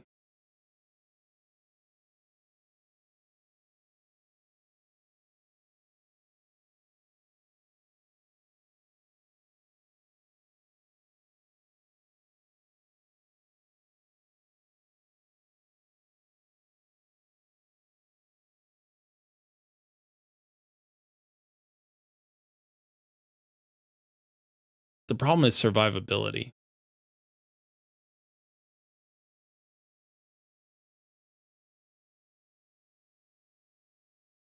You know, I want to bring survivability down. Again, Galkabar would be huge here, I think.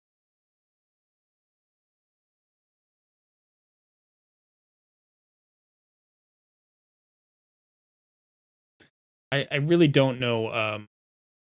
I mean, I fused Shaq, but I really don't know him that well. He has a heal and a buff cleanse. Okay, so we don't.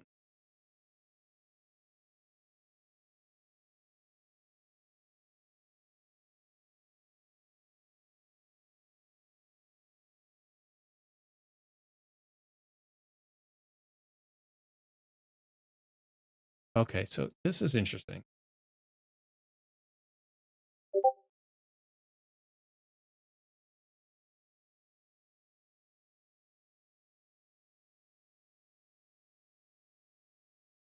I might do something kind of like this. I was wondering if, you know, maybe I should bring Ninja in or Terrace or somebody. Yeah, so that's the thing. So maybe we don't want, we might not want the slow.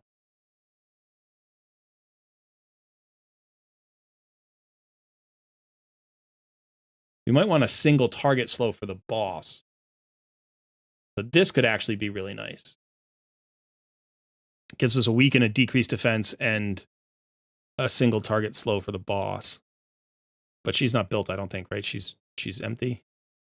Oh, she is built. Okay. 222 accuracy.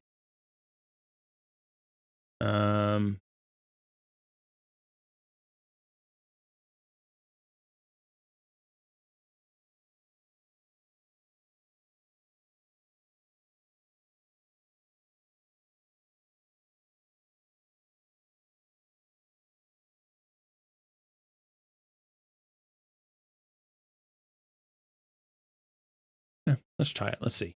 See what happens.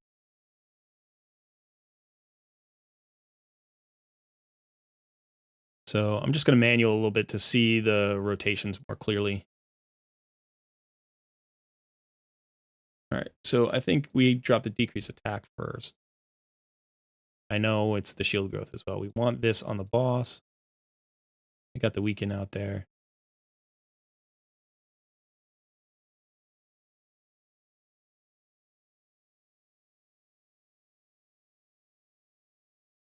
Okay, so we just attack. Spellhound will attack, right? Okay. Okay, so he's not hitting hard enough on his own. Not gonna do anything.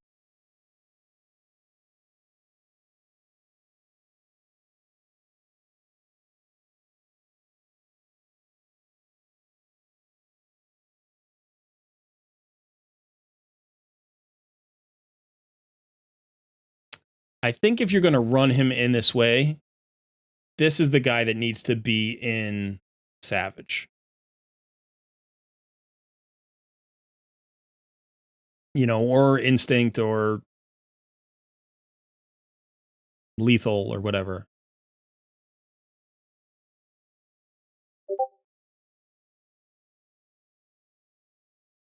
Gotcha. So this is your campaign farmer? Okay. Yeah, so your second one, I would probably take him out of the, I don't know. X is weird. I'm trying to think of like what would the optimal composition for this be? And I think you need, I think you're right. Like having a Fellhound in first helps. But would it be like Astrid, Packmaster, and 3 Fellhounds, 1 in a cursed set? Like, is that what would be optimal?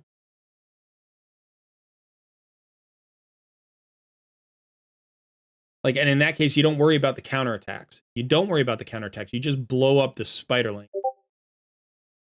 You don't want counterattacks.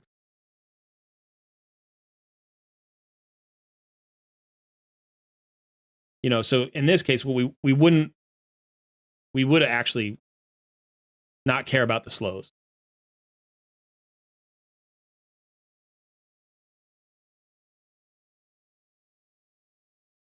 And again, speed is going to be an issue because this gets fast at stage 6. Now you're up to like 175 speed or something. It goes all the way up to 250, I think.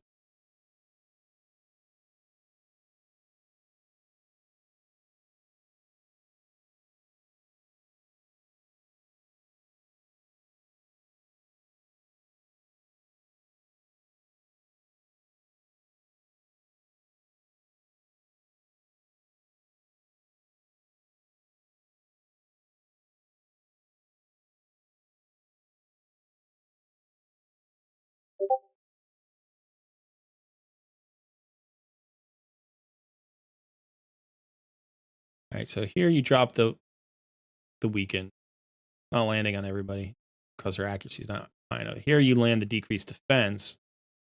You want that on everybody. Here you go ahead and use the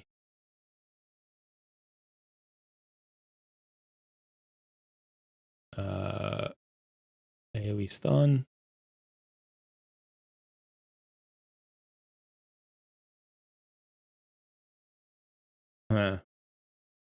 Use a turn meter fill.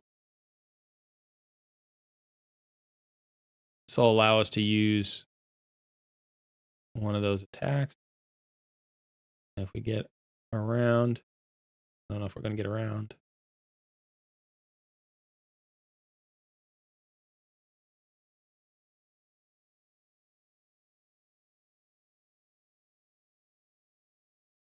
We did okay there with the kills, but we're not quite fast enough.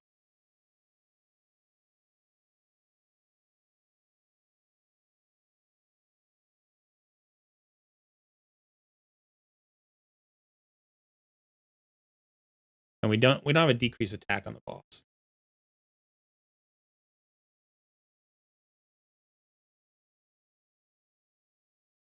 So this is tricky. I don't know enough about how to make Packmaster work here. And what I think I would probably do, you know, for a more traditional team,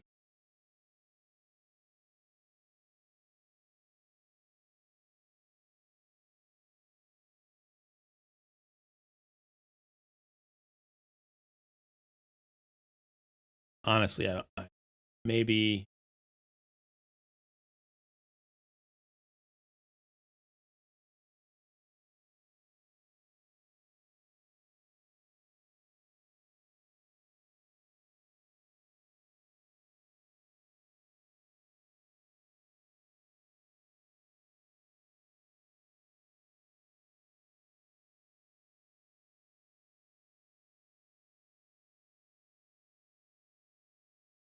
This is so tricky.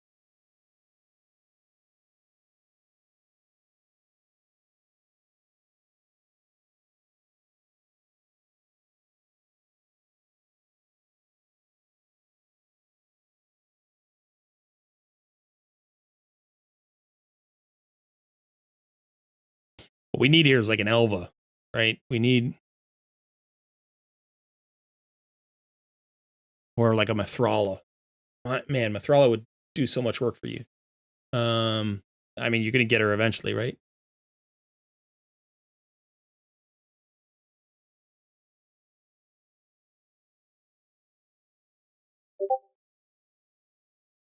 Halfway to Mithrala, yeah.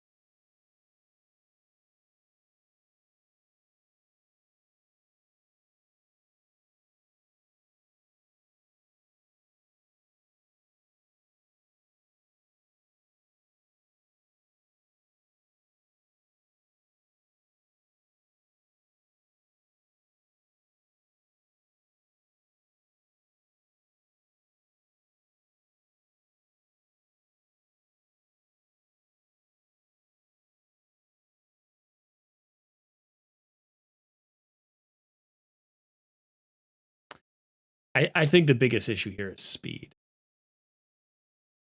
We're just not fast enough.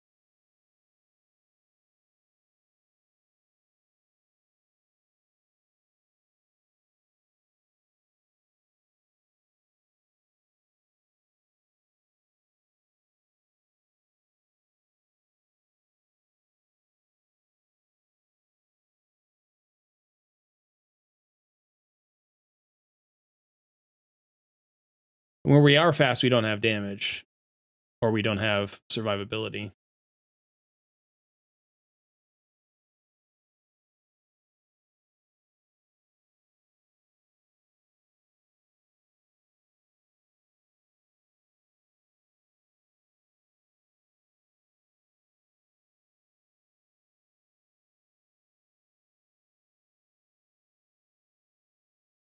Ah, I hate when I do that. You got to target one of the spiderlings.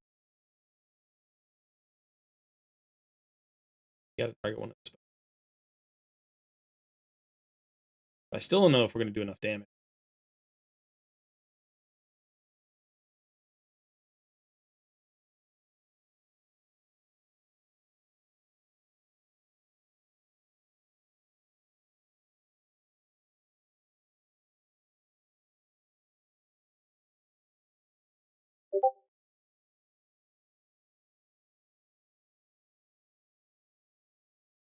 Okay.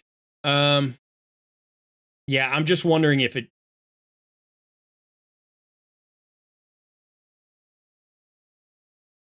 it's worth.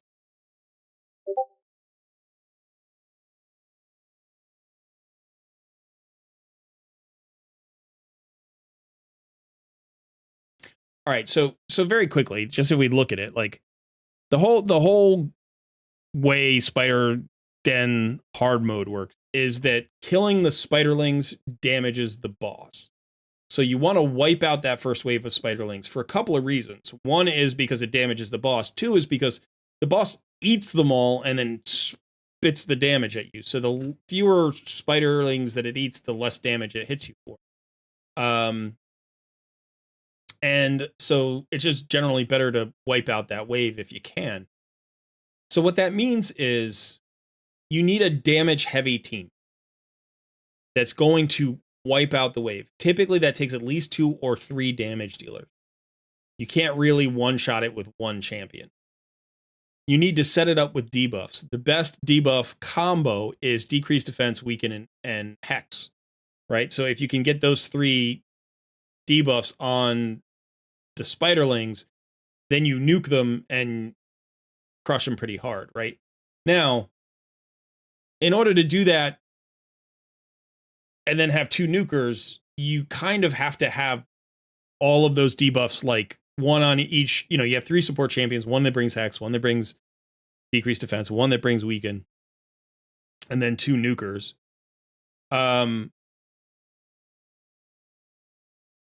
But that's pretty tough. So it helps to speed, you know, a lot so that you can actually bring a champion that maybe brings those on different skills and you can come back around. So for instance, you know, if you have somebody who, say, has a hex, well, I was going to say if you have somebody who has like a hex and a decreased defense on a different skill, but I was actually thinking about Mishinaki, and I think they come out on the same. Yeah. So like somebody like this, decreased defense, decreased attack, and a hex. No, it is. The hex is on a different skill. Okay, so this is what I'm saying. You'd like run the decreased defense and you would run the hex on different skills. So by lapping the enemy, you can get both of these out. Now, obviously you don't have Mishinaki. I'm not saying that, but you know, you can also do that in terms of just thinking about what champions have the skills. Now, maybe you don't have enough. Maybe you don't have enough of the debuffs at the moment, you know? So it's like, okay, you know, without the hex, can we do it? If we don't have hex, what can we use instead? We do need a decreased defense. We do need a weaken. Is there anybody that's got both? You know, like, okay, nobody with an AoE, only single target. So that's not great. So, you know, we know that Astrid brings a weaken. And we know that Deacon brings a decreased defense. That's why I was using those 2 guys. You know, and they help us with the speed, right? But neither one is tanky. Neither one brings survivability. You get a little bit of healing from Astrid, but you don't get a decreased attack. You don't get an increased defense. You don't get a strengthen. You don't get a shield. And that means you have 1 more champion and then at least 2 nukers that you need. Now, if you could get back around to the nuker again, where like your nukers could go twice before the boss goes, then you could just run it with 2 nukers and they don't need to hit that hard, you know? But now you're talking about, okay, probably, you know, Harima, Stultus, Terrace, maybe Rathalos. Like you're going to need 2 of those champions. I don't think Ninja does it. First of all, his AI he's going to use the A3 on the boss, which is weird. And his A2 doesn't work great in Spider. So I think that leaves you, you know, with that. Now, could you run Packmaster? Maybe. Again, I don't know enough. And I don't think you're built to the point where you could do that. So for right now, it feels like, you know, the way to go, if you were going to try to push it, would be Deacon and Astrid. And then your hardest hitting nukers, you know, Stultus, Terrace, but then you have no defenses.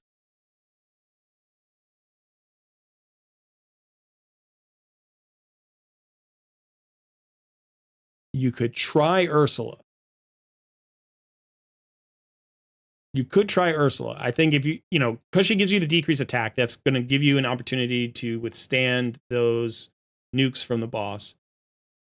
And then she revives you with increased defense and strength, and she's got an AoE revive. So if you build her nice and tanky, and again, you could probably put her like in a shield set, so you could maybe survive that first boss hit. But then you still have to get around. Yeah, it's like she doesn't bring a lot else.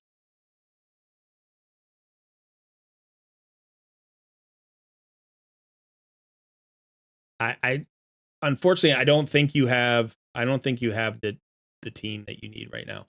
Like maybe you could build a team.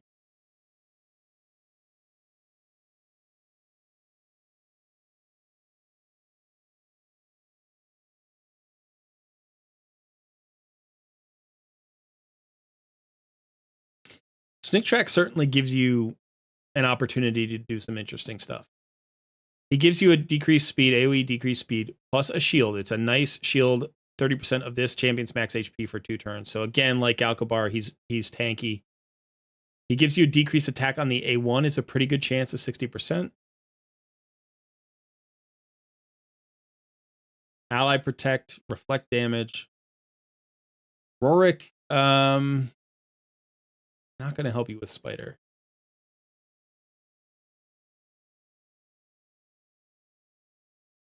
Now, we talked about building Lord Shazar for Arena.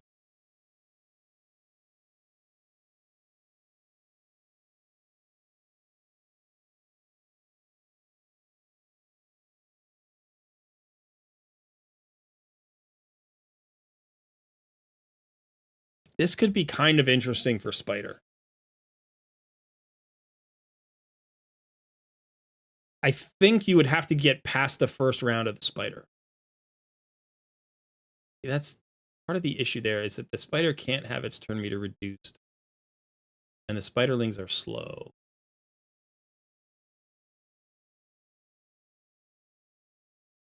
If you get past the first round, the Spider consumes the Spiderlings, then you place the bombs.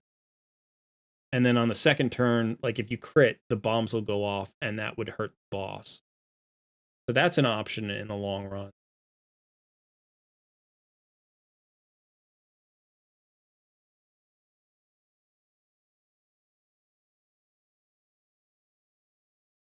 You know, the HP burn option we could still look at, but it's not great. Because you still have to get past the first round.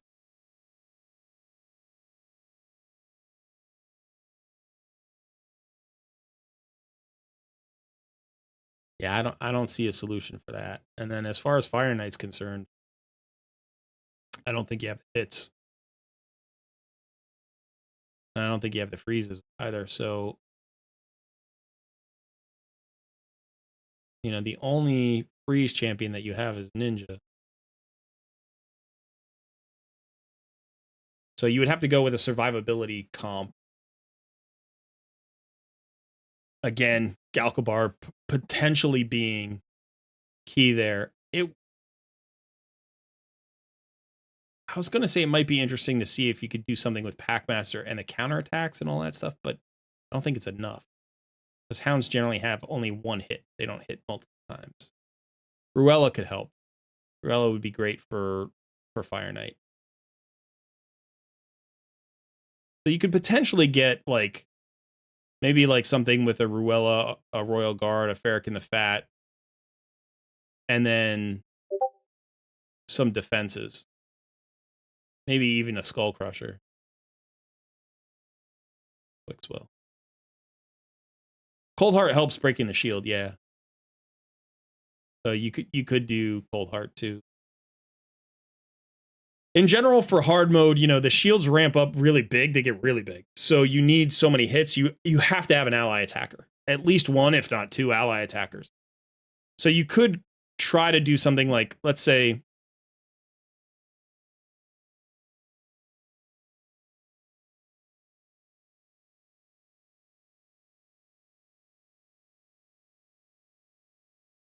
you did Deacon, Ruella, Farrakhan, Cold Heart, and then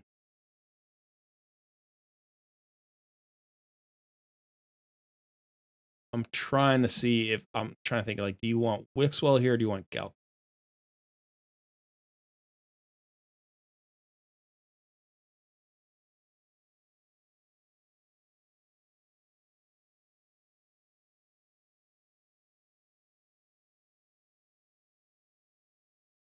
And I think you might want Galkabar for the cleanse. Because you're going to get slowed.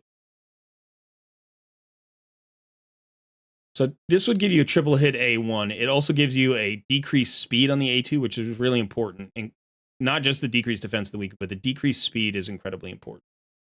So here you've got a double hit. Here you've got a triple hit. Here you've got a quad hit. Here you've got an ally attack. for everybody but himself. And then here you would have a single hit. So that's going to be 1, 4, 6, 10. 10 hits on the ally attack.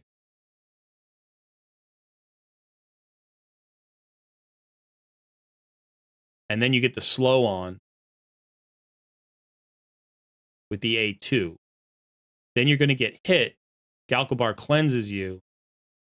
So you take off your slow. And then you have the weaken, the decreased defense. You're going to land the HP burn and the poisons. I forget if in hard mode you can land the heal reduction. I don't remember. But then you have, you have the nuke. You might even get an extra hit on the Phantom Touch. That might be enough. It might be enough for the first few stages. Probably won't get you past stage like 4 or 5. I would say you'll run out of gas. And remember, you still have to get through the waves to get there. And that's problematic. So with that team, you don't have any crowd control for the waves. Yeah, that's pretty rough. Again, Scylla the Drakes would help you there.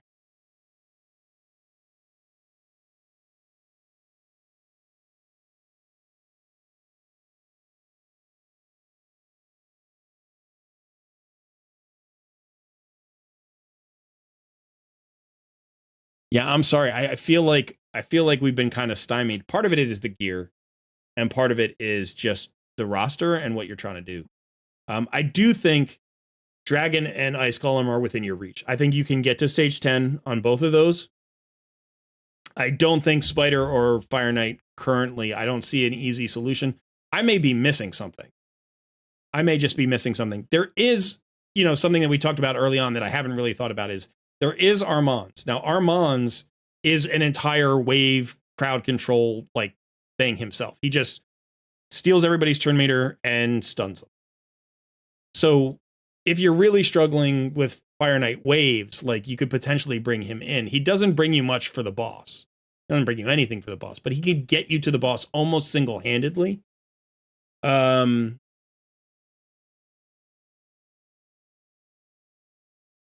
Obviously getting to the dragon boss wasn't particularly tough. We could get to the dragon boss. So like, I don't think you need him in dragon. I'm not sure that you need him in Ice Golem either, but in Fire Knight, you could potentially use him. But now you have a one-hitter on his A1. And that's not great. The other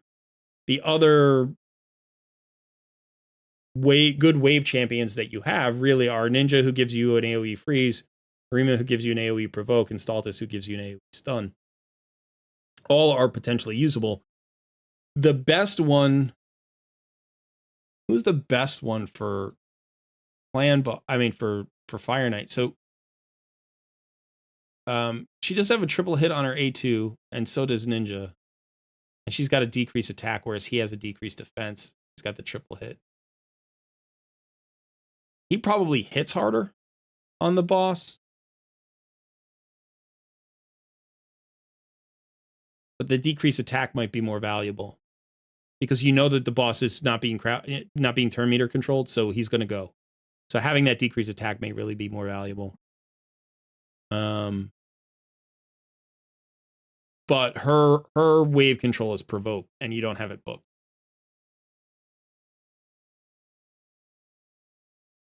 Or Staltus is booked. So his stun is on a return cooldown. Only 65% chance, though.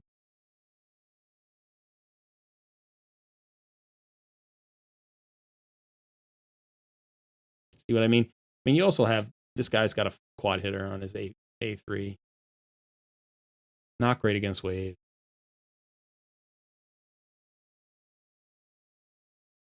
It feels like in most cases you're one champion away from like having the right squad, and I think Mithrala is that champion. I think Mithrala solves so many problems for so many things. She's usable in Fire Knight, by the way. She's not like optimal for Fire Knight, but she does have a double hitter on her A1. She's got that AoE hex, and then she's got the increased defense, the strengthen, the shield, the cleanse. So she becomes a wave solution that isn't a liability on the boss, or isn't as big a liability on the boss. She's definitely helpful in Spider. She's going to be huge in Ice Golem and Dragon. So once you get to your Mithrala, I think she becomes a hard mode dungeon solution for you.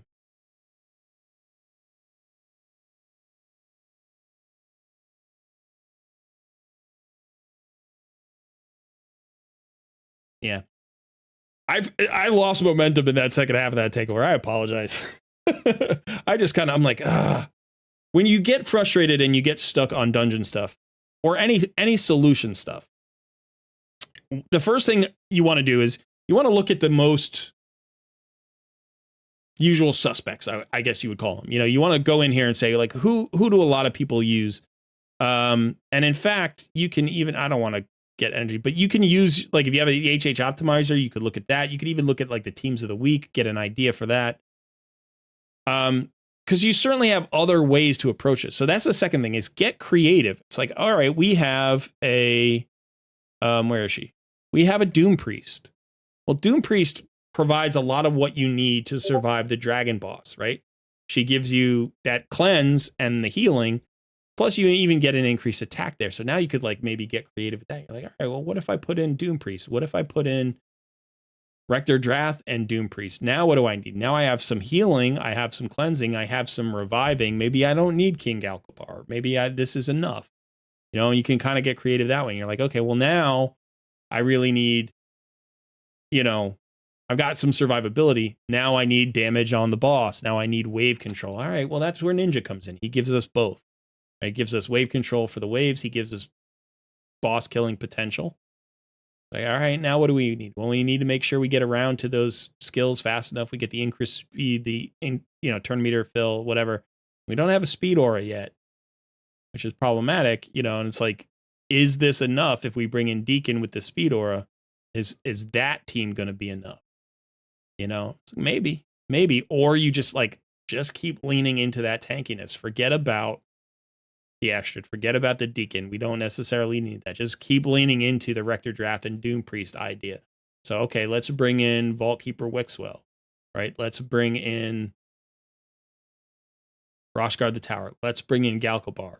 Let's bring in Godseeker. Let's bring in Ursula. Let's bring in Ugo. Let's bring in these tank champions, these support champions, these revive champions, heal champions, shield champions, and literally just bring in one damage dealer. It's going to take forever, but we'll push it. And then we'll get it to a void affinity stage that we can farm, even if it's in like 5 minutes or whatever. We need better gear. We don't care so much about the time. We run it overnight with RSL Helper or something. You can do that. So that, that's feasible. But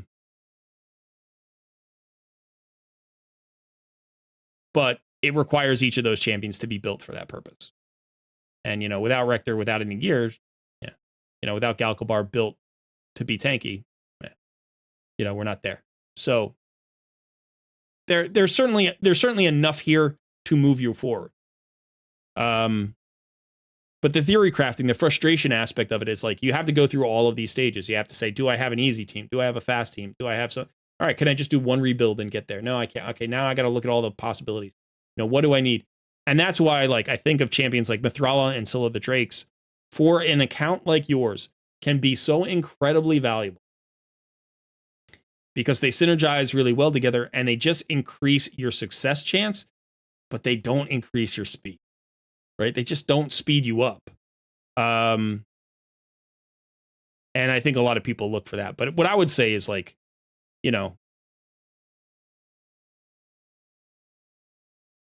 think about the champions that you already have. Think about the skills that they already have, and then try to synergize with those. You always try to bring something new into a squad. So if I have a shield and a cleanse, I need a heal and a revive. I need an increased defense and a strength. Right? That's all right. Now, I'm leaning into that tankiness. And then just keep trying stuff until something clicks. And then eventually you'll get faster. Eventually you'll pick up a Newt, or you'll pick up an Artak or, a Sulfurion or something that will, you know, an Acrizia, like eventually you'll pick up some crazy damage dealer that will do a ton of damage for you and speed up your, you know, you'll get your seer comp going and unlock the speed that you don't currently have.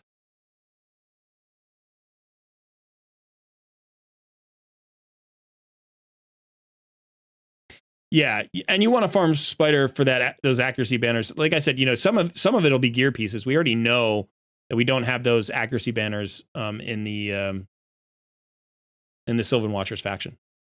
So if we can get that, you know, if we can get this accuracy banner with speed on it, that's going to be valuable. And we need another one of those for King Galkabar. You know, same thing. But you don't have to farm Spider hard mode to do that. If you're farming Spider stage 20, like you can get good 5-star gear from there. If you're farming stage 25, you can get good 5 and 6-star gear from this. You know, the nice thing about getting to stage 20, the reason stage 20 is so important is because you no longer get 4-star gear, right? So this is actually where I would farm. I would farm mostly here and just try to be fast there. And you have 1 minute and 30 clear. So stay there. You know, your 25 is 5.5 minutes. It's like, I would rather farm this in 90 seconds than this in 5.5 minutes.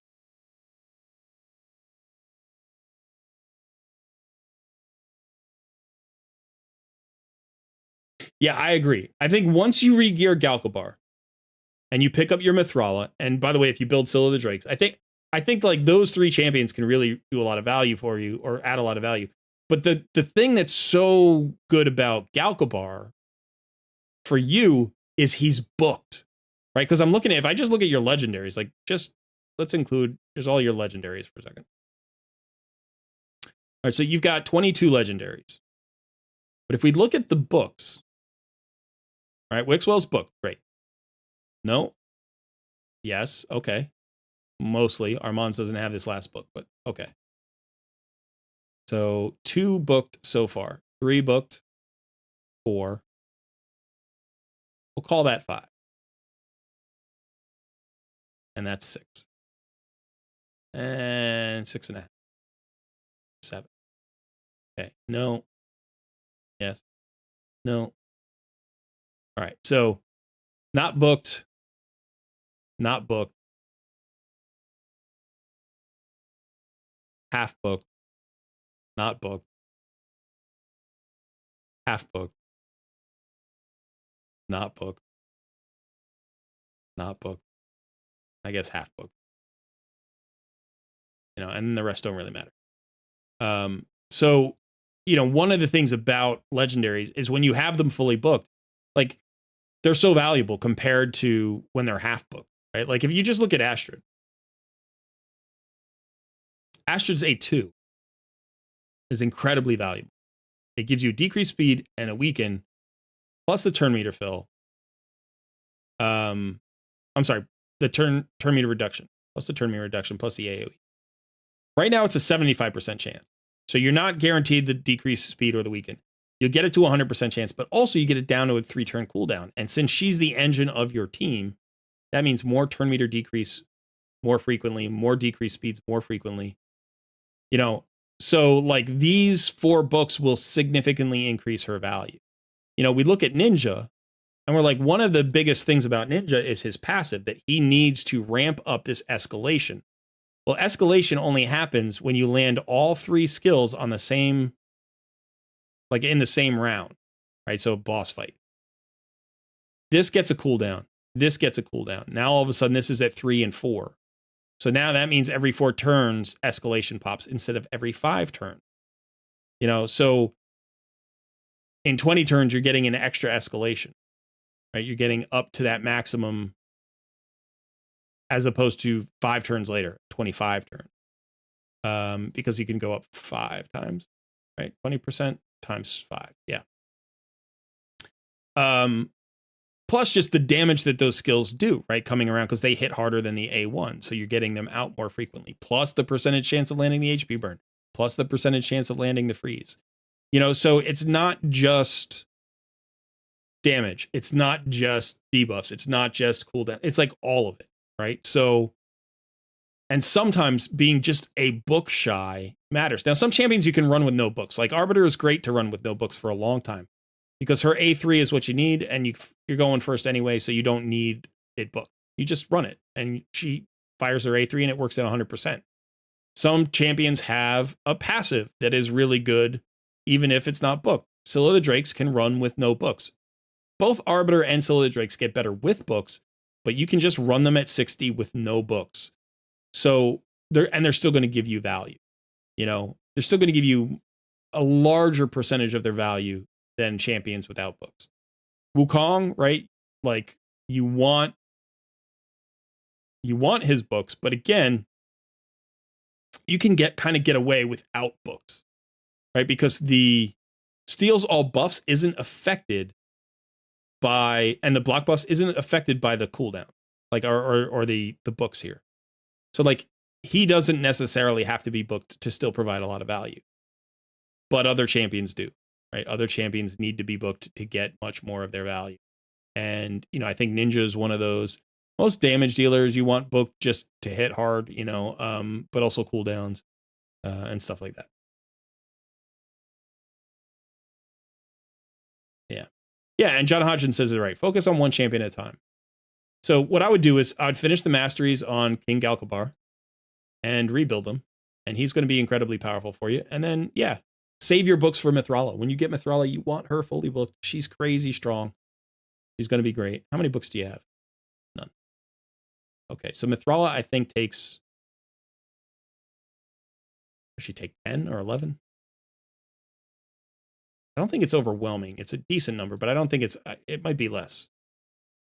You might only take... might take less. 4, 6, 8. It only takes 8. These 2 books you want, these 2 books you want. These 4 books are nice, but not necessary. But these 4 books, you know, so you want at least 4 books. And if you get lucky and they land the right way, then you've got most of her value in those 4 books.